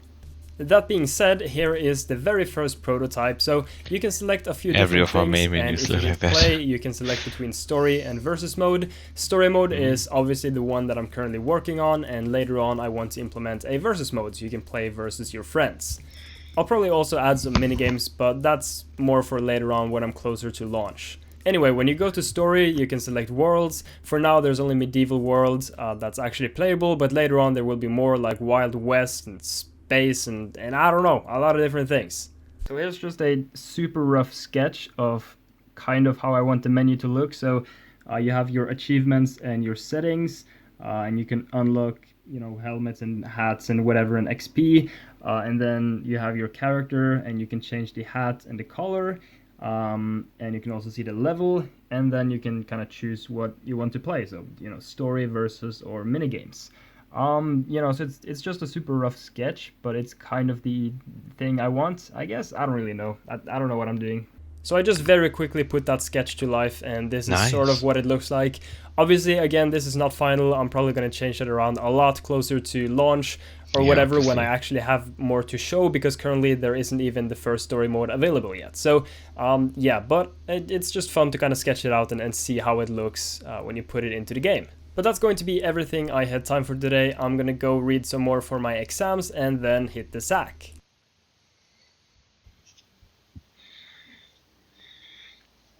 It's Sunday, and I'll be spending the day editing together this week's devlog episode.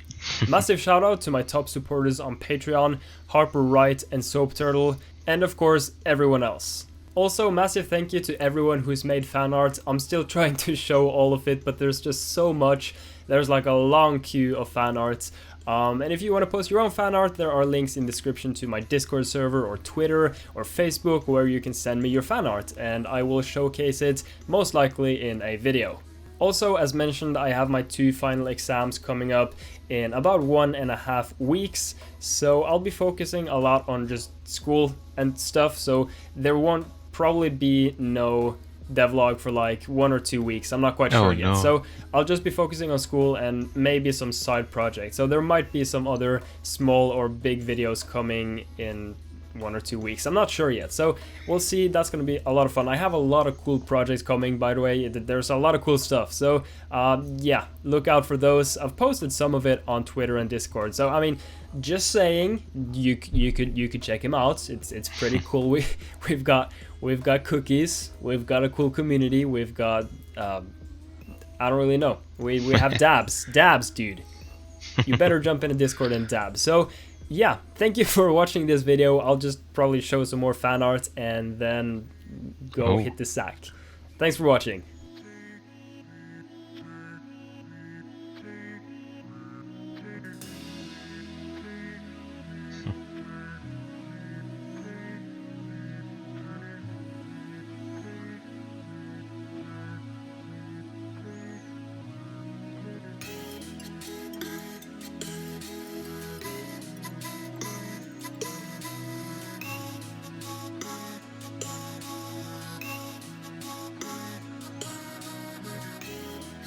So much fan art. Amazing.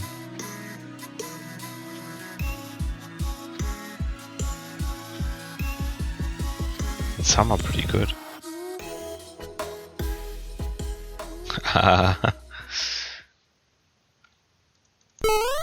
Hey you! Do you remember 12 years ago when Swords and Silence 2 was the hottest game on the market? Probably not, because you're a little bitch. But when I was your age, we didn't play Fortnite, we played Swords and Sandals 2, the most amazing game in gaming history. You had unlimited customization, sword fights, sleep in the middle of a battle, shout your enemies to death. I mean, the possibilities are endless. You can literally do anything in this game. So this inspired me to make my very own games with the gladiator game nowadays. thing. It's probably not going to get anywhere close to the greatness of Swords and Silence 2, but I'm going to do my very best, and we're going to see how it goes. Now, I might not be the best programmer, I might not be the best artist, might not be the best with Unity, I might not be the best game developer in general. I'm not really good at anything. Not sure where I'm going with this. This is very depressing. I want to die. But we're going to give it a shot anyway, and we're going to see how it goes. First off, I'm going to open up Unity, which is the game engine I will be using for this project. Now we need some players to put in the game, and I've already made some active rivals for my game Off the Sticks, so I'm just going to import them into this new project. Now my favorite camera shake plugin is dead. Rest in peace, Ease Camera Shake. So I'm gonna have to make my own instead. I'm gonna try something Wilnil calls physical screen shake, which is where you basically put physics on the camera instead of manually moving it. Check out Wilnil, by the way, he makes some amazing stuff, link in the description down below. And here's how the camera shake turned out. I'm pretty happy with it, and it really has like a natural feel, so very cool way of doing camera shake. Now we need some weapons for the gladiators, because gladiators usually fight with weapons. Since I'm too lazy to make them myself, I found some free weapons online, link in the description down below. I quickly put the sword into the game and our gladiators can now fight each other. I added some graphics, gave them random colors, made the camera follow the players, and unlike my future, things are already looking pretty good. Then I implemented all the other weapons: spear, hatchet, dagger, battle axe, other dagger thing, hammer, two-handed sword, banana? I also added some random clothing for more diversity. Then I implemented random stats so that each gladiator will perform differently. They will be given a random value for speed, strength, and size. Some stats also depend on others, like the attack speed will scale with the size. Big gladiators will attack kind of slow, but small gladiators will have a rather high attack speed. I also found a list of Roman names to use for the gladiators, but I realized I'm not Roman, so I can't really pronounce any of them. So I'm just going to use the names of my top Patreon supporters instead, since they are a bit easier to pronounce. By the way, a link to my Patreon is in the description down below. If you want to see more trashy content like this, then you can support me there. Just saying, just putting it out there, there's a link in the description down below. For good measure, I also made some disgusting if statements to determine the titles of the gladiators. So for example, a small gladiator will get the title The Small, and a gladiator with all around bad stats will be called The Whack. With all of this in place, it's time to work on the tournament UI. First, I made the brackets in Photoshop and then slapped them into Unity. The tournament is going to consist of 16 gladiators. With this done, we're almost ready for the very first tournament. All we're missing is some sound effects and we should be good to go. So I'm gonna quickly steal some sound effects from YouTube and then we will get this show on the road. Ladies and gentlemen, welcome back to Gladiator Tournament. With me today I have Roger and Johnny. How are you doing today, boys? Thanks, Jeff. We're just gonna get right into this. Ladies and gentlemen, welcome to the tournament consisting of 16 very strong gladiators. We have some interesting matchups on our hands for sure. First off, Astral the Strong versus Wavehack the Strong. Wavehack in the right corner wielding a mace and a bucket on his head versus Astral the Strong in the left corner. And they're just gonna get right into this match, charging at each other. Wavehack the Strong takes a lot of damage actually, not looking too good for him, but he blasts the head off of Astral, and Astral bites to dust. Wavehack will move on to top 8. Wow. Roger, did you see that hit? I totally My saw god. Yeah, Wavehack. Wow. Insane. My man. Next up we have Wilds the Buff wielding a banana of sorts versus Roger the Slow with a classic weapon in hand. Two-handed sword, it seems, so we're just gonna get right into this. Roger, though, not wielding it with two hands, but there we go, he's got both his hands on. But Vils is doing a lot of damage with that banana. Banana splits flying left and right, and I don't know what's going on anymore. Roger the Slow takes too much damage, and Vils, the buff, will move on to top 8. Very good stuff. Impressive. Next up, we have Deathfear the Giant versus Harper the Giant. Clash of Titans. Harper the Giant in the right corner with his battle axe. Deathfear the Giant in his left corner with his hatchet. Hatchet is known for being a terrible weapon, so I'm not quite sure what Deathfear's plan is coming into this. And Harper is just doing a lot of damage and not looking too good for Deathfear. He's gonna have to do something here, but it's not gonna be enough. And Harper blows the head off of Deathfear in place. And next up, we have Soap Turtle the Average versus Andrew the Buff. Andrew the Buff in the right corner with a banana on his head and a battle axe in his hands. And Soap Turtle the Average in the left corner with a mace. Now Soap Turtle, just your average guy, very average, you know, and these two guys are just flying in the air, and Andrew the Buff is trying to go for some serious hits, but he can't quite find the opening that he's looking for, and Soap Turtle in the air coming down on Andrew, and Andrew's taking a lot of damage, but he blows the head off of him. And Andrew destroys Soap Turtle, and Soap Turtle bites the dust. Andrew will advance to top 8. What a performance! My god. Next up we have Sefrico the Strong versus NMU Gamer the Giant. NMU Gamer wielding a banana. I'm not sure what's up with these bananas. Sefrico the Strong also with the banana in the left corner. 2 bananas. He might be a small man, but he's got a big banana. It's not what it sounds like. Anyway, let's get into this fight. NMU Gamer taking a lot of damage. He's too big. He can't seem to find any good hits, and Sefrico the Strong doing a lot of damage. But NMU Gamer is fighting back, but that's not going to be enough. There it is. NMU Gamer takes too much damage, and Sefrico the Strong will advance to top 8. Very impressive stuff. Oh yeah. Next up we have Dani the Giant versus Adam the Average. That's who Danis Yet again, hilarious. just your average guy, though he is wielding a two-handed sword, and he is ready for some action. Dani the Giant in the left corner wielding a dagger. Not quite the weapon for his size, but he's going to try it anyway, and we're just going to get right into this match. Adam is doing a lot of damage to Dani, and Dani can't quite seem to find his opening here. Adam is just going to slam dunk his head. And my god, can we get a replay, please? Yes, please, Johnny. My god. Roger, did you see that? That was insane. Crazy. Yeah, my days. Crazy. Right, next match, Kenji the Strong with a mace in his hands versus Arthag the Tiny in the left corner with his machete. And we're just gonna get right into this match. Both men charging at each other. It seems like Kenji is doing too much damage though. Arthag can't quite keep up. He needs to find some damage here. He needs to parry those attacks from Kenji, but Kenji is just going in time and time again, and Arthag not looking too good for him. Even though he's low HP, he's charging in, but he takes too much damage, and that's going to be it. Kenji the Strong will advance to top 8.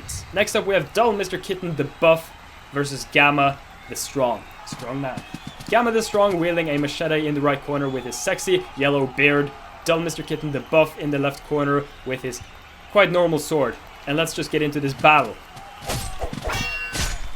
Dull Mr. Kitten getting some good hits, and Gamma can't quite seem to keep up. He's trying though, he's fighting back, but it's not going to be enough, and Dull Mr. Kitten doing too much damage, and there it is, the uppercut into the legs of Gamma, and Gamma is going to go down to Dull Mr. Kitten, who will advance to top 8. And ladies and gentlemen, we're already in top 8. We've seen some crazy battles, heads flying left and right, bananas in the air. Talking of bananas, we have Vels the Buff in the right corner with a banana, and Wavehack the Strong in the left corner. Now Wavehack known for destroying his enemies with a single blow, so let's get right into this match. There he takes the legs off of Vils, and Vils can barely stand, and Wavehack takes advantage of that, and he takes down Vils the Buff, and he will have none of that banana, because Wavehack, he doesn't like bananas. He definitely I don't know. Next up we have Harper the Giant versus Andrew the Buff. Andrew the Buff in the right corner with a battle axe in hand, living up to his name. Harper the Giant though in the left corner. He's a big boy. I don't know who's going to take this one. We're just going to get right into this. And oh my god! Andrew the Buff. He's dead. Harper the Giant's head is just rolling on the ground. And Andrew the Buff is going to advance. Can we get a replay? Oh, look at that hit. That is just amazing. Oh, wow. Next up, we have Sefrico the Strong versus Adam the Average. Adam the Average in the right corner with his purple hair versus Sefrico with the banana in hand and a matching torso. And we're just going to get right into this match. Can Sefrico get the damage done? But Adam is keeping him at a distance with that two-handed sword, taking advantage of the size difference. Sefrico needs to find an opening. He's going in from above, but it's not going to be enough because Adam is going to dodge it and take down the banana man. And Adam the Average, just your average guy, he will still advance and take down Sefrico the Strong. Very average. Next up we have Kenji the Strong versus Dull Mr. Kitten the Buff. Two strong men. Dull Mr. Kitten in the right corner versus Kenji the Strong in the left corner wielding the mace. Well, I gotta sneeze. You okay, Johnny? Never mind. We're right into this battle. Dull Mr. Kitten takes a lot of damage. Kenji the Strong can't quite seem to fight. No, he's actually the one fighting back. I'm just kidding. Right in the balls of Dull Mr. Kitten, and he's gonna lie on top of him to assert his dominance. And Kenji the Strong takes the victory. We're now in top 4. Ladies and gentlemen, these fights are flying by. And next up we have Wavehack, the Strong, notorious for destroying his enemies. But Andrew, also very good at just decimating everyone. So, not sure who's going to take this one. It's going to be an interesting match. Wavehack with the bucket on his head. I'm not sure if he can even see anything with that bucket on his head. But we're going to get right into it anyway. Andrew is taking a lot of damage and Wavehack is just going in. But Wavehack loses his leg. But that's not going to matter. Wavehack is still going to blow up Andrew the Buff. Insane. With no leg. Yeah.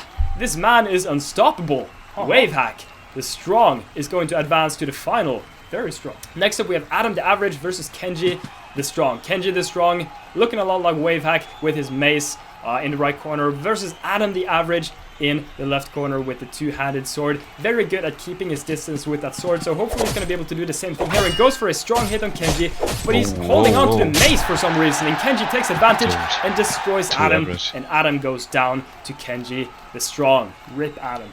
And ladies and gentlemen, Kenji will advance to the finals. What a match we have on our hands, but before we get into it, quick commercial break.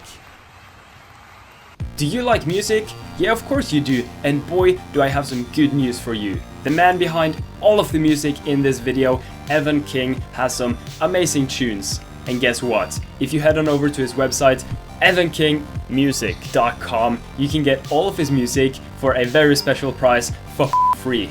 Yeah, you got that right. That is evankingmusic.com. Go check him out. Ow, fuck. Ow. Do you like Discord servers? Of course you fucking do. Head on over to my Discord server, Dani's Basement, for some memes, dabs,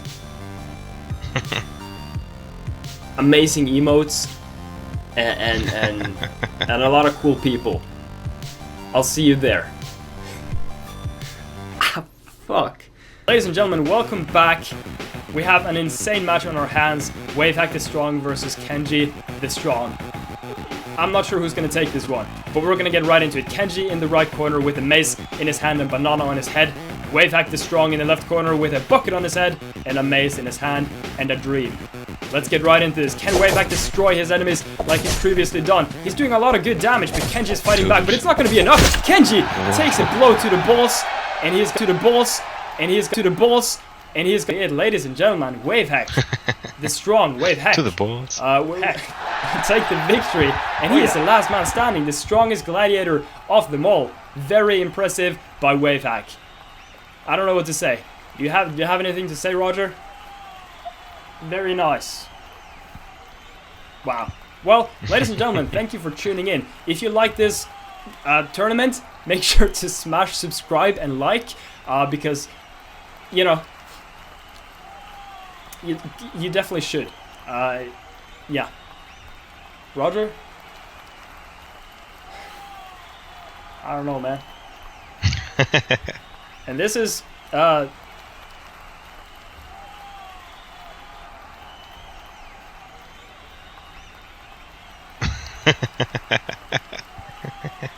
this is Johnny.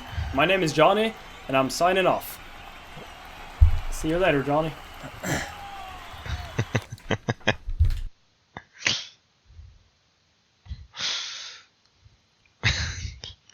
This video was so good.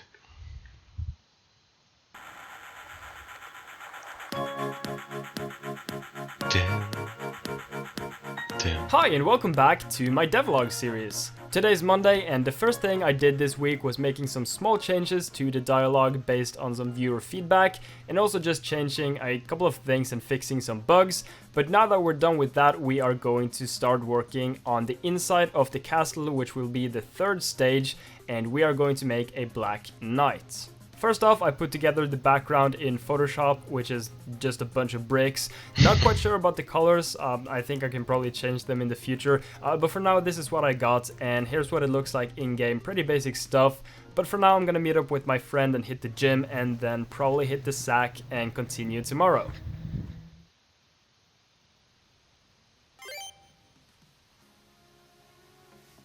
It's Tuesday and we're gonna keep working where we left off yesterday. So we're gonna keep making some art for the castle stage, and I've put some of it into the game already. Here you can see the candles, which are supposed to, I guess, light it up. You can see some banners, which are just kind of hanging around, just chilling. We've got some windows, which will also light up the scenery a bit. Also a picture of a guy hitting a sack, because why not? And here it is, put all together. So we've got some scenery going now, and we can keep working a bit more on the entrance of the actual stage. Here's what it looks like so far. You just kind of fall into the stage, nothing special. But I got a really cool suggestion, so I'm gonna try and implement that, where basically you fall on top of a bunch of guards and there's like some planks and rocks falling down and you end up smashing them. So we're gonna try and do that, and hopefully that'll look pretty cool. First off, I just made some planks fall down on the guards, then I made some more stuff fall down like rocks and some rubble, and eventually added some more particle effects and just made everything come together and make the guards die on impact. So that works just fine. It's getting pretty late now though, so I'm gonna go hit the sack and continue tomorrow.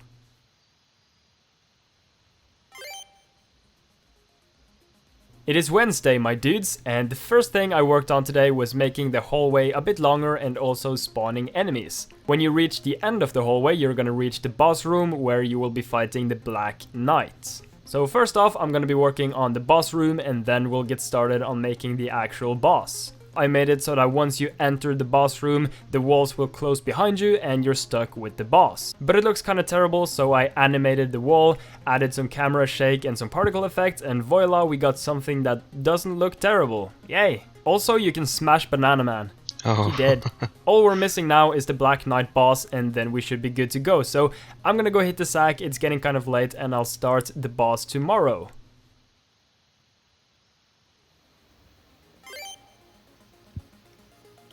It's Thursday and time to make the Black Knight boss. Let's go. The first thing we need to do is actually make the Black Knight. So basically he's going to be a normal guard but black armor, and he's going to be spooky thick. You know what I'm saying? Look at that thickness.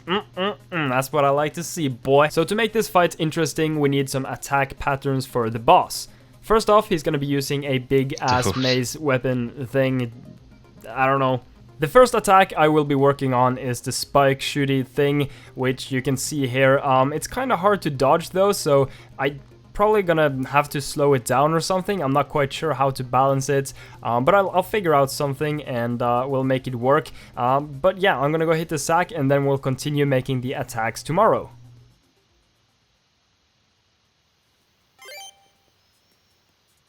It's Friday and we're gonna continue working on the Black Knight's attack and behavior.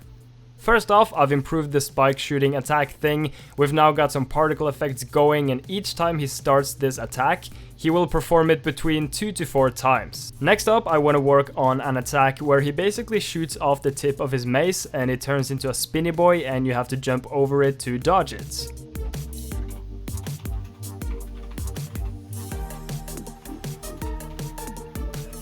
Here's what I've got so far. So essentially the tip of the mace falls off and starts rolling, and if it hits you, it will deal a substantial amount of damage. To dodge it, you have to jump over it, and you could also take advantage of the fact that you can parry it with your weapon, I guess, but that's kind of hard, so it's probably better to just jump over it. For now, the ball doesn't have any way to return to the handle, so it just kind of keeps spinning forever. Not sure how I want to go about this, but I'm sure I'll be able to find a way to fix this problem. I figured out a really simple way of solving the problem, and as you can see here, after the ball has been rolling for a while, he will now pick it back up and start another attack. In this case, he started shooting spikes, but ended up shooting himself, so he's pretty dead. I don't know. So far we've got 2 attacks in place, but I still have some more on my list. Next up, let's do just slam the ground normally or something attack, which is, you know, that's a classic. I've started working on the slam dunk attack and not quite done with it yet, but you get the basic idea. So he kind of walks up to you, locks onto a position, and then he slam dunks the ground, or if you're standing in the way, he will slam dunk you as well. You have some time to run away though, because he's locked onto the ground for like a second, and you can basically jump out of the way during that time. I still need to do some fine tuning though, but I think I'll take care of that tomorrow because it's Friday evening and I'm pretty tired of programming right now, so I'm gonna go chill out a bit and then hit the sack and continue working on the Black Knight tomorrow.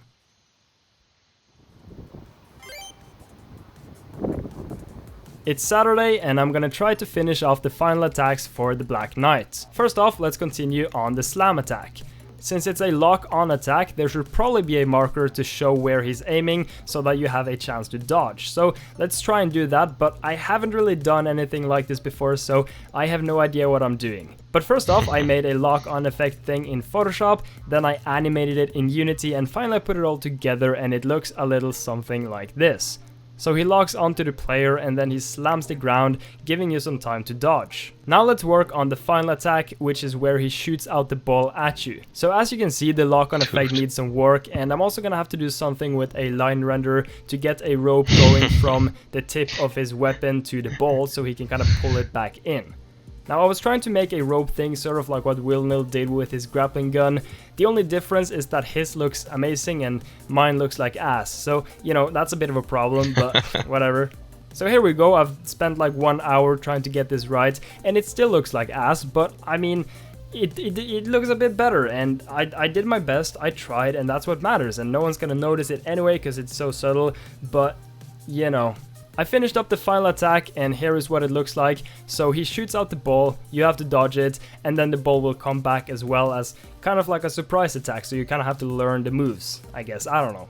I've just done a bit of fine tuning, just a few more fixes and the boss should be ready. There are some issues with the UI and some other issues, like for example, he will still shoot himself with the spiky shooty attack thing, but that shouldn't be too hard to fix. So I'm probably gonna fix it sometime next week or something, but it's getting very late now, so I'm gonna call it a day and go hit the sack. Whoa.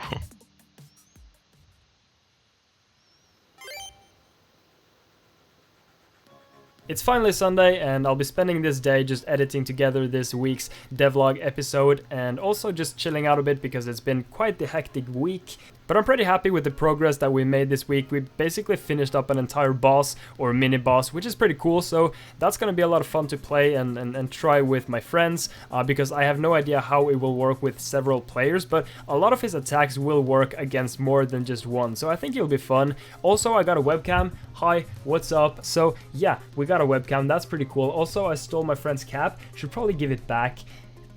Well, I mean, I didn't steal it. I just kind of borrowed it, I guess. I mean, it's not technically stealing because I'm gonna give it back eventually. It's more like it's in my possession, you know. Like I mean, I didn't take it with the intention of like keeping it, you know. It just happened, and Why is this ending so that's how it is. So I'll give it back, but you know, like some time. I don't know. Fuck. Shout out to my Patreon supporters. You're all amazing and I love you. That's a heart right there. Hell yeah, dude. See that shit? Dude. Yeah, boy. But I think that's gonna be it for me. I don't really have anything else to say, so I'm just gonna roll some fan art and then we can hit that 10-minute mark and everyone's happy. You know, you guys get to see fan art and I have a good excuse to make this video 10 minutes long so I can get that sweet ad revenue, you know what I'm saying? Hell yeah, dude. Frick yeah, frick to the yeah. Frickin' frick, dude. Woo! Fan art time.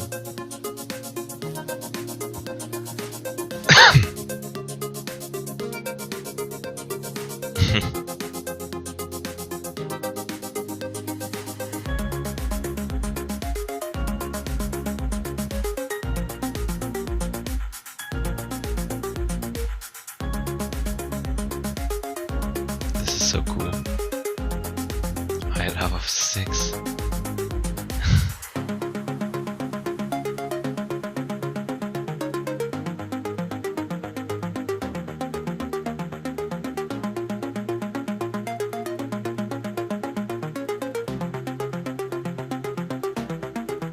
It's Wednesday, it is.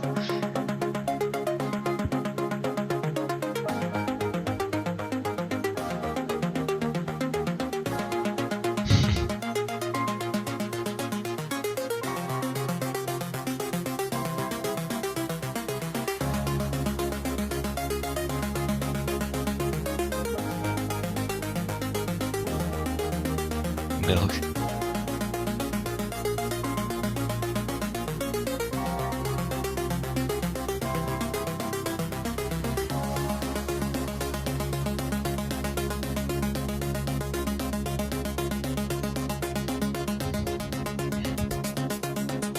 Epic retrofit.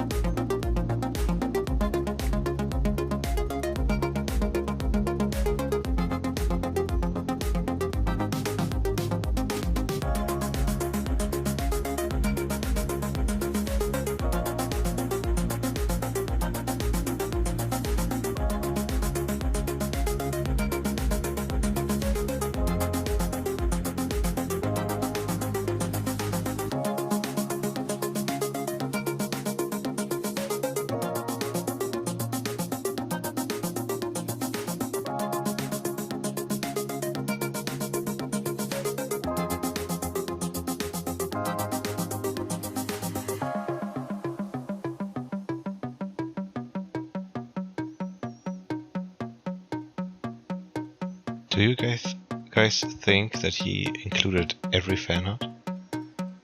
It feels like it, right? I mean, 15 minutes? 5 minutes of fan hits. What the fuck? Okay, let's go. It goes forever. I think yes.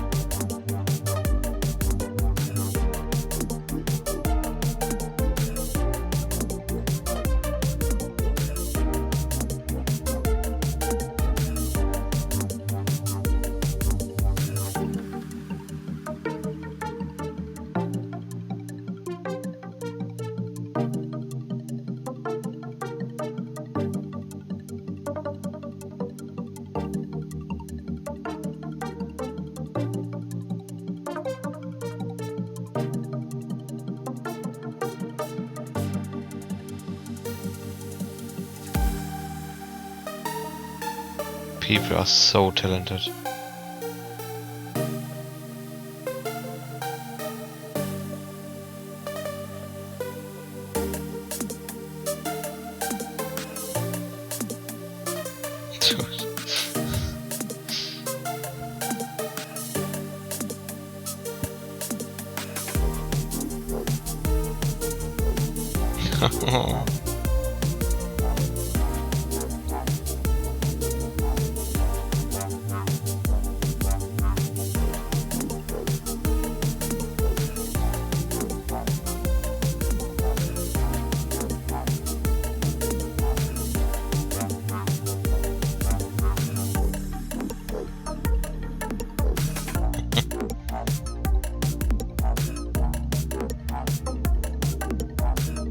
Oh no, you're blocking the view.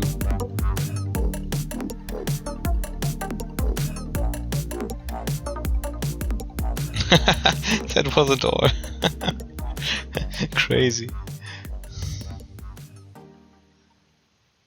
Dude. Devlog 18. Dude, what? Lighting a castle? Let's go. Hi and welcome back to my devlog series.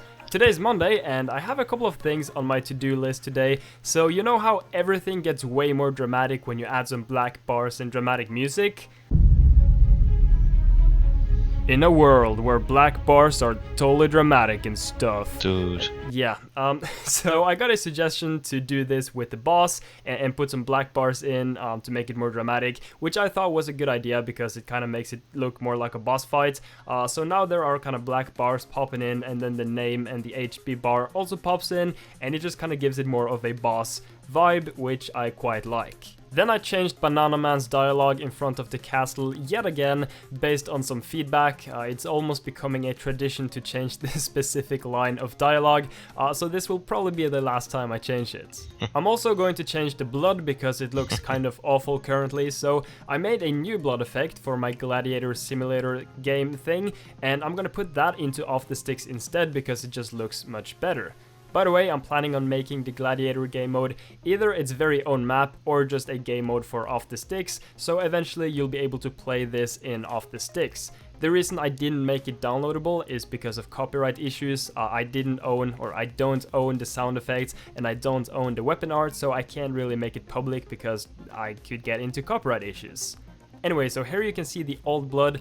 It looks kind of bad, and here you can see the new blood. Much better in my opinion. You know, we even have some physics, which is great. We all love physics, so very visually pleasing, and I'm just way more happy with this new blood compared to the old blood. But now I'm gonna go hit the gym a bit early with my friend today because I've got some other stuff I gotta take care of later. I just got home from the gym, had some food, hit the shower, and finally today I fixed the spikes so that the Black Knight can no longer kill himself, because that was actually a bit of a problem. It was an easy fix though, I just didn't really get around to doing it. But now I have to attend a meeting, so I'm not gonna have time for more today, so I'm just gonna go hit the sack afterwards and continue tomorrow. Next level fan art. Today is Tuesday, and I want to work on a lighting system inside of the castle to give it more of a atmospheric, castle-y, dark feel. Now I could use the brand new lighting technology provided by Unity that allows you to set up dynamic lighting super easily, very intuitive, or I could do it the hard caveman way, which is what I'm gonna do because I'm a caveman. So first I put a dark sprite in front of everything, and then I added some basic light using a sprite mask. After that, I made a flicker effect by making some different sprites in Photoshop and turning it into an animation in Unity. And ta-da, we now have a cool kind of torch effect. Now we just need to make the torch. So I put together a quick torch in Photoshop, and I reused the flame particle effect that I already made, and here is what the final result looks like. It feels much more atmospheric and castle-like now, which I really enjoy, and it's just generally better. So my plan for the stage is that you first enter the castle, and then there's a lot of windows and it's kind of bright, but then you go downstairs where everything will be a bit more dark and you'll have torches lighting up the area. The only problem is that the camera doesn't follow the stairs, so I need to fix that real quick so we can actually go downstairs. And there we go, the camera is now working properly, and next up we can start working on... Oh, okay, that's cool. At least walking up the stairs works fine, so we got something going for us. Okay, and there we go, it's actually working now, but it's getting kind of late, so I'm gonna go hit the sack and then continue working a bit on the lighting tomorrow.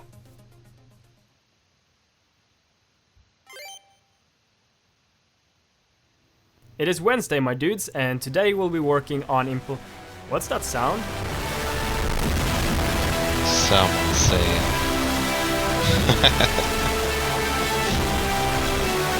So the Steam Summer Sale started today, and honestly I have no idea what's going on. This might possibly be the most confusing event so far. Oh yeah, like, I remember. What is this Nitro thing? I don't know. What the hell? What are the points?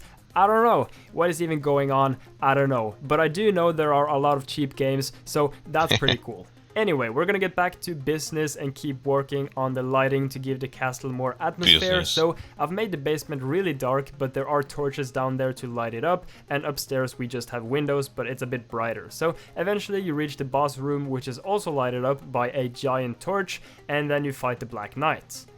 It feels much more castle-ish now, which I really like, but let me know what you guys think. Is it too dark, or does it look good? Is there anything I should change or tweak? I don't know, let me know.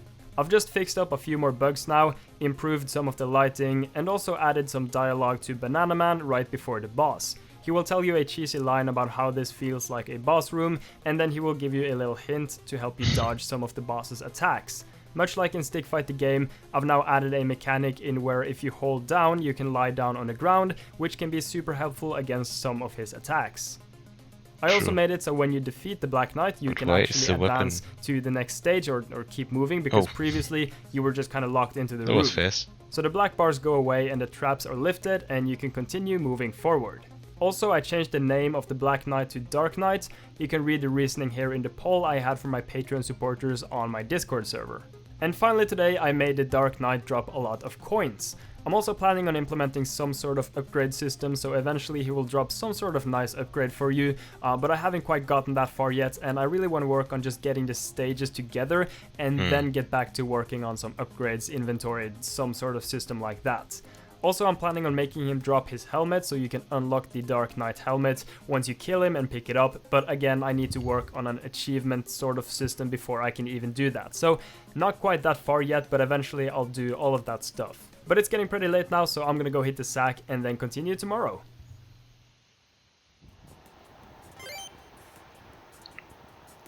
It's Thursday, and the first thing I did today was fix the hold down mechanic. So once you hold the down key, you kind of turn into a blob and you just smash into the floor. So it's much easier to dodge attacks now, because previously it didn't always work and it was a bit wonky, but now it's much more efficient and you can actually use it to dodge some specific attacks. I also got a suggestion to add a pillar to make the castle more interesting, and here it is in game. Then I added some more depth to the whole map, since it was kind of hard to tell that the pillars were actually in the background, so now we have sort of like a 3D, 2D kind of thing. I don't really know, but it's easier to tell what's in the background and what's in the foreground, which I quite like. But now I'm gonna go meet up with my friend and hit the gym.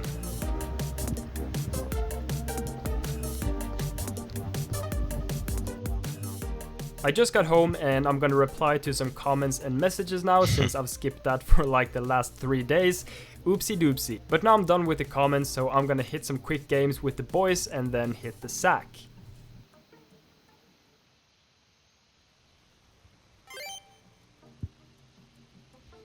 It's Friday, and today I'll be working on implementing a different type of dialogue system. The reason for this is that the one I already have is for direct dialogue where the player interacts with someone, but I want the guards to be able to, for example, do some chit-chattering before they're smashed by the players falling down, and to do this I need to implement some sort of new simple dialogue system. So I've got the basics of the simple dialogue system done, and generally what I did was make 2 classes, one to hold a single dialogue object and another one to hold an entire conversation, consisting of several dialogue objects. So it's very intuitive to use. I can just simply drag the script onto the canvas and then drag in the text mesh pro object I want to use. Then I can simply enter the duration of the dialogue, drag in the enemy that I want to have the dialogue, and finally enter the dialogue that I want the NPC to type. It's a very simple system, but it gets the job done, and as you can see, we now have a very simple dialogue system that we can use for a lot of different things. After this, I just fixed some small bugs and also made it so you can move on to the next stage once you've defeated the boss and proceeded up the stairs. My plan for now is just to continue working on the stages, and then once I've got the storyline in place, I'm gonna come back and revisit some stuff and fix some details, and then also probably work on changing the shops and making some sort of inventory / upgrade system, but I'll talk a bit more about that once I'm done with all of the stages and actually start working on these changes. Then I just sat down and did some drawing because it's been a while, and also I'm a bit tired of programming today, so I just kind of wanted to chill out a bit, and someone suggested that I draw the Black Knight and put him as some sort of artwork in the background of the castle, so I thought that was a cool suggestion. Sadly, I can't find the comment, but whoever wrote it, you know who you are, and I appreciate you. Okay, so yeah, I'm sorry about that, but here's what it looks like. So I'm gonna try and frame it and put it in the castle and see what it looks like. But for now, I'm gonna go visit my girlfriend, and then hopefully I'll have time to frame it tomorrow.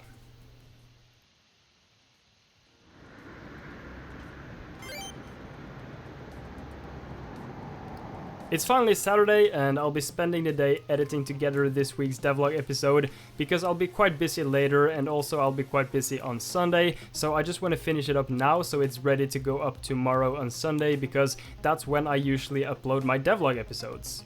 Also, massive shout out to all my supporters on Patreon. You're all amazing, especially Soap Turtle. I love you all. And also, I just want to mention you don't have to support me on Patreon at all. You don't have to feel obliged to support me on Patreon. I've seen some comments about people being sad because they can't support me on Patreon, but honestly, it's more than enough that you're watching my videos, and I super duper appreciate that. And you don't have to support me on Patreon at all. It's only if you have a couple of bucks to spare and you want to throw them at me, that's totally fine, and I super appreciate that. But you don't have to. You don't have to feel obliged to do it. Just don't stress it, and it's just more than enough that you're watching my videos. I also quickly want to mention that I will not be showing every single fan art anymore. Simply because there's just too much and I can't do it. So I will be showing the fan art that really stands out, whether it's in creativity or it just really looks good or it's funny or there's something special about it, because I get a lot of fan art that looks like it's made in 2 minutes in Paint just so they can get in a video, and I don't think you should make fan art to get in a video. You should make fan art because you like art and perhaps you like my videos, and then you combine the two and you want to share that with me. That's totally awesome, and I see every single fan art, but I can't put every single piece of fan art in the video just because there's too much. So again, if you make something really good, then it will definitely be in a video. It's just that there's been too much fan art coming in, and I mean, it's totally amazing. It's crazy and insane that people want to make so much fan art for my silly game and that I've gained so much support. It's absolutely insane. So I hope it's not a terrible decision. Let me know if this is absolutely outrageous, and then I'll probably just go back. But I feel like it's a decent solution because there's just been too much fan art. And again, I will still see all the fan art. I just don't think you should make fan art to get in a video. You should make fan art because you like art and not expecting to get in a video, but just kind of sharing it with me and people. So yeah, I just think some people have the wrong values right now, and that's why I'm making this change, so people kind of realize that you shouldn't make it just to get in a video, I guess is what I'm trying to say. So anyway, that's gonna be it for me. I'm gonna go now because I've got some stuff to do, and I will hopefully catch you next week. Ooh.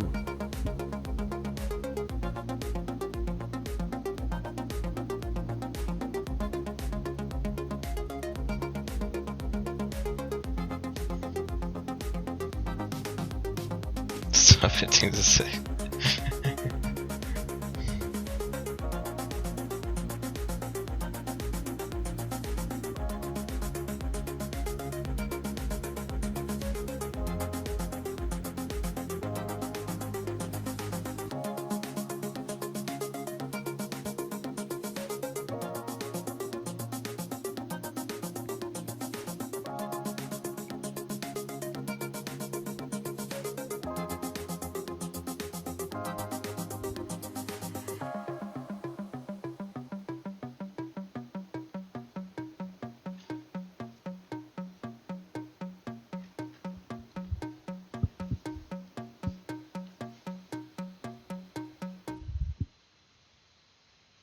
Oh no. On the 12th of July, exactly 1 year ago, I downloaded the Unity game engine for the very first time. And this is my journey so far. 1 year of learning Unity in 5 minutes. Let's go.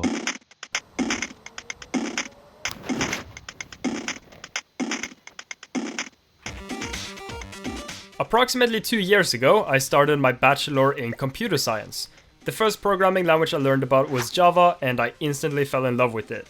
I spent pretty much every single day programming on my laptop and eventually started making games in Java, which I did for a couple of months until my friend stopped me and said, "What the fuck are you doing?"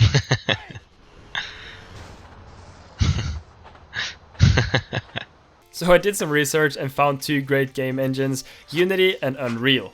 I chose Unity because it uses C#, which is very similar to Java, so the first thing I did was sit down and learn C#.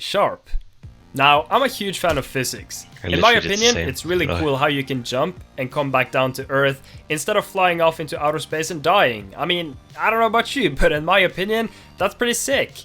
So naturally, any game with physics is my cup of tea. Particularly active ragdoll physics like in Stick Fight the Game, Human Fall Flat, Gang Beasts, Totally Accurate Battle Simulator, and the list goes on. So essentially games where you have ragdolls that's being controlled by forces and physics instead of animations. There's something really cool about that, and I want to do that myself. And I'm in luck, because Unity has a built-in physics engine I can use instead of trying to build my very own in Java using duct tape and glue, because that usually doesn't work out very well, and I'm speaking from experience here. So it was time for me to make my very own physics-based game. I started with a stickman ragdoll character, but he didn't stick together very well. But eventually I learned about joints and put a little ragdoll together, but he wasn't very good at balancing, so it was time to learn how I could use my programming knowledge with Unity.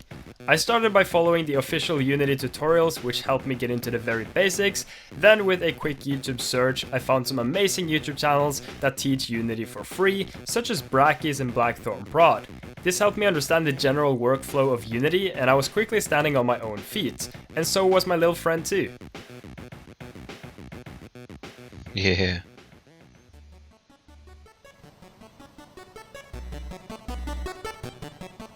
Fast forward 3 months, it's October and I've gone through many prototypes to improve the ragdoll character.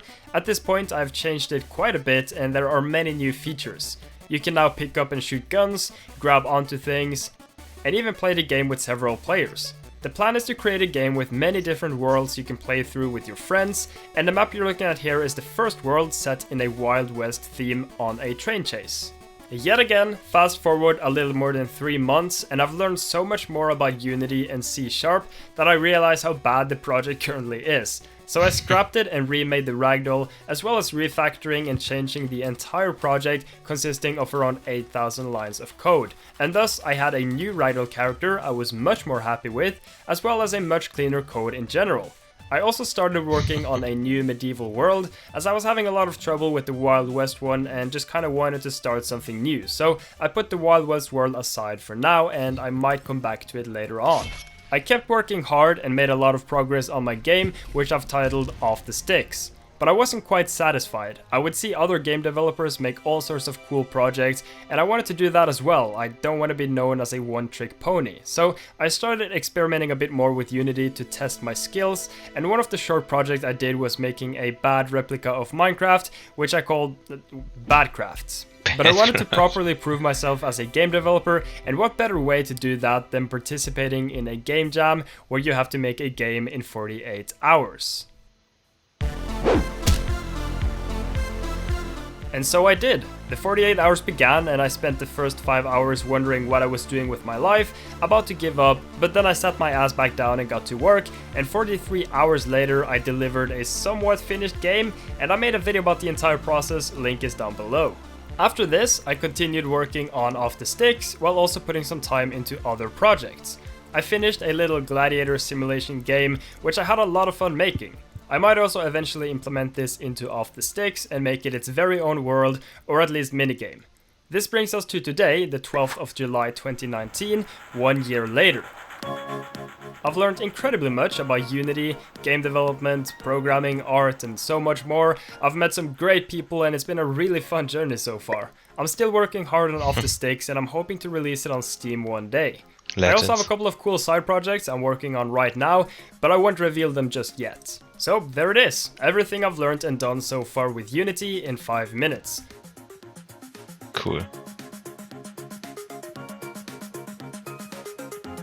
That was a pretty accurate summary of everything we saw in the last hours. Funny. It's been a hectic year filled with studying, working a part-time job, and learning Unity while also trying to keep a social life, but let's be real, who really needs a social life anyway? Big thanks to my Patreon supporters for their amazing support, I really appreciate all of you, and of course massive thanks to you, the viewer watching this video. If you enjoyed the video, then make sure to smash like, and if you didn't, then smash dislike, and if you want to see more content like this, then make sure to hit that subscribe button, and I'll see you in the next video. Nice.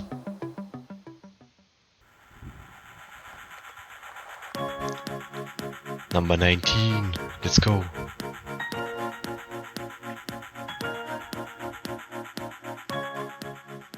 Hi and welcome back to my devlog series.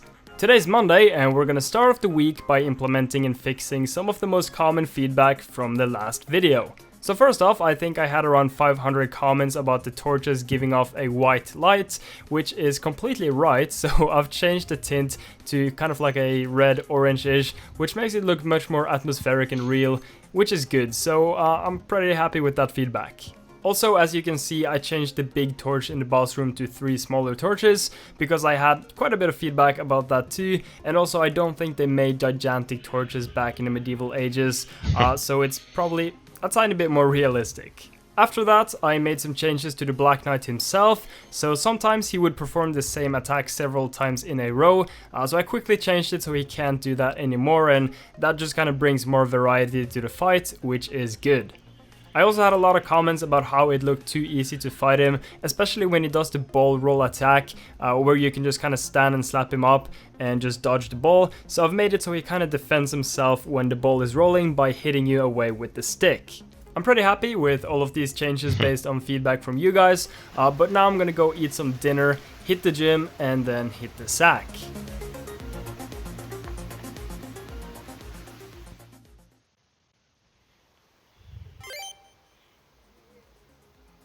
It's Tuesday and I'm gonna be a bit busy today, so I want to spend the time I have this morning to do some planning for the next part of the castle stage.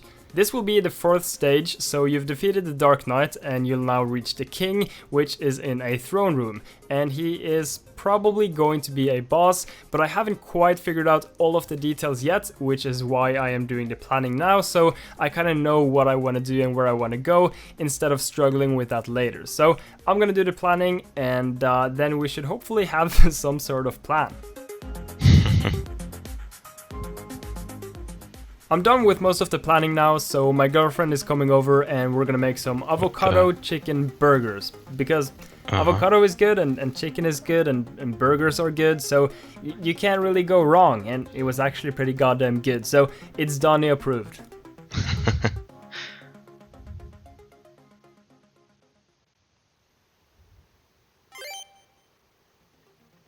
It's Thursday, and the reason we skipped Wednesday is because I was busy pretty much the entire day and didn't really have time to record anything.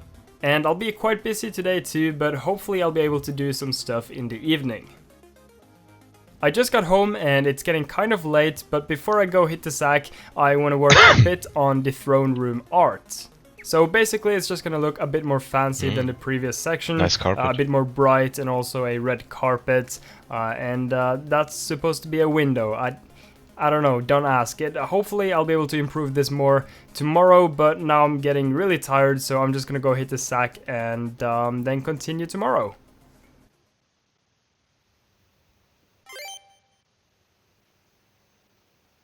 It's Friday and I finally have some more time on my hands. So the first thing I've worked on today is just the throne room and the windows, and I should probably scale it down a bit because it looks and feels very big and the character just looks very small, so probably gonna change that up a bit. But that shouldn't be too hard to fix, so I'll probably fix it up soon enough, I don't know. Anyway, I've also started working a bit on the final throne room where the king and the princess will be, so there will be like a little staircase leading up to it, and then I guess like a throne, since it's a throne room, and a throne room without a throne is probably just a room, I guess, I don't know. So here you can see what I've got so far. I also added some sprite masks to the stairs so that the player kind of goes behind it, otherwise it looks kind of 2D. But now I want to do something completely different since the progress is kind of slow and I just feel like working on something else. So I want to work on the item upgrade system that I talked about last week, I think it was. Basically, you're going to be able to find items by killing enemies from shops and also chests. These items will be very basic for now, like for example there will be milk, which makes you stronger, socks which make you faster, and so on. So let's start by making a system like that. I already made one for the Gladiator Simulator, but it was kind of wonky, so we're just gonna make it from scratch. I've done most of the groundwork now, so I'm gonna go hit the sack and then continue working on implementing the items tomorrow.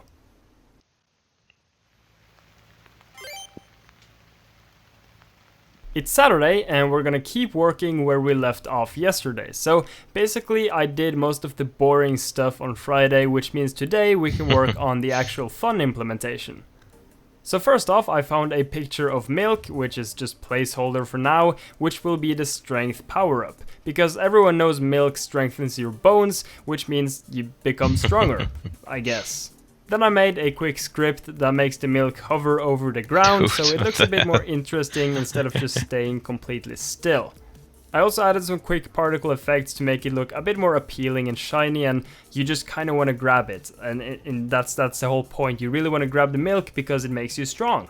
What I want to add now is a little text that pops up and shows you exactly what you pick up, so you kind of get some feedback. So for example, if you pick up milk, it tells you that you just picked up milk and that it gave you some strength. And there we go. With a quick little script, this should be in place and it looks good. The only visual thing left I want to add now is a little particle effect that shows whenever you pick up the item. And here's what that looks like. Now we have all of the visuals in place, and now we have to make the milk actually affect the player so you gain some strength by picking it up. This is very easy to implement, but the hard part is finding good values and balancing things right. For example, we don't want to end up with speed like this.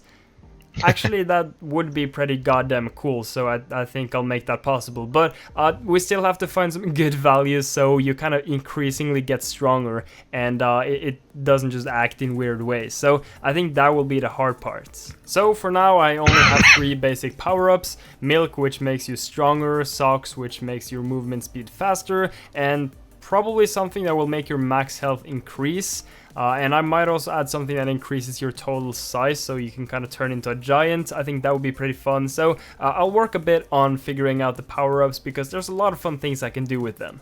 But that's going to be everything I have time for today. I'm probably going to work out all of the details of the power-ups later. It's been quite a slow week and I feel like I've barely gotten anything done, which feels pretty bad.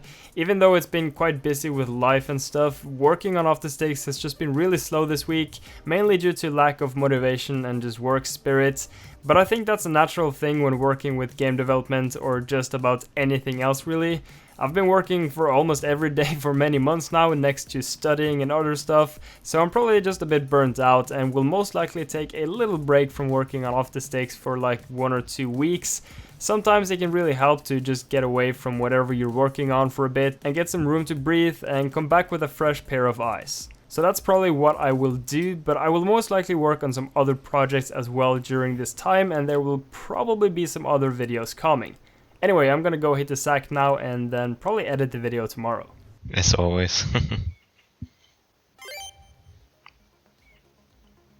It's finally Sunday, and as usual, I will be spending the day editing together this week's devlog episode. And of course, massive shout out to all of my supporters on Patreon, especially Soap Turtle. I really appreciate all of your support. But yeah, that's going to be everything for me this week. I will now take my leave and come back in 1 or 2 weeks stronger than ever before, or something cool like that. I don't know. Thanks for watching this video. Hopefully I'll catch you in the next one, and yeah, see ya.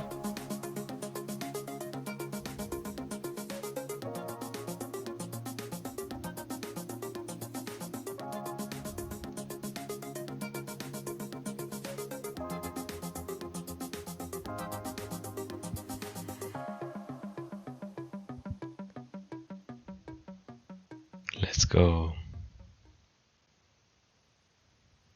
2 months ago, I made a game in only 48 hours. Now it's getting spicy.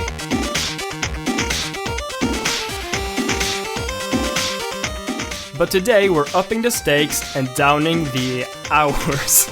Listen, I don't know. What I'm trying to say is I'll be making a game in 1 day, aka 12 hours. But you already knew that based on the title of this video and the thumbnail, so I don't really know what the point of this intro is. Just cut to the video and I'll be taking my leave. Yeah. So the clock just turned 10 AM, which means we are ready to get started.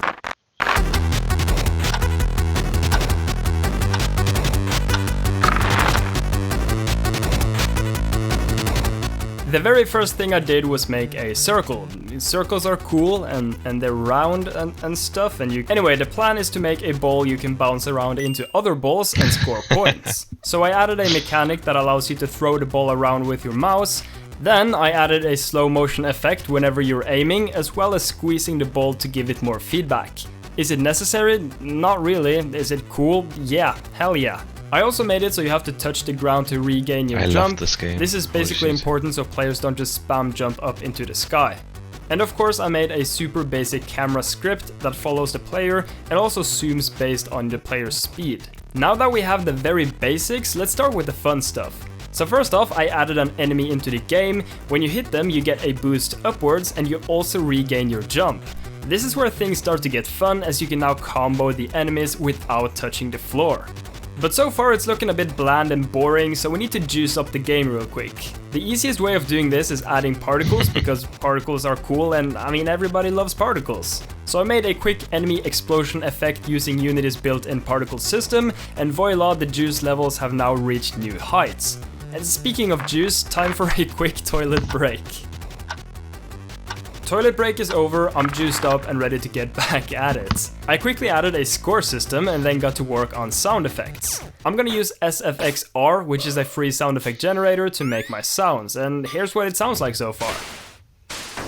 We still need to juice up the game a bit more, so I added Unity's post-processing stack to make the graphics look a bit better, and I also made the player squeeze when moving fast and rotating towards the velocity. Then I added a low pass filter to the sounds and music when you're in slow motion, and finally put together a health bar. As you can tell, you lose HP by using slow motion, so you have to constantly hit enemies in order to get your health back up. But now I'm getting a bit hungry, so it's time for lunch. I'm just gonna make some quick scrambled eggs, and someone told me in the comment section that I should crack them on a flat surface, which totally did not work at all. Probably just because I'm terrible with eggs, but maybe cracking them on a flat surface isn't so good of an idea. I don't know.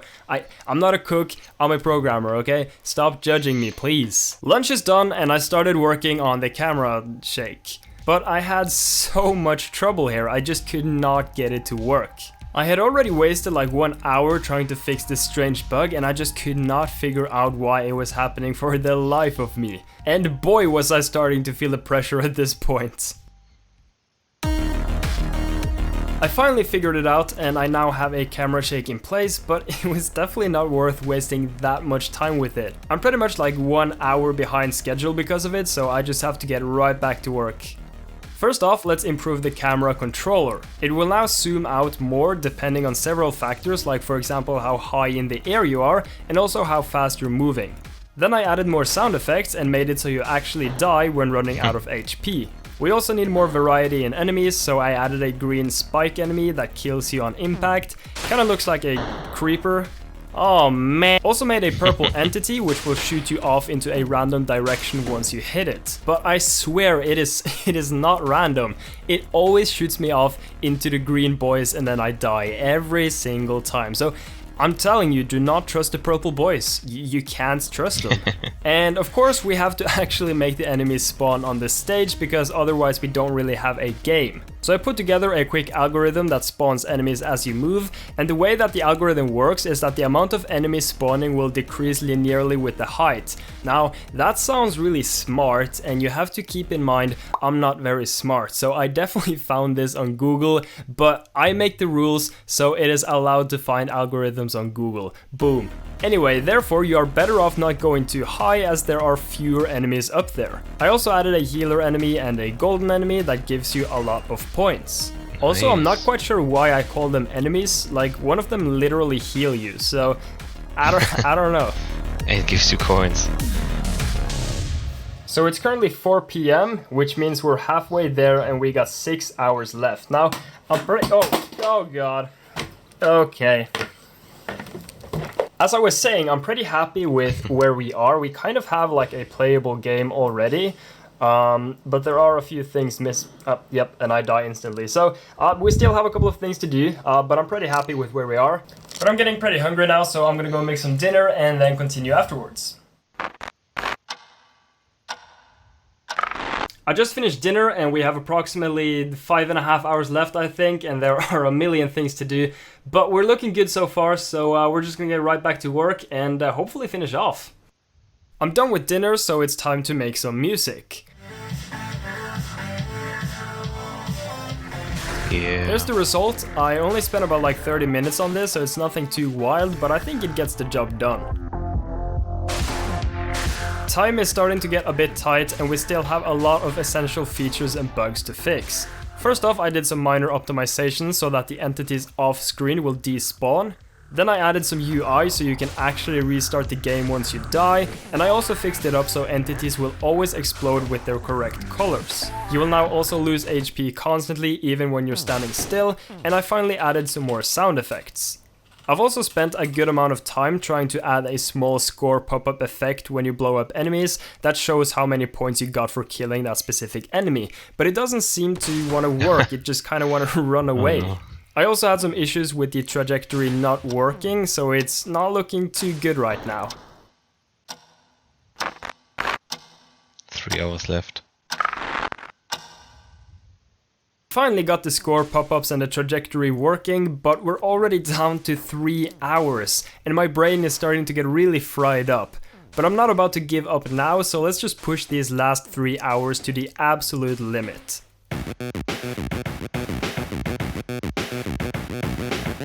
The music will now dampen once you die. I finally added a combo system so you're rewarded for playing well and quickly, and this made it much more fun and addicting. The health bar now accurately displays your current health. And finally I added a new entity, Black Hole, which will kill you if you get sucked in. Oh no. So I just finished implementing the Black Hole and I currently have about 15 minutes left.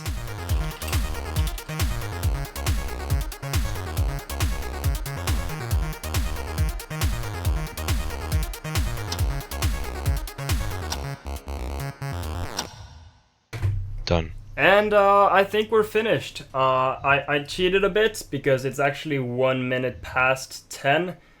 Which means I'm disqualified, but it's not that big of a deal because it's my own competition, so, you know, who cares?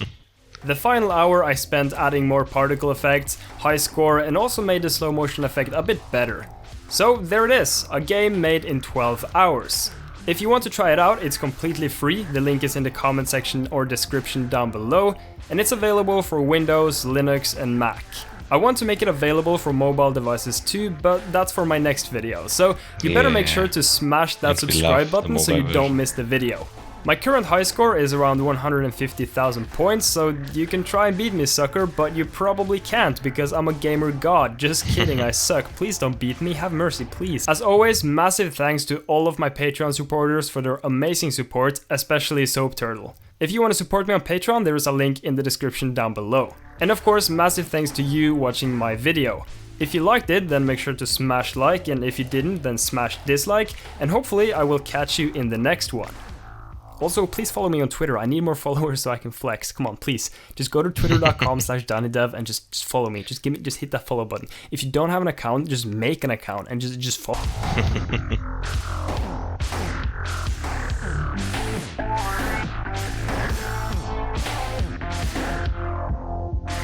The loaf.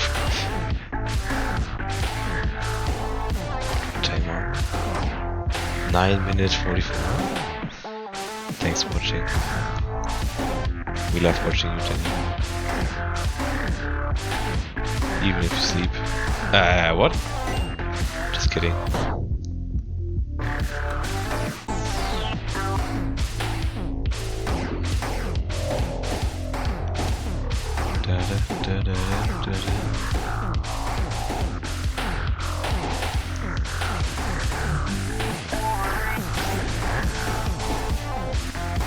I totally forgot how good the sound effects were. On my shitty phone, the sound effects were absolute crap. So last week I made a game in only 1 day. Now the plan is to turn this into a mobile game and release it for Android and Apple, but releasing it for Apple I would need a website which I don't have, so originally I was only going to release it for Android. But then Hostinger.com hit me up and they were like, hey, do you need a website? And I was like, yes, I might need a website, I don't know. And just like that, I now had a web hosting and domain name provided by Hostinger. The only thing missing now is the actual website. Haven't made a website before, so I need to learn HTML, CSS, and everything else that I need to make a website in only 2 days. That is the plan, but before we get started, this video is sponsored by the cool people over at hostinger.com. If you ever wanted to make a website, whether you are experienced or you have no experience and have no idea what you're doing, kind of like me, then hostinger.com is a great option. They will basically handle all of the boring back-end stuff for you, so you can focus on only building your website. So it's very easy to set up, it's very quick and super affordable. And if you're not into coding and you want to make a website without coding, then they have a great website builder tool which you can build a website with without any coding knowledge at all, which is pretty cool. So basically a toddler could make a website with this tool. Probably, I don't know, I'm not a toddler, but I'm sure a toddler could do it. It's great, it's good stuff. So head on over to hostinger.com/Dani and use code Dani for a 15% off. And not supposed to give my personal opinion, but that's a pretty good price. It's currently Monday morning and my goal is to finish the website on Tuesday. I could use Hostinger's website builder or something similar like WordPress to finish a website in probably minutes, but I want more of a challenge. So first off, I need to learn about HTML, CSS, and whatever else I'm gonna need to make a website. The first thing I did was download Sublime Text, because that's apparently the go-to editor for HTML, but later I realized this was a tutorial from 2013 and I could have just used Visual Studio Code. Then I set up XAMPP, What the hell? I don't know, but I set it up so I could build a website locally, and just like that we got our first Hello World working. Fantastic. Then my website just got uglier and uglier until I realized this tutorial series is from 2013. Damn. So I took a small break, got some quick workout done with my mate, had some food and got right back to work. We have now upgraded to Visual Studio Code and a tutorial series that is not from the Stone Age. Yay! This one was actually really good and there is a link to it in the description down below. So I learned more about basic HTML and CSS and eventually ended up with this monstrosity. But we all gotta start somewhere. It's now 7 PM and I've finished the tutorial series and I've been learning HTML and CSS for about 8 hours now, so I think it's time to get started on my very own website. First, I figured out how to import fonts so I could use the free Google font Roboto, which is a great font. I'm going for a minimalistic website style, meaning there will be very few elements and colors, which should make my job a bit easier. That being said, doing a good minimalistic design can actually be really hard. Even though there are few elements, you need to make those really stand out and work together, which is what makes these types of design so tough. But it's now 10 PM and here's the result so far. We have some cheeky navigation buttons going on and they don't really do anything yet, and a very boring homepage that I will spice up tomorrow. And of course we gotta have the little copyright thing in the bottom corner. I don't know why, but it looks cool, so let's just put it there. And let's be real here, no one actually uses that for copyright reasons. We all use it because it looks sick as fuck. But that's it for today. I'm gonna go hit the sack and continue tomorrow morning. It's 9 AM in the morning, a little later than I wanted to, but we're gonna get right to work. I want to make the homepage better looking since it's the first thing anyone will see when visiting the site. So I started coding the layout I wanted and eventually landed on this design. So here's what we got so far. So nice. I think I've managed to keep the simplicity that I wanted with the website. You can see we have sort of like a gradient background, which I quickly made in Photoshop, and then just a very short simplistic description of what I do. And if you hit the learn more button, it takes you down here and it kind of tells you a bit about me, and then you can hit games, videos, or contact. But they don't work yet. But this is the basic idea. So now we just need to implement the other pages.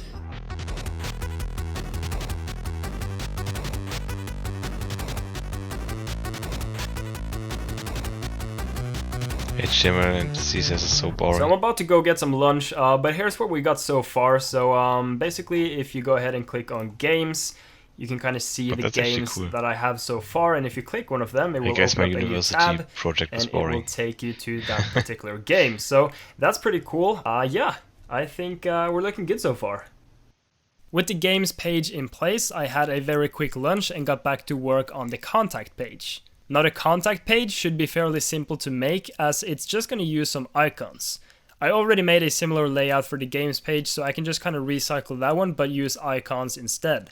So it's a little over 4 PM and I've almost finished up the contact page.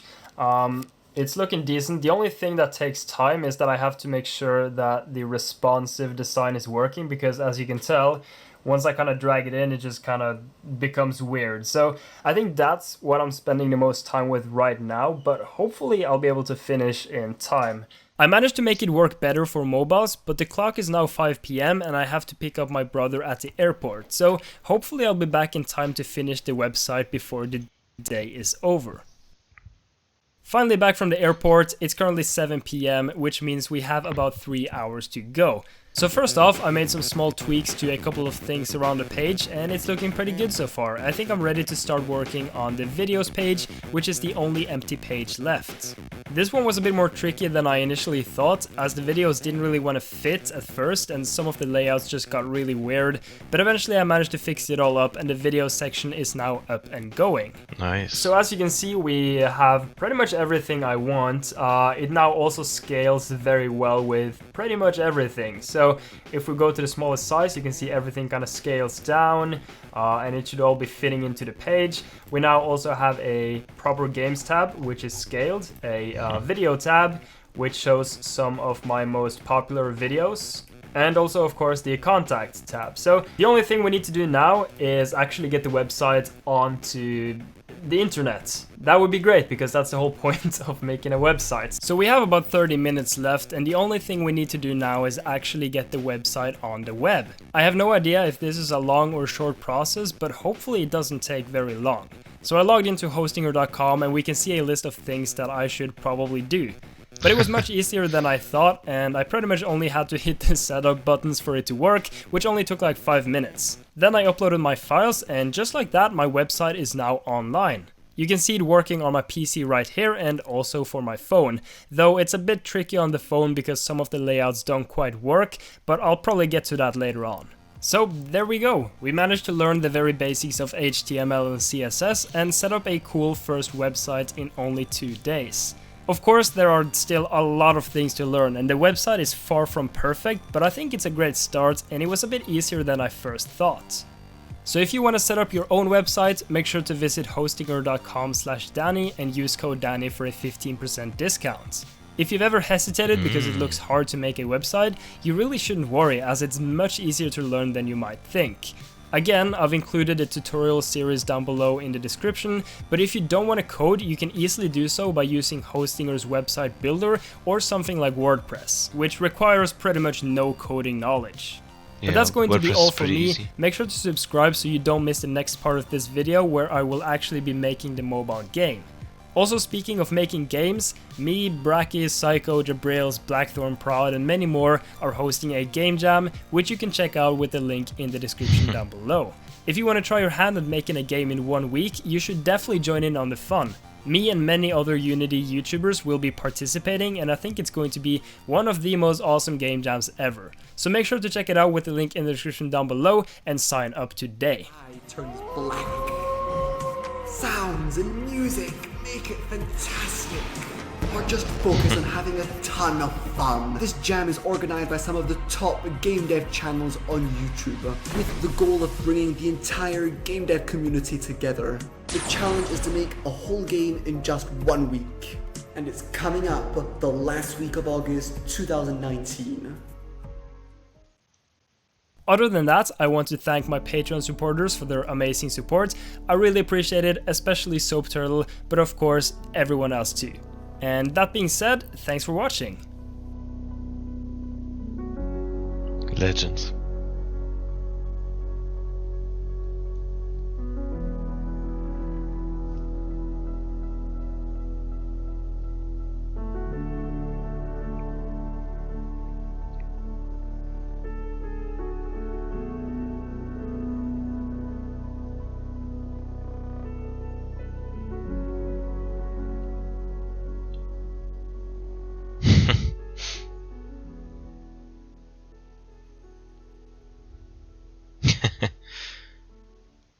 Best product placement.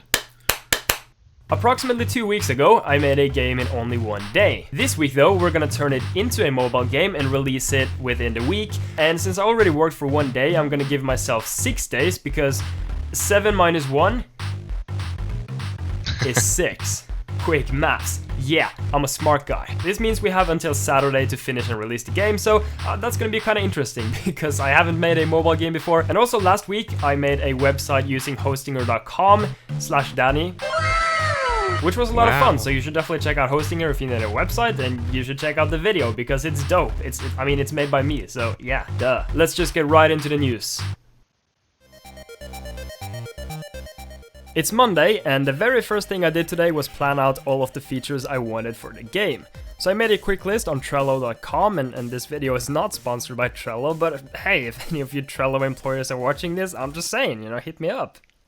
The first thing I did was change the trajectory so it shows where you're actually going instead of just a straight line. Next up, we need to change the launch mechanic so it works better for mobiles. It's currently designed for PC, but I want a pullback mechanic instead since that makes more sense for a phone game. So I landed on this design where you aim from where you initially pressed, so you can basically play with only your thumb, which is pretty nice.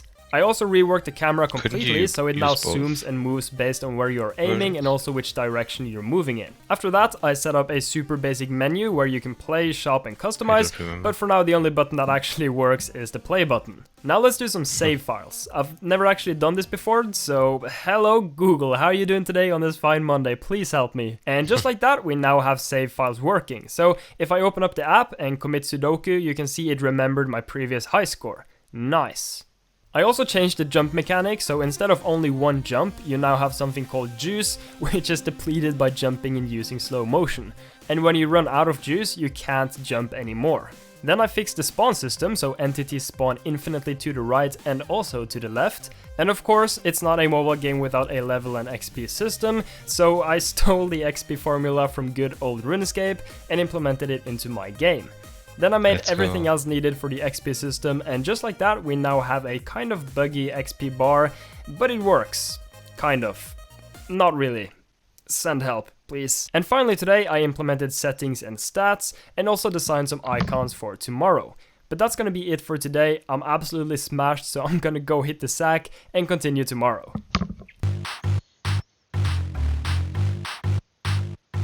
It's day 2 and I've recharged after a good night's sleep. I got a lot of stuff done yesterday and the list is almost done already, which means we have a lot of time to add even more fun features.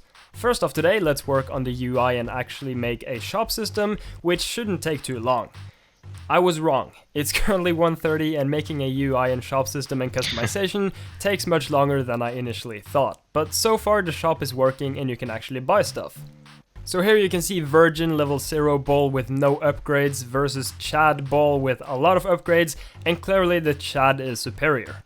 I want to add more upgrades, but I haven't quite figured out what exactly yet, so I sent out a tweet asking for ideas, and you should totally follow me on Twitter by the way, I post some really cool tweets, yeah. And while waiting for ideas, I finished a very buggy color selector so you can change the color of your balls. Change the color of your balls. Back on Twitter now, I've gotten a lot of cool suggestions, which gave me a ton of inspiration, but before starting on any of it, I implemented the most important upgrade in the entire game. Square.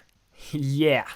Then I implemented a rocket upgrade inspired by Risk of Rain 1, which the more you upgrade, the more frequently it will shoot out home-seeking rockets, killing enemies for you. This is what it looks like fully upgraded. And with that, it's the end of day 2, which means it's time to hit the sack.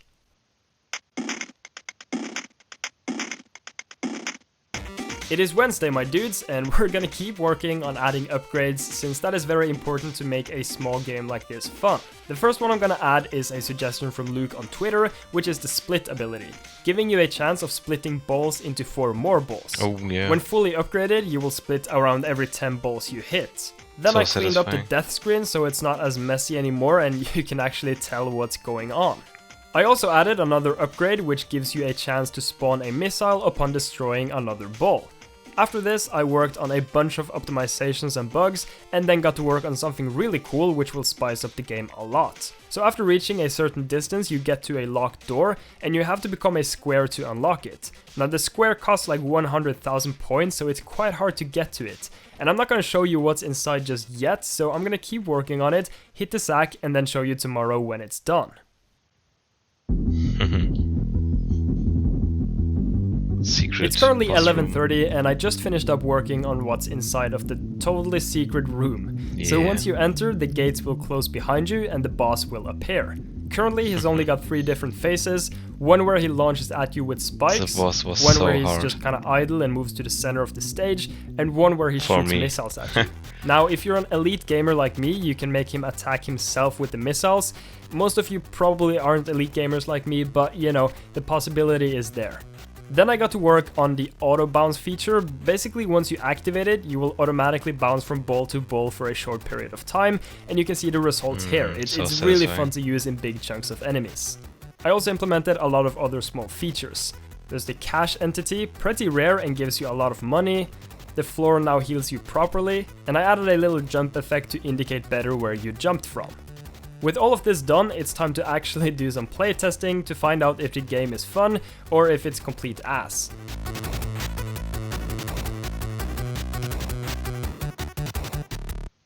After playing for an hour, I had a long list of feedback for myself, but the biggest setback is the fact that the controls are absolutely terrible and it's no fun playing. So yeah, the game is complete ass. So I'm feeling a bit demotivated right now, not quite sure what to do here, but let's start with fixing all of the small issues first.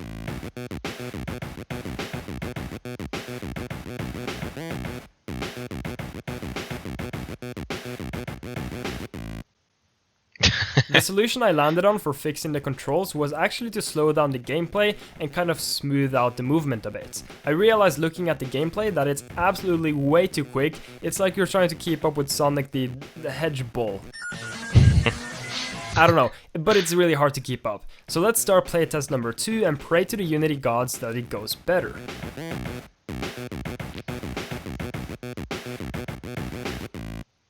The second playtest was actually a success and it was really fun to play this time. Motivation is back and we can now start working on the game again. There's now a missile ball which will shoot missiles at you, because dodging missiles is always a lot of fun. But that's going to be it for today. I'm gonna go hit the sack and get some good night's sleep and continue tomorrow, which will be kind of the last day of intense working before publishing.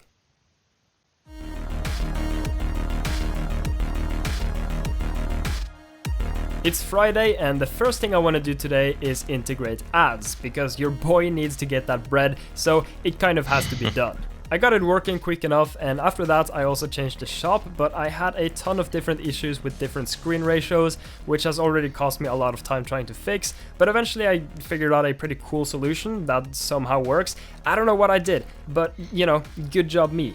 After a while I've also reworked the menu and it looks much cleaner now, so I'm pretty happy with how it looks. Then I got to work on actually making the ads work, because previously I didn't actually implement them properly, so I've made it so you can watch an ad for money and also one level. I also added a distance meter thing that shows you how far you got in your run, and also that there's some secret kind of boss stuff coming up to keep the player interested. I also worked a bit more on the music, and it's time for another playtest. So let's build the project, and nothing works.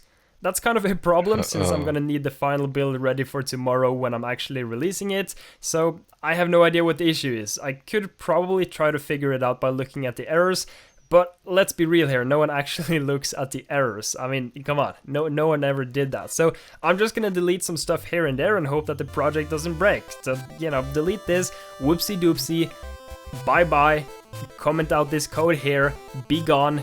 And just like that, we now managed to successfully build a project. Ladies and gentlemen, that is how you fix things. We might have lost half of the project on the way, but hey, at least the build works. But I'm getting really tired now, so I'm gonna go hit the sack before I end up deleting the entire project, and hopefully figure out something tomorrow before launching. It's the final day, and we have a lot of work to do in a very limited amount of time. So before I get to work on actually publishing the game, I fixed a ton of bugs and added a second boss so the game would have more content. He's pretty much identical to the first one, but guess what? Square. Boom. Oh no. Though he kinda likes to blow himself up, so he's kinda bad. Anyway, I fixed that and then put some finishing touches on the menu. All the sections are now working as they should, and I've added a cheeky little about button so I can get some extra clout for my YouTube channel. Now that we've got that out of the way, let's work on the actual publishing parts. So here you can see a list of things to do. A lot of typos since I'm dead tired at this point, but whatever, we got the list. So I started off by killing 2 squares with 1 stone, I don't know, but I recorded some gameplay for a trailer and screenshots while also playtesting and adjusting some minor details. So I just finished a very short and rushed trailer. Oh man, I keep bouncing into the green balls. This game is so hard.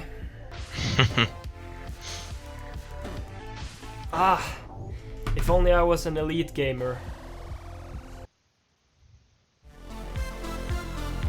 Then I did a ton of playtesting to make sure all of the small details work and everything is in place, which took a lot of time.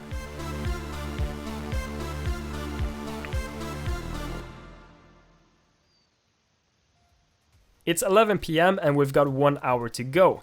I uploaded the final build and what do you know, even more errors. But there's nothing to delete this time, so I'm not quite sure how to fix this. I can't just delete the entire Google servers, or can I?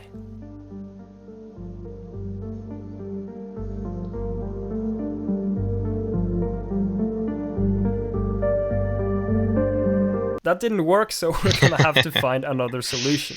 And with just 5 minutes to go, I managed to fix all of the issues and upload the final build. Some people might say that was a pretty close call, but it was honestly all part of my calculations and master plan, so no worries, I had it all under control.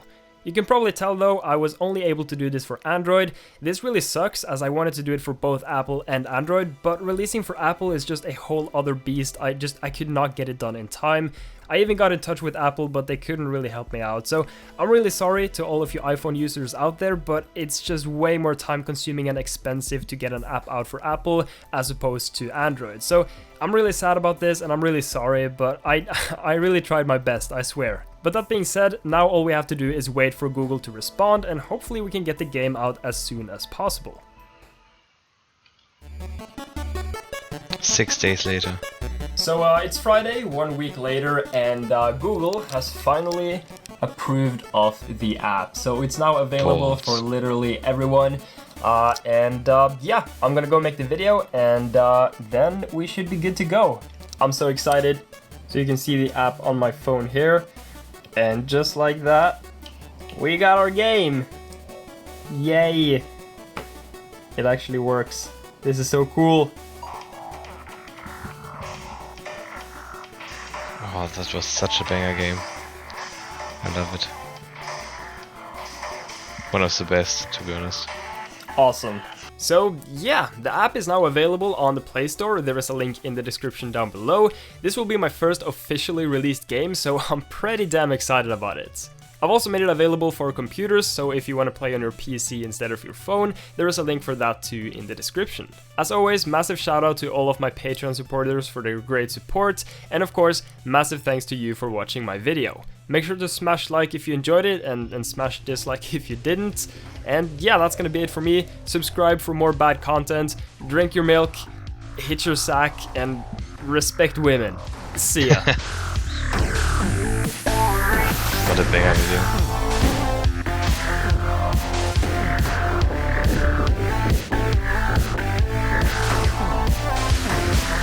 Autobounce is so cool.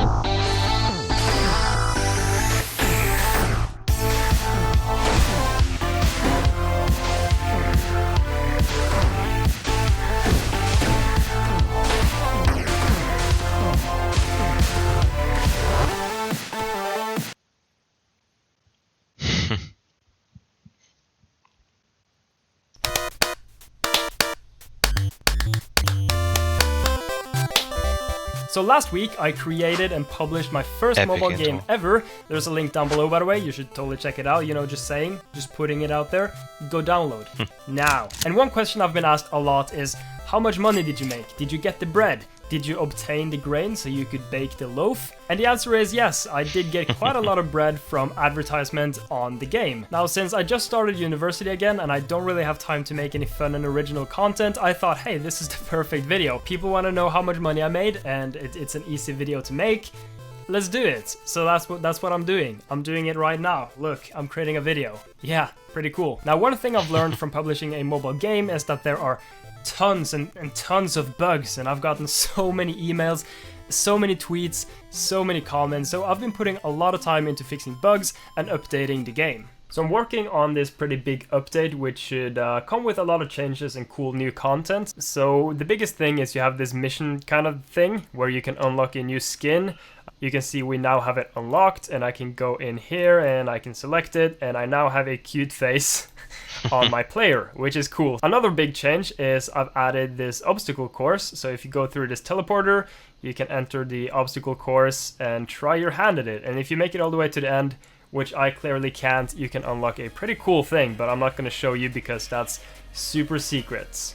So yeah, the last thing I want to do before releasing this update is I want to implement some more upgrades, because people keep asking me for upgrades.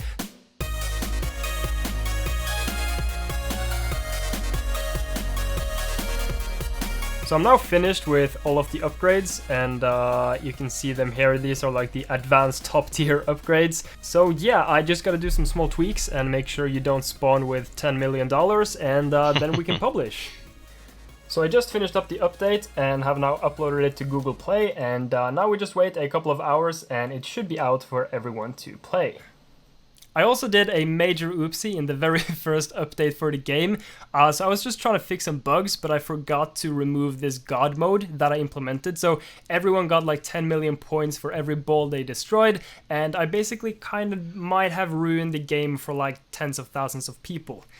But now the question on everyone's mind: how much money did I make during this first week? Let's get into it. Transition effects, wow. So all the ads are provided by Unity, because that was the easiest way for me to do things and also the quickest way.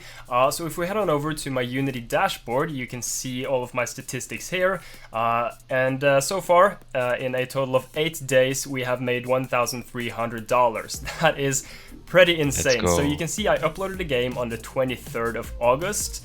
And then it just really spiked up because everyone saw the video and downloaded the game, and now it's like kind of fallen off. But still, that's a crazy amount for such a small time, and you can see we have like 1 million requests for ads and I think 700k impressions. I think that means a total of 700,000 people have actually seen the ads. Now you can clearly tell that the rewarded videos definitely do way more than the actual forced videos, because every 7 rounds there's going to be a forced video you have to watch for at least 5 seconds. Now the rewarded video is you can click it and watch an ad for like 25 to 30 seconds I think, and then you get 1 level and also a lot of cash. So apparently a lot of people have clicked to watch this ad because it's made almost $1,000 just from that. So that is pretty insane. Now if we head on over to my Google Play dashboard, which is basically where I can see all of my stats, we can see the game currently has 69,000 active installs. And if we click on it, we can see some more stats. So a total of 89,000 have downloaded and a total of 25,000 have uninstalled. Now the app currently has a rating of 4.82, which is ridiculously high, mainly because people have watched my video and then downloaded the app and just given it a high rating because I made the app and not actually because they rate the app. So you can actually check out user acquisition, and I think I pronounced that right, I don't know.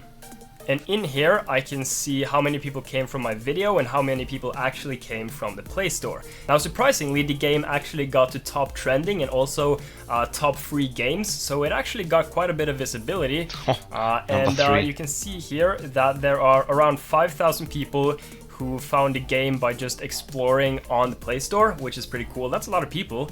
And 3,400 found it by searching, and then you have the rest, which is like 80,000 So that's from a YouTube video. So 80,000 people came from a YouTube video Great. and downloaded the game. So yeah, that's about it. There's not really any more fun stats. So a total of $1,300 so far, and still going, which is ridiculous. So yeah, it's absolutely crazy. Obviously, it's important to note that the reason I've made this much money so far is because I have a pretty decent fan base on YouTube. If I didn't have those people, I definitely would not have made anywhere close to this amount. So keep that in mind. It's not like you can just upload an app and it will take off like this. I'm just very lucky to have so many people watching my videos and thus downloading the app. All in all, it was a very fun experience, and I'm definitely going to keep updating and adding new content to the game, but I'm definitely also going to start working on other projects because I don't want to be stuck on like one thing. So if you want to see more stuff, then obviously make sure to smash subscribe for more epic gamer content. Yeah. Also, go download my game with a link in the description down below, or I'm gonna go cry. But that's all I have for today, though. Thanks a lot for watching. Thanks so much for 100,000 subscribers. That's absurd. It's crazy, so thank you. And also, massive shout out to all of my supporters on Patreon. There's a lot of new supporters there, so that's awesome to see. Thanks a lot. I love you all. That's a heart right there. Boom. And as always, drink your milk, hit your sacks, and respect women. See ya. Soap Turtle the legend.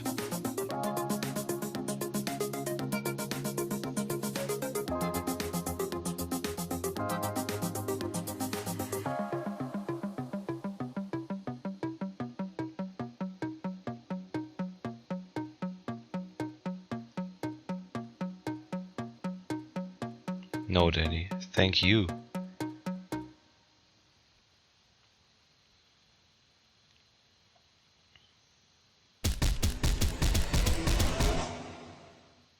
Synchronize the audio! So recently I started studying machine learning in university, and if you don't know what machine learning is, essentially it's machines learning. It's quite literally machine learning. And we're still just learning all of the boring theory stuff about it, when all I want to get into is the fun neural network stuff. And if you don't know what a neural network is, basically it's a network of neurons. Essentially, it's a brain. So when we're talking about neural networks in machine learning, we're talking about simulating a brain. But obviously on a much simpler level. To put it in perspective, Cool. the average human brain consists of like 86 billion neurons, and the brain I'll be making today consists of like 86 neurons. Kind of like my brain. Pretty empty. So first off, I have to learn more about neural networks and how they work. I spent the first couple of days reading about neural networks and trying to understand the fundamentals of them.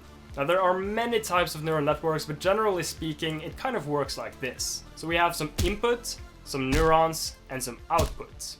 And when we give some inputs to the neural network, it will process that information and turn it into some outputs. Now there's a lot more going on under the hood, but that is like the very basics of it. For now, you can just imagine a box. You give the box some information, and the box gives you back some new information. Okay, so now we know how a neural network works, but before I try to teach it how to play my game, we're gonna do a simple experiment first, just to verify that my algorithm is working. So I set up a new Unity project and created a little guy. He doesn't know how to do anything yet, so he's pretty dumb. Yeah, f*** you, Billy, little prick, nobody likes you. And Billy was born again. Got him good. Now let's program his brain and see what Billy can actually do with some work. We're also gonna create a horde of them, since they will learn faster that way, and here we go. Nothing happened. Second take and action. This time it seems to be working, but as you can tell, they're all pretty dumb and don't really know what they're doing. But as time goes on, they're gonna get better and better. So what's actually going on here? How are they improving? Well, we're currently giving Billy some input, specifically the rotation of his body and the rotation of his legs. And based on this information, he has to figure out how to process it and give some decent output that will make him achieve his goal. In this case, the goal being to move forward. And every 15 seconds we destroy half of the population and replace them with duplicates of the best half of the population. Then we mutate this portion of the population, which will give some variety and new changes so they can learn to adapt and overcome the challenge. And as you can see, by generation 15, most of them have adapted a decent style and some of them a interesting style. I don't quite like how they're just sliding on the ground, so I told them, in order to get points you have to stay elevated. Now, they kind of outsmarted me and just lifted their left leg to stay a bit more elevated, and still are kind of sliding. So, you win this round, robots, but I'll be back. Anyway, enough of this simulation, time to get to the real meat of the coconut and teach them how to play my game. So first off, I made a very simple copy of my game. If you don't know how the game works, it's very simple. You launch yourself into balls to gain points, and when you hit another ball, you regain your jump. I have a video about how I made the game, and it's also available on the Google Play Store, link in the description, just saying go play, download, okay, thank you. Here you can see the simplified version, which is what we'll be using for the training. Once they're done training, I'm gonna put the best ones into the actual game and see how it does. But as you can tell, they're nowhere close to being finished training. I mean, Billy right here is still really stupid. But before we start the training, let's add some utility so it's easier to see what's going on during training. First, I made some stats in the corner, very cool. Then I made a little graph showing how well they're performing over generations. And finally, I added a button that allows you to track the best player. Oh yeah. And just like that, it's time to start training. So there are 50 players on the map and around 2,000 balls to hit.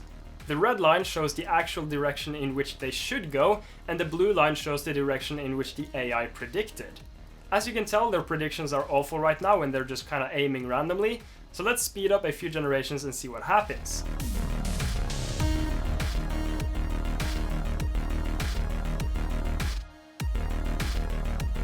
You're learning fast. Well, actually not. What the hell is this graph?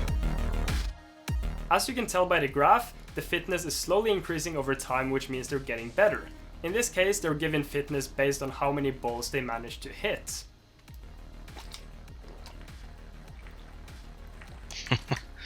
Fast forward 100 generations and they're still really bad at aiming. They aim like my grandma, really bad.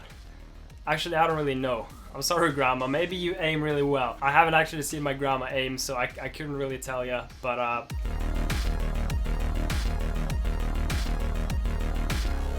Anyway, it seems they have only learned that jumping up at really high speeds usually leads to them hitting a lot of balls.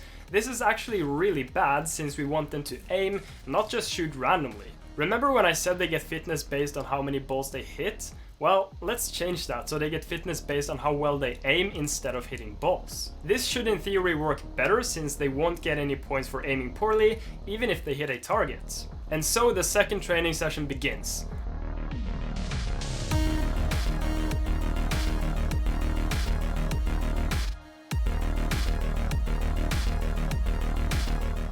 After 20 generations they aim a bit better, and after 100 generations they seem to have gotten the hang of it. But there's a big issue, they aim really well at targets above them, but terribly at targets below them. This is likely due to overfitting. Since they've all started on the ground, they're all used to aiming upwards to get their initial points, which means they're kind of biased towards aiming up and not down. So we need to do some changes again to adjust this. And here goes the third attempt. I've made some major changes, one of which is changing the gravity to 0, and the other big one is making them spawn randomly all across the map to combat the upwards bias. Here we are about 80 generations in, and would you look at that, it seems like our plan worked. They can now aim even if the target is below them, and they're actually really good at that. So now that we know that the training works as intended, let's force them to train for many generations to come, sit back, relax, and grab a snack. Cheese doodle.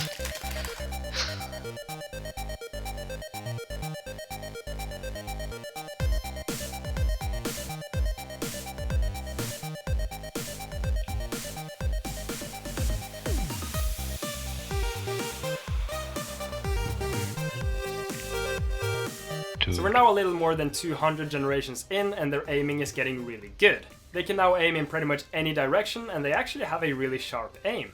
After a bit more optimizing and training, let's hit the save button, which will save Billy's brain. This is going to generate a text file containing the weights and biases of the neural network. Essentially, this is the hidden layers. And this is why it's called the hidden layers, because it's just a bunch of gibberish to any human. Unless you're a big brain like me, I can totally understand it, so yeah. Now that we have the text file, we can move it to the actual game and try to implement it there. Not sure how I'm gonna do that, but let's give it a go. I feel like I'm performing a brain surgery on Billy without actually knowing how to perform a brain surgery on Billy. Yeah, just hang in there, buddy, we're gonna get through this together. Hopefully you won't get lobotomized. Lobotomized? And we ended up with a lobotomized bull. I'm sorry, Billy. If you look closely though, you can tell he knows where to aim but still goes off in a weird angle. It turns out I just misconfigured his brain a bit, so we'll be right back.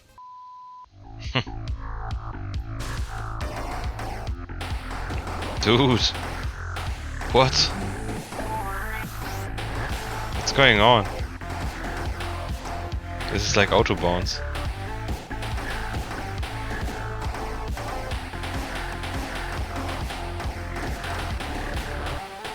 The fuck?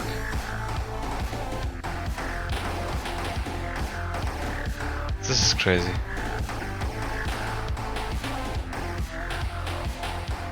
Safe to say, Billy is a lot better on my own game than I could ever be.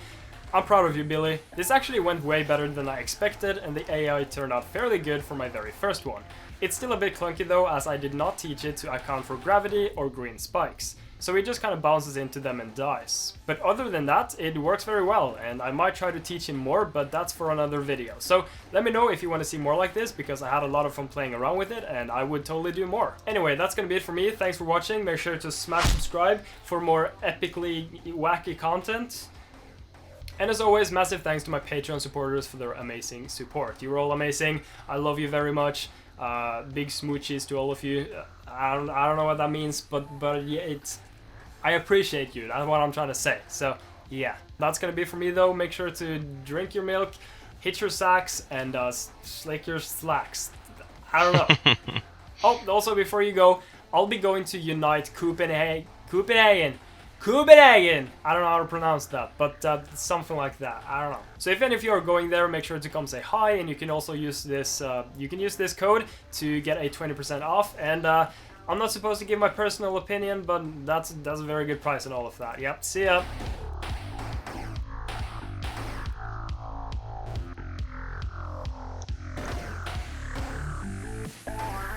This AI is so good.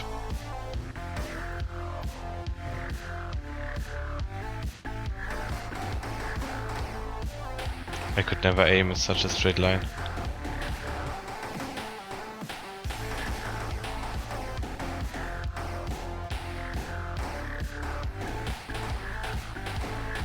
And not so fast, of course.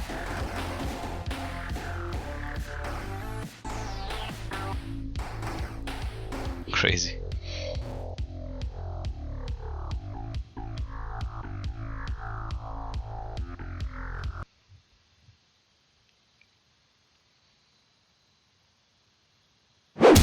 A question I'm asked every single day is, how did your channel grow so fast? And the answer is quite simple. YouTube algorithm. Let's go. So what exactly is the YouTube algorithm? Basically, it's what decides what video to recommend you to watch next. And when I say recommend, I mean force. Bro, have you seen this new video? No, I was actually watching another video right now, so maybe later. Bro, have you seen this new video?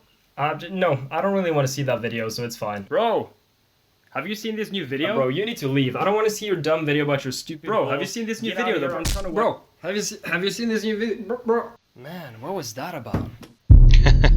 Bro, have you seen this new video about balls? There's a lake and a lot of it's really cool. How did you get in here? There's a lot of balls in the lake. I just closed it. You really got to see the video, bro. Like there's like a million balls in a lake. They're all black. It's a really cool video. Bro, have you Look what just came in the mail. How do you open it? Ow.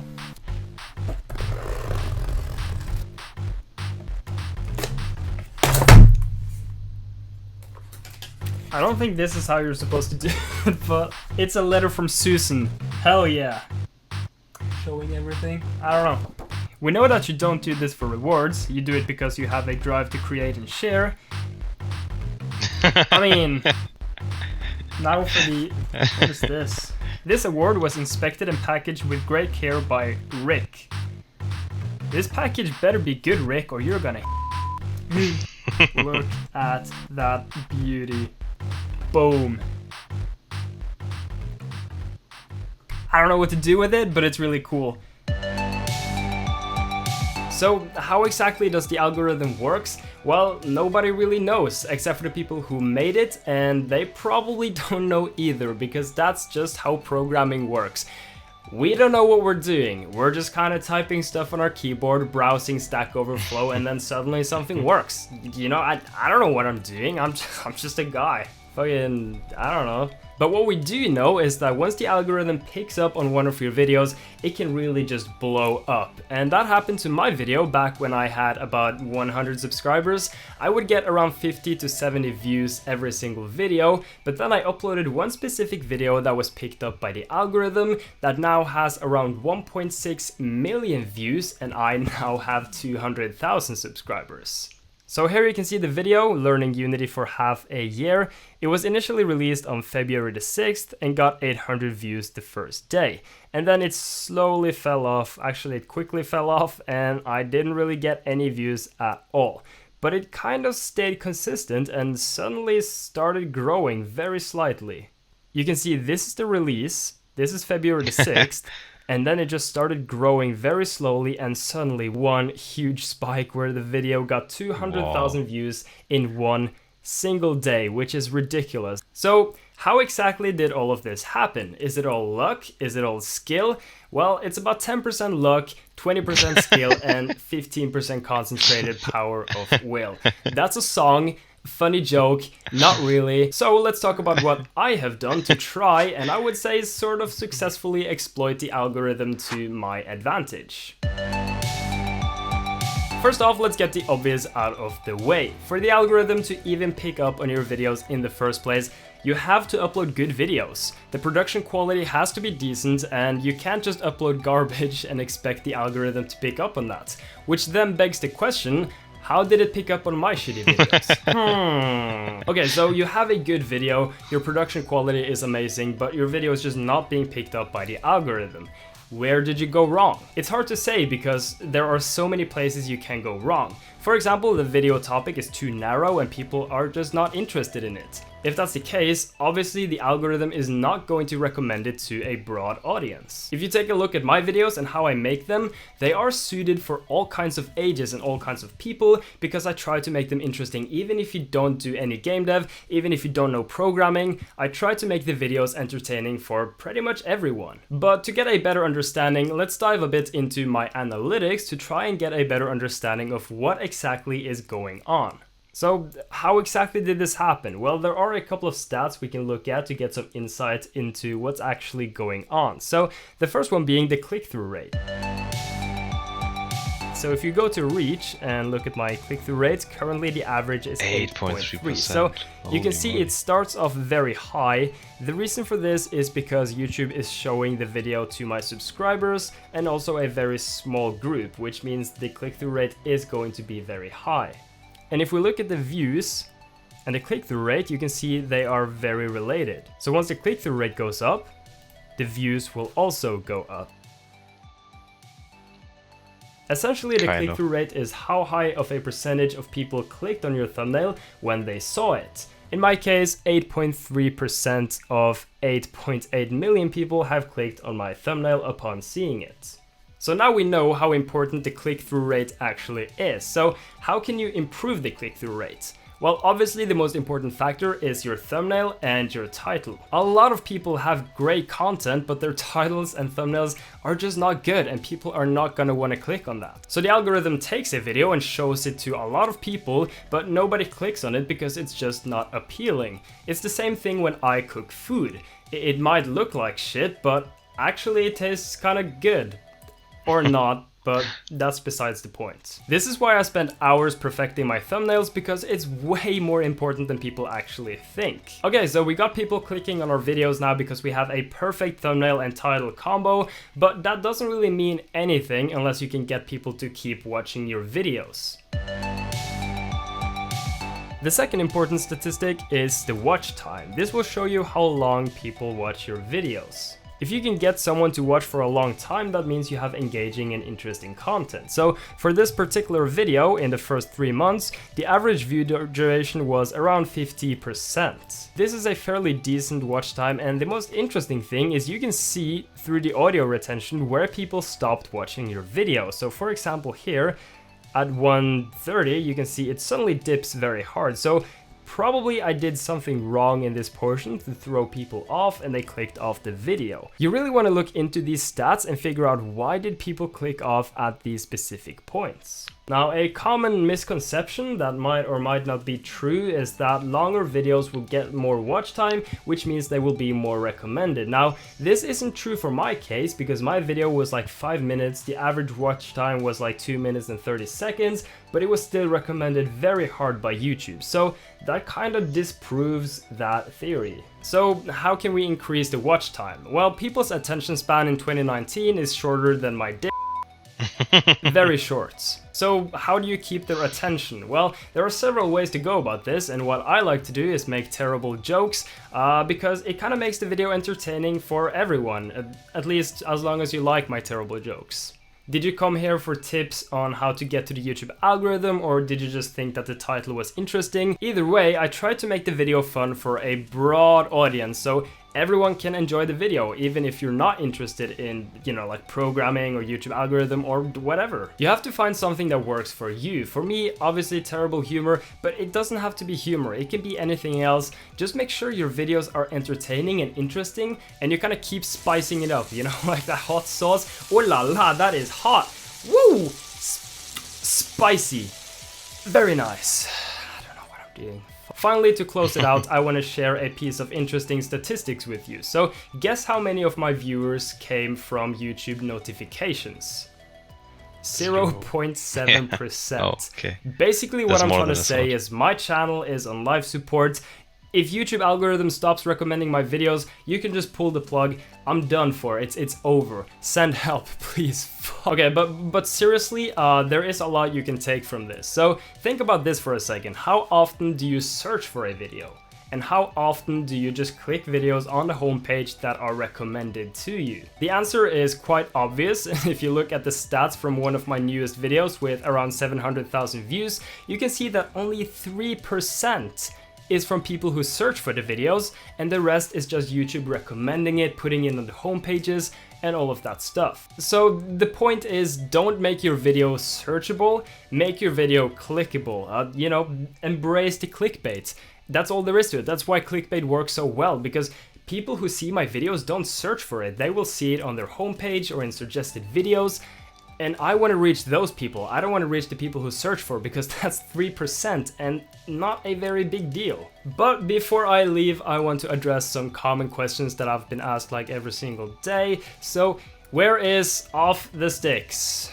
So I've just been busy with university, I've been busy doing this because this is my job now. I quit my part-time job, so I'm doing YouTube instead, and making Off the Sticks devlogs is just not gonna cut it because my main income right now is from YouTube ads. And again, making Off the Sticks videos is not really going to make me that much money, which means it's not really sustainable. But I haven't quit Off the Sticks, it's just that now I'm very busy, and when I have more time on my hands, I'm definitely getting back to it. Why do you make such low effort videos? Why don't you make cool videos all the time?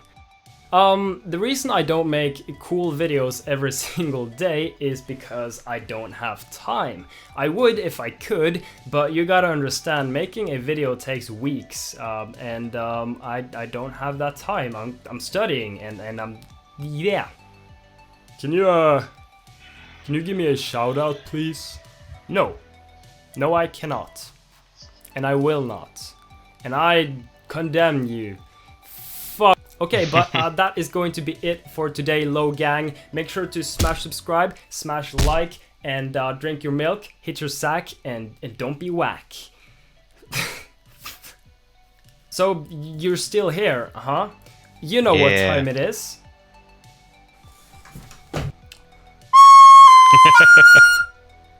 Shout out Sunday. It's not even Sunday, but whatever, who cares? So, recently my friend devlog released his mobile game. There's a link to the video in the description, or you can press the card on here or there. I don't know, but you can press it and you can go to his video, and you should totally download his new mobile game. I have it on my Android, which I don't have right here. That's a lie, I have it right there. Go download, that's the point. It's a cool game. You should totally check it out. Yeah, this has been Dani. This has been Shoutout Sunday. I'm signing off. Also, huge shout out to my Patreon supporters. You're all amazing, and I like you. You're cool. You're great. You're awesome. You're so sick.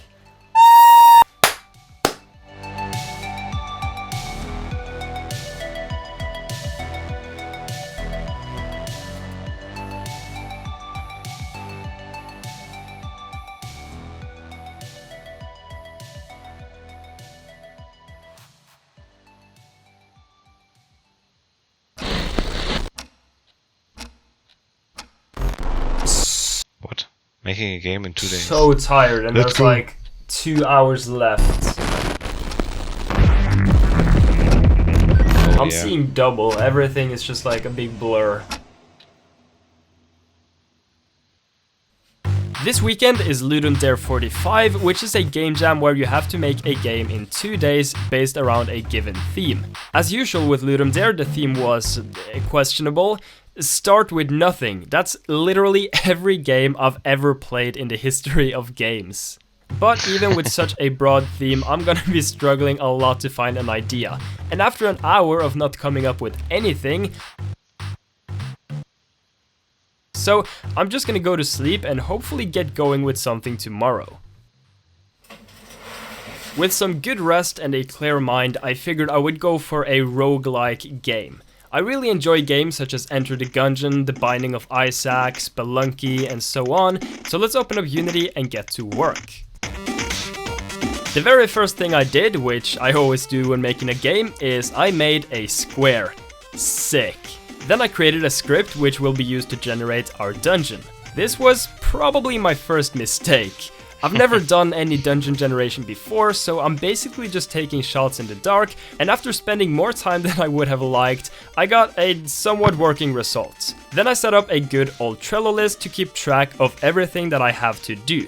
Once that was done, I worked more on the generation script to make more interesting shapes. And of course, I also generated corridors so you can actually move between the different rooms. Okay, so we're done with all of the boring room generation stuff, time to actually work on the player. I've already done a game about a square and a game about a circle, so of course, it's only natural that this one will be about a parallelogram. Yeah, you guessed it. Just kidding, it's actually about a triangle. So first I set up the basic movement, and after that I added a dash ability. So whenever you press space, you dash, and since you're meant to start with absolutely nothing, you can't start with a gun, so you have to dash into enemies in the beginning.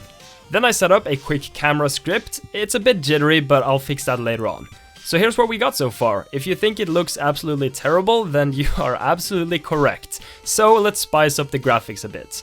I'm gonna use Unity's post-processing stack to add some bloom and other effects, which should make things look a bit better. Then I set up a very quick menu, and as you can see, all is working perfect.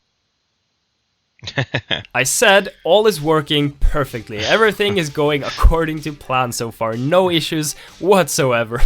Okay, so we have the basics down, now it's time to work on the actual gameplay.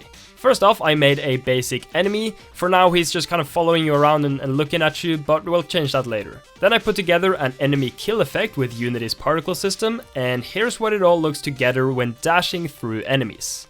And finally, you can now take damage if you touch enemies without dashing. But now my friends are forcing me to join them in social activities and interactions, so I have to leave for a bit. Kids, don't get friends, it's bad for you and bad for your game jams. I just got back home, it's currently midnight, which means we only have 24 hours to go. That's not very good, since we have about 1 million things to do. So, as a wise man once said, hundreds of years ago, why sleep when you can work all night to finish your game jam in time? That wise man's name? Me.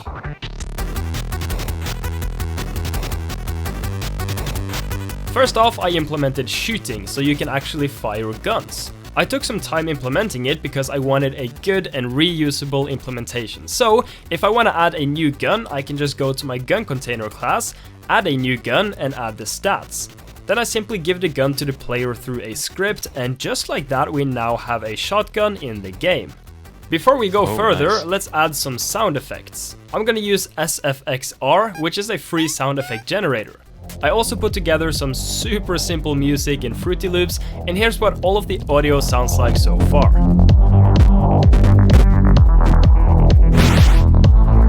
After this, I implemented a timer. The idea is, the further the timer goes, the harder the difficulty. Kind of like Risk of Rain 2, which is a super fun game. As you probably noticed by now, I'm no artist, to say the least, so I'll stick to some very simple pixel art.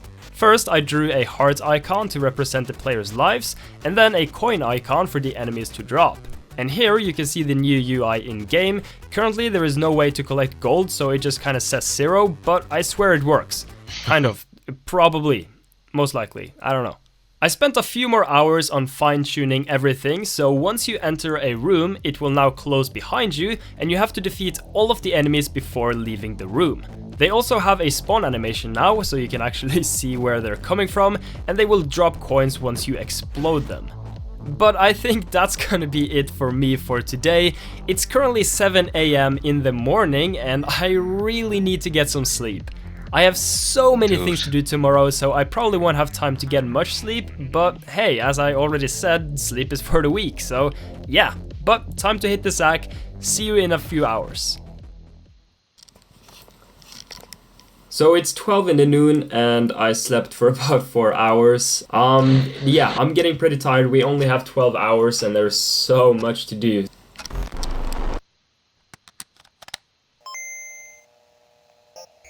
We currently have a very unfinished game and only 12 hours to go, so let's just jump right into it. I started by making sprites for the different guns.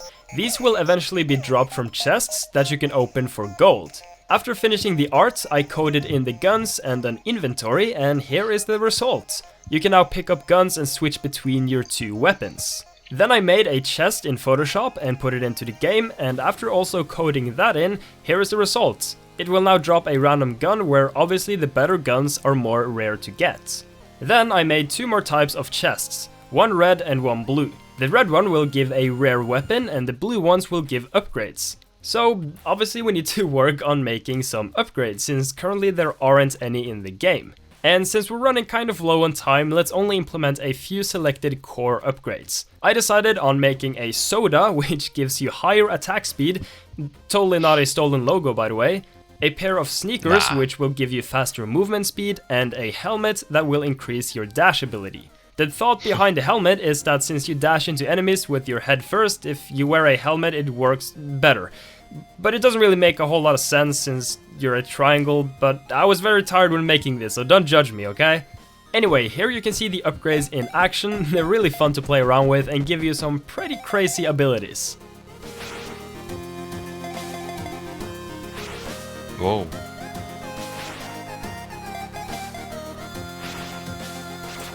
I don't know how well you can see that, but it's a little over 6 PM, which means we have a little less than 6 hours left. What I want to do now is I want to make sure enemies spawn, I want to make sure you can move to the next floor, and just make sure you can actually play the game properly, because currently you can't even restart when you die. So we still have a couple of things we need to do.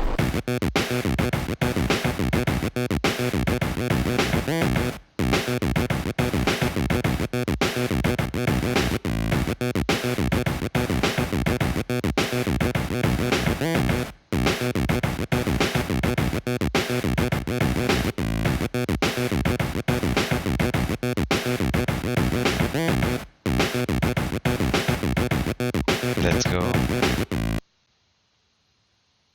Then I added 4 new enemies, which will only spawn once you get further into the game. I also added some crates, which you can break by dashing, and you usually only get 1 coin from the crates, but if you get lucky, there's a chance you can get some really rare weapons.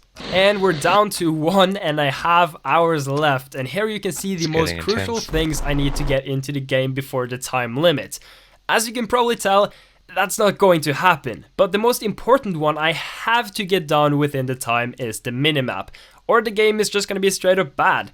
A dungeon game without a minimap is like a glass without milk.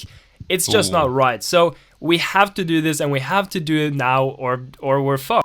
There is one huge issue though. I haven't made a minimap before, I have no idea how to do it, and we only have 1.5 hours, I heard the sentence so I only see one option out of video. this.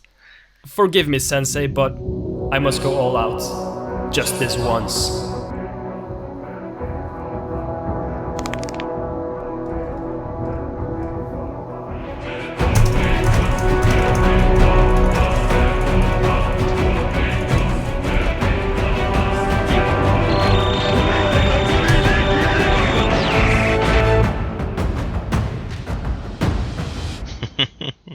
And just like that, with only 6 minutes left, I managed to somehow finish the minimap.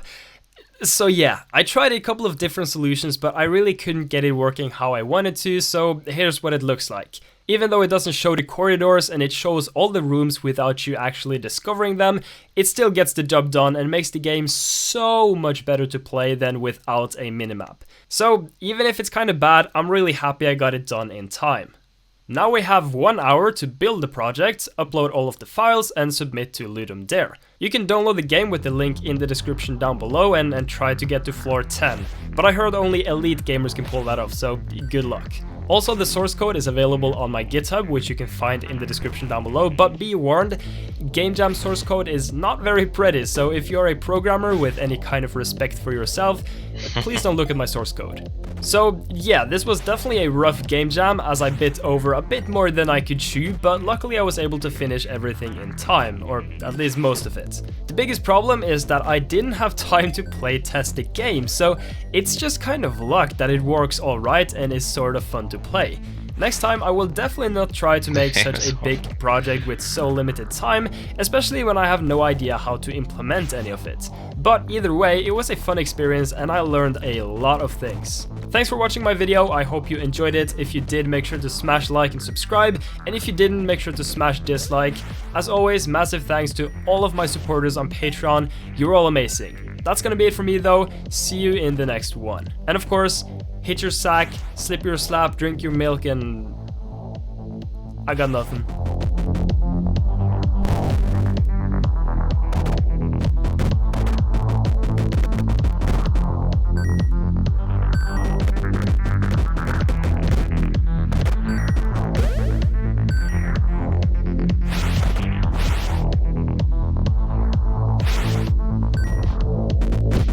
This game was pretty cool for like an evening.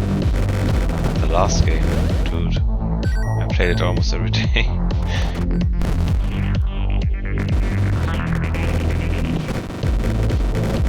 Yeah, but it still looks very cool.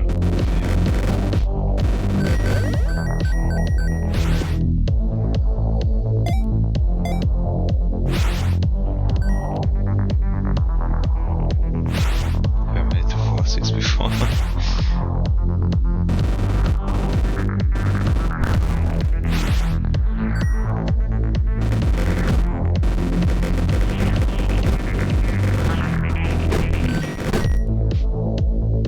Bruh.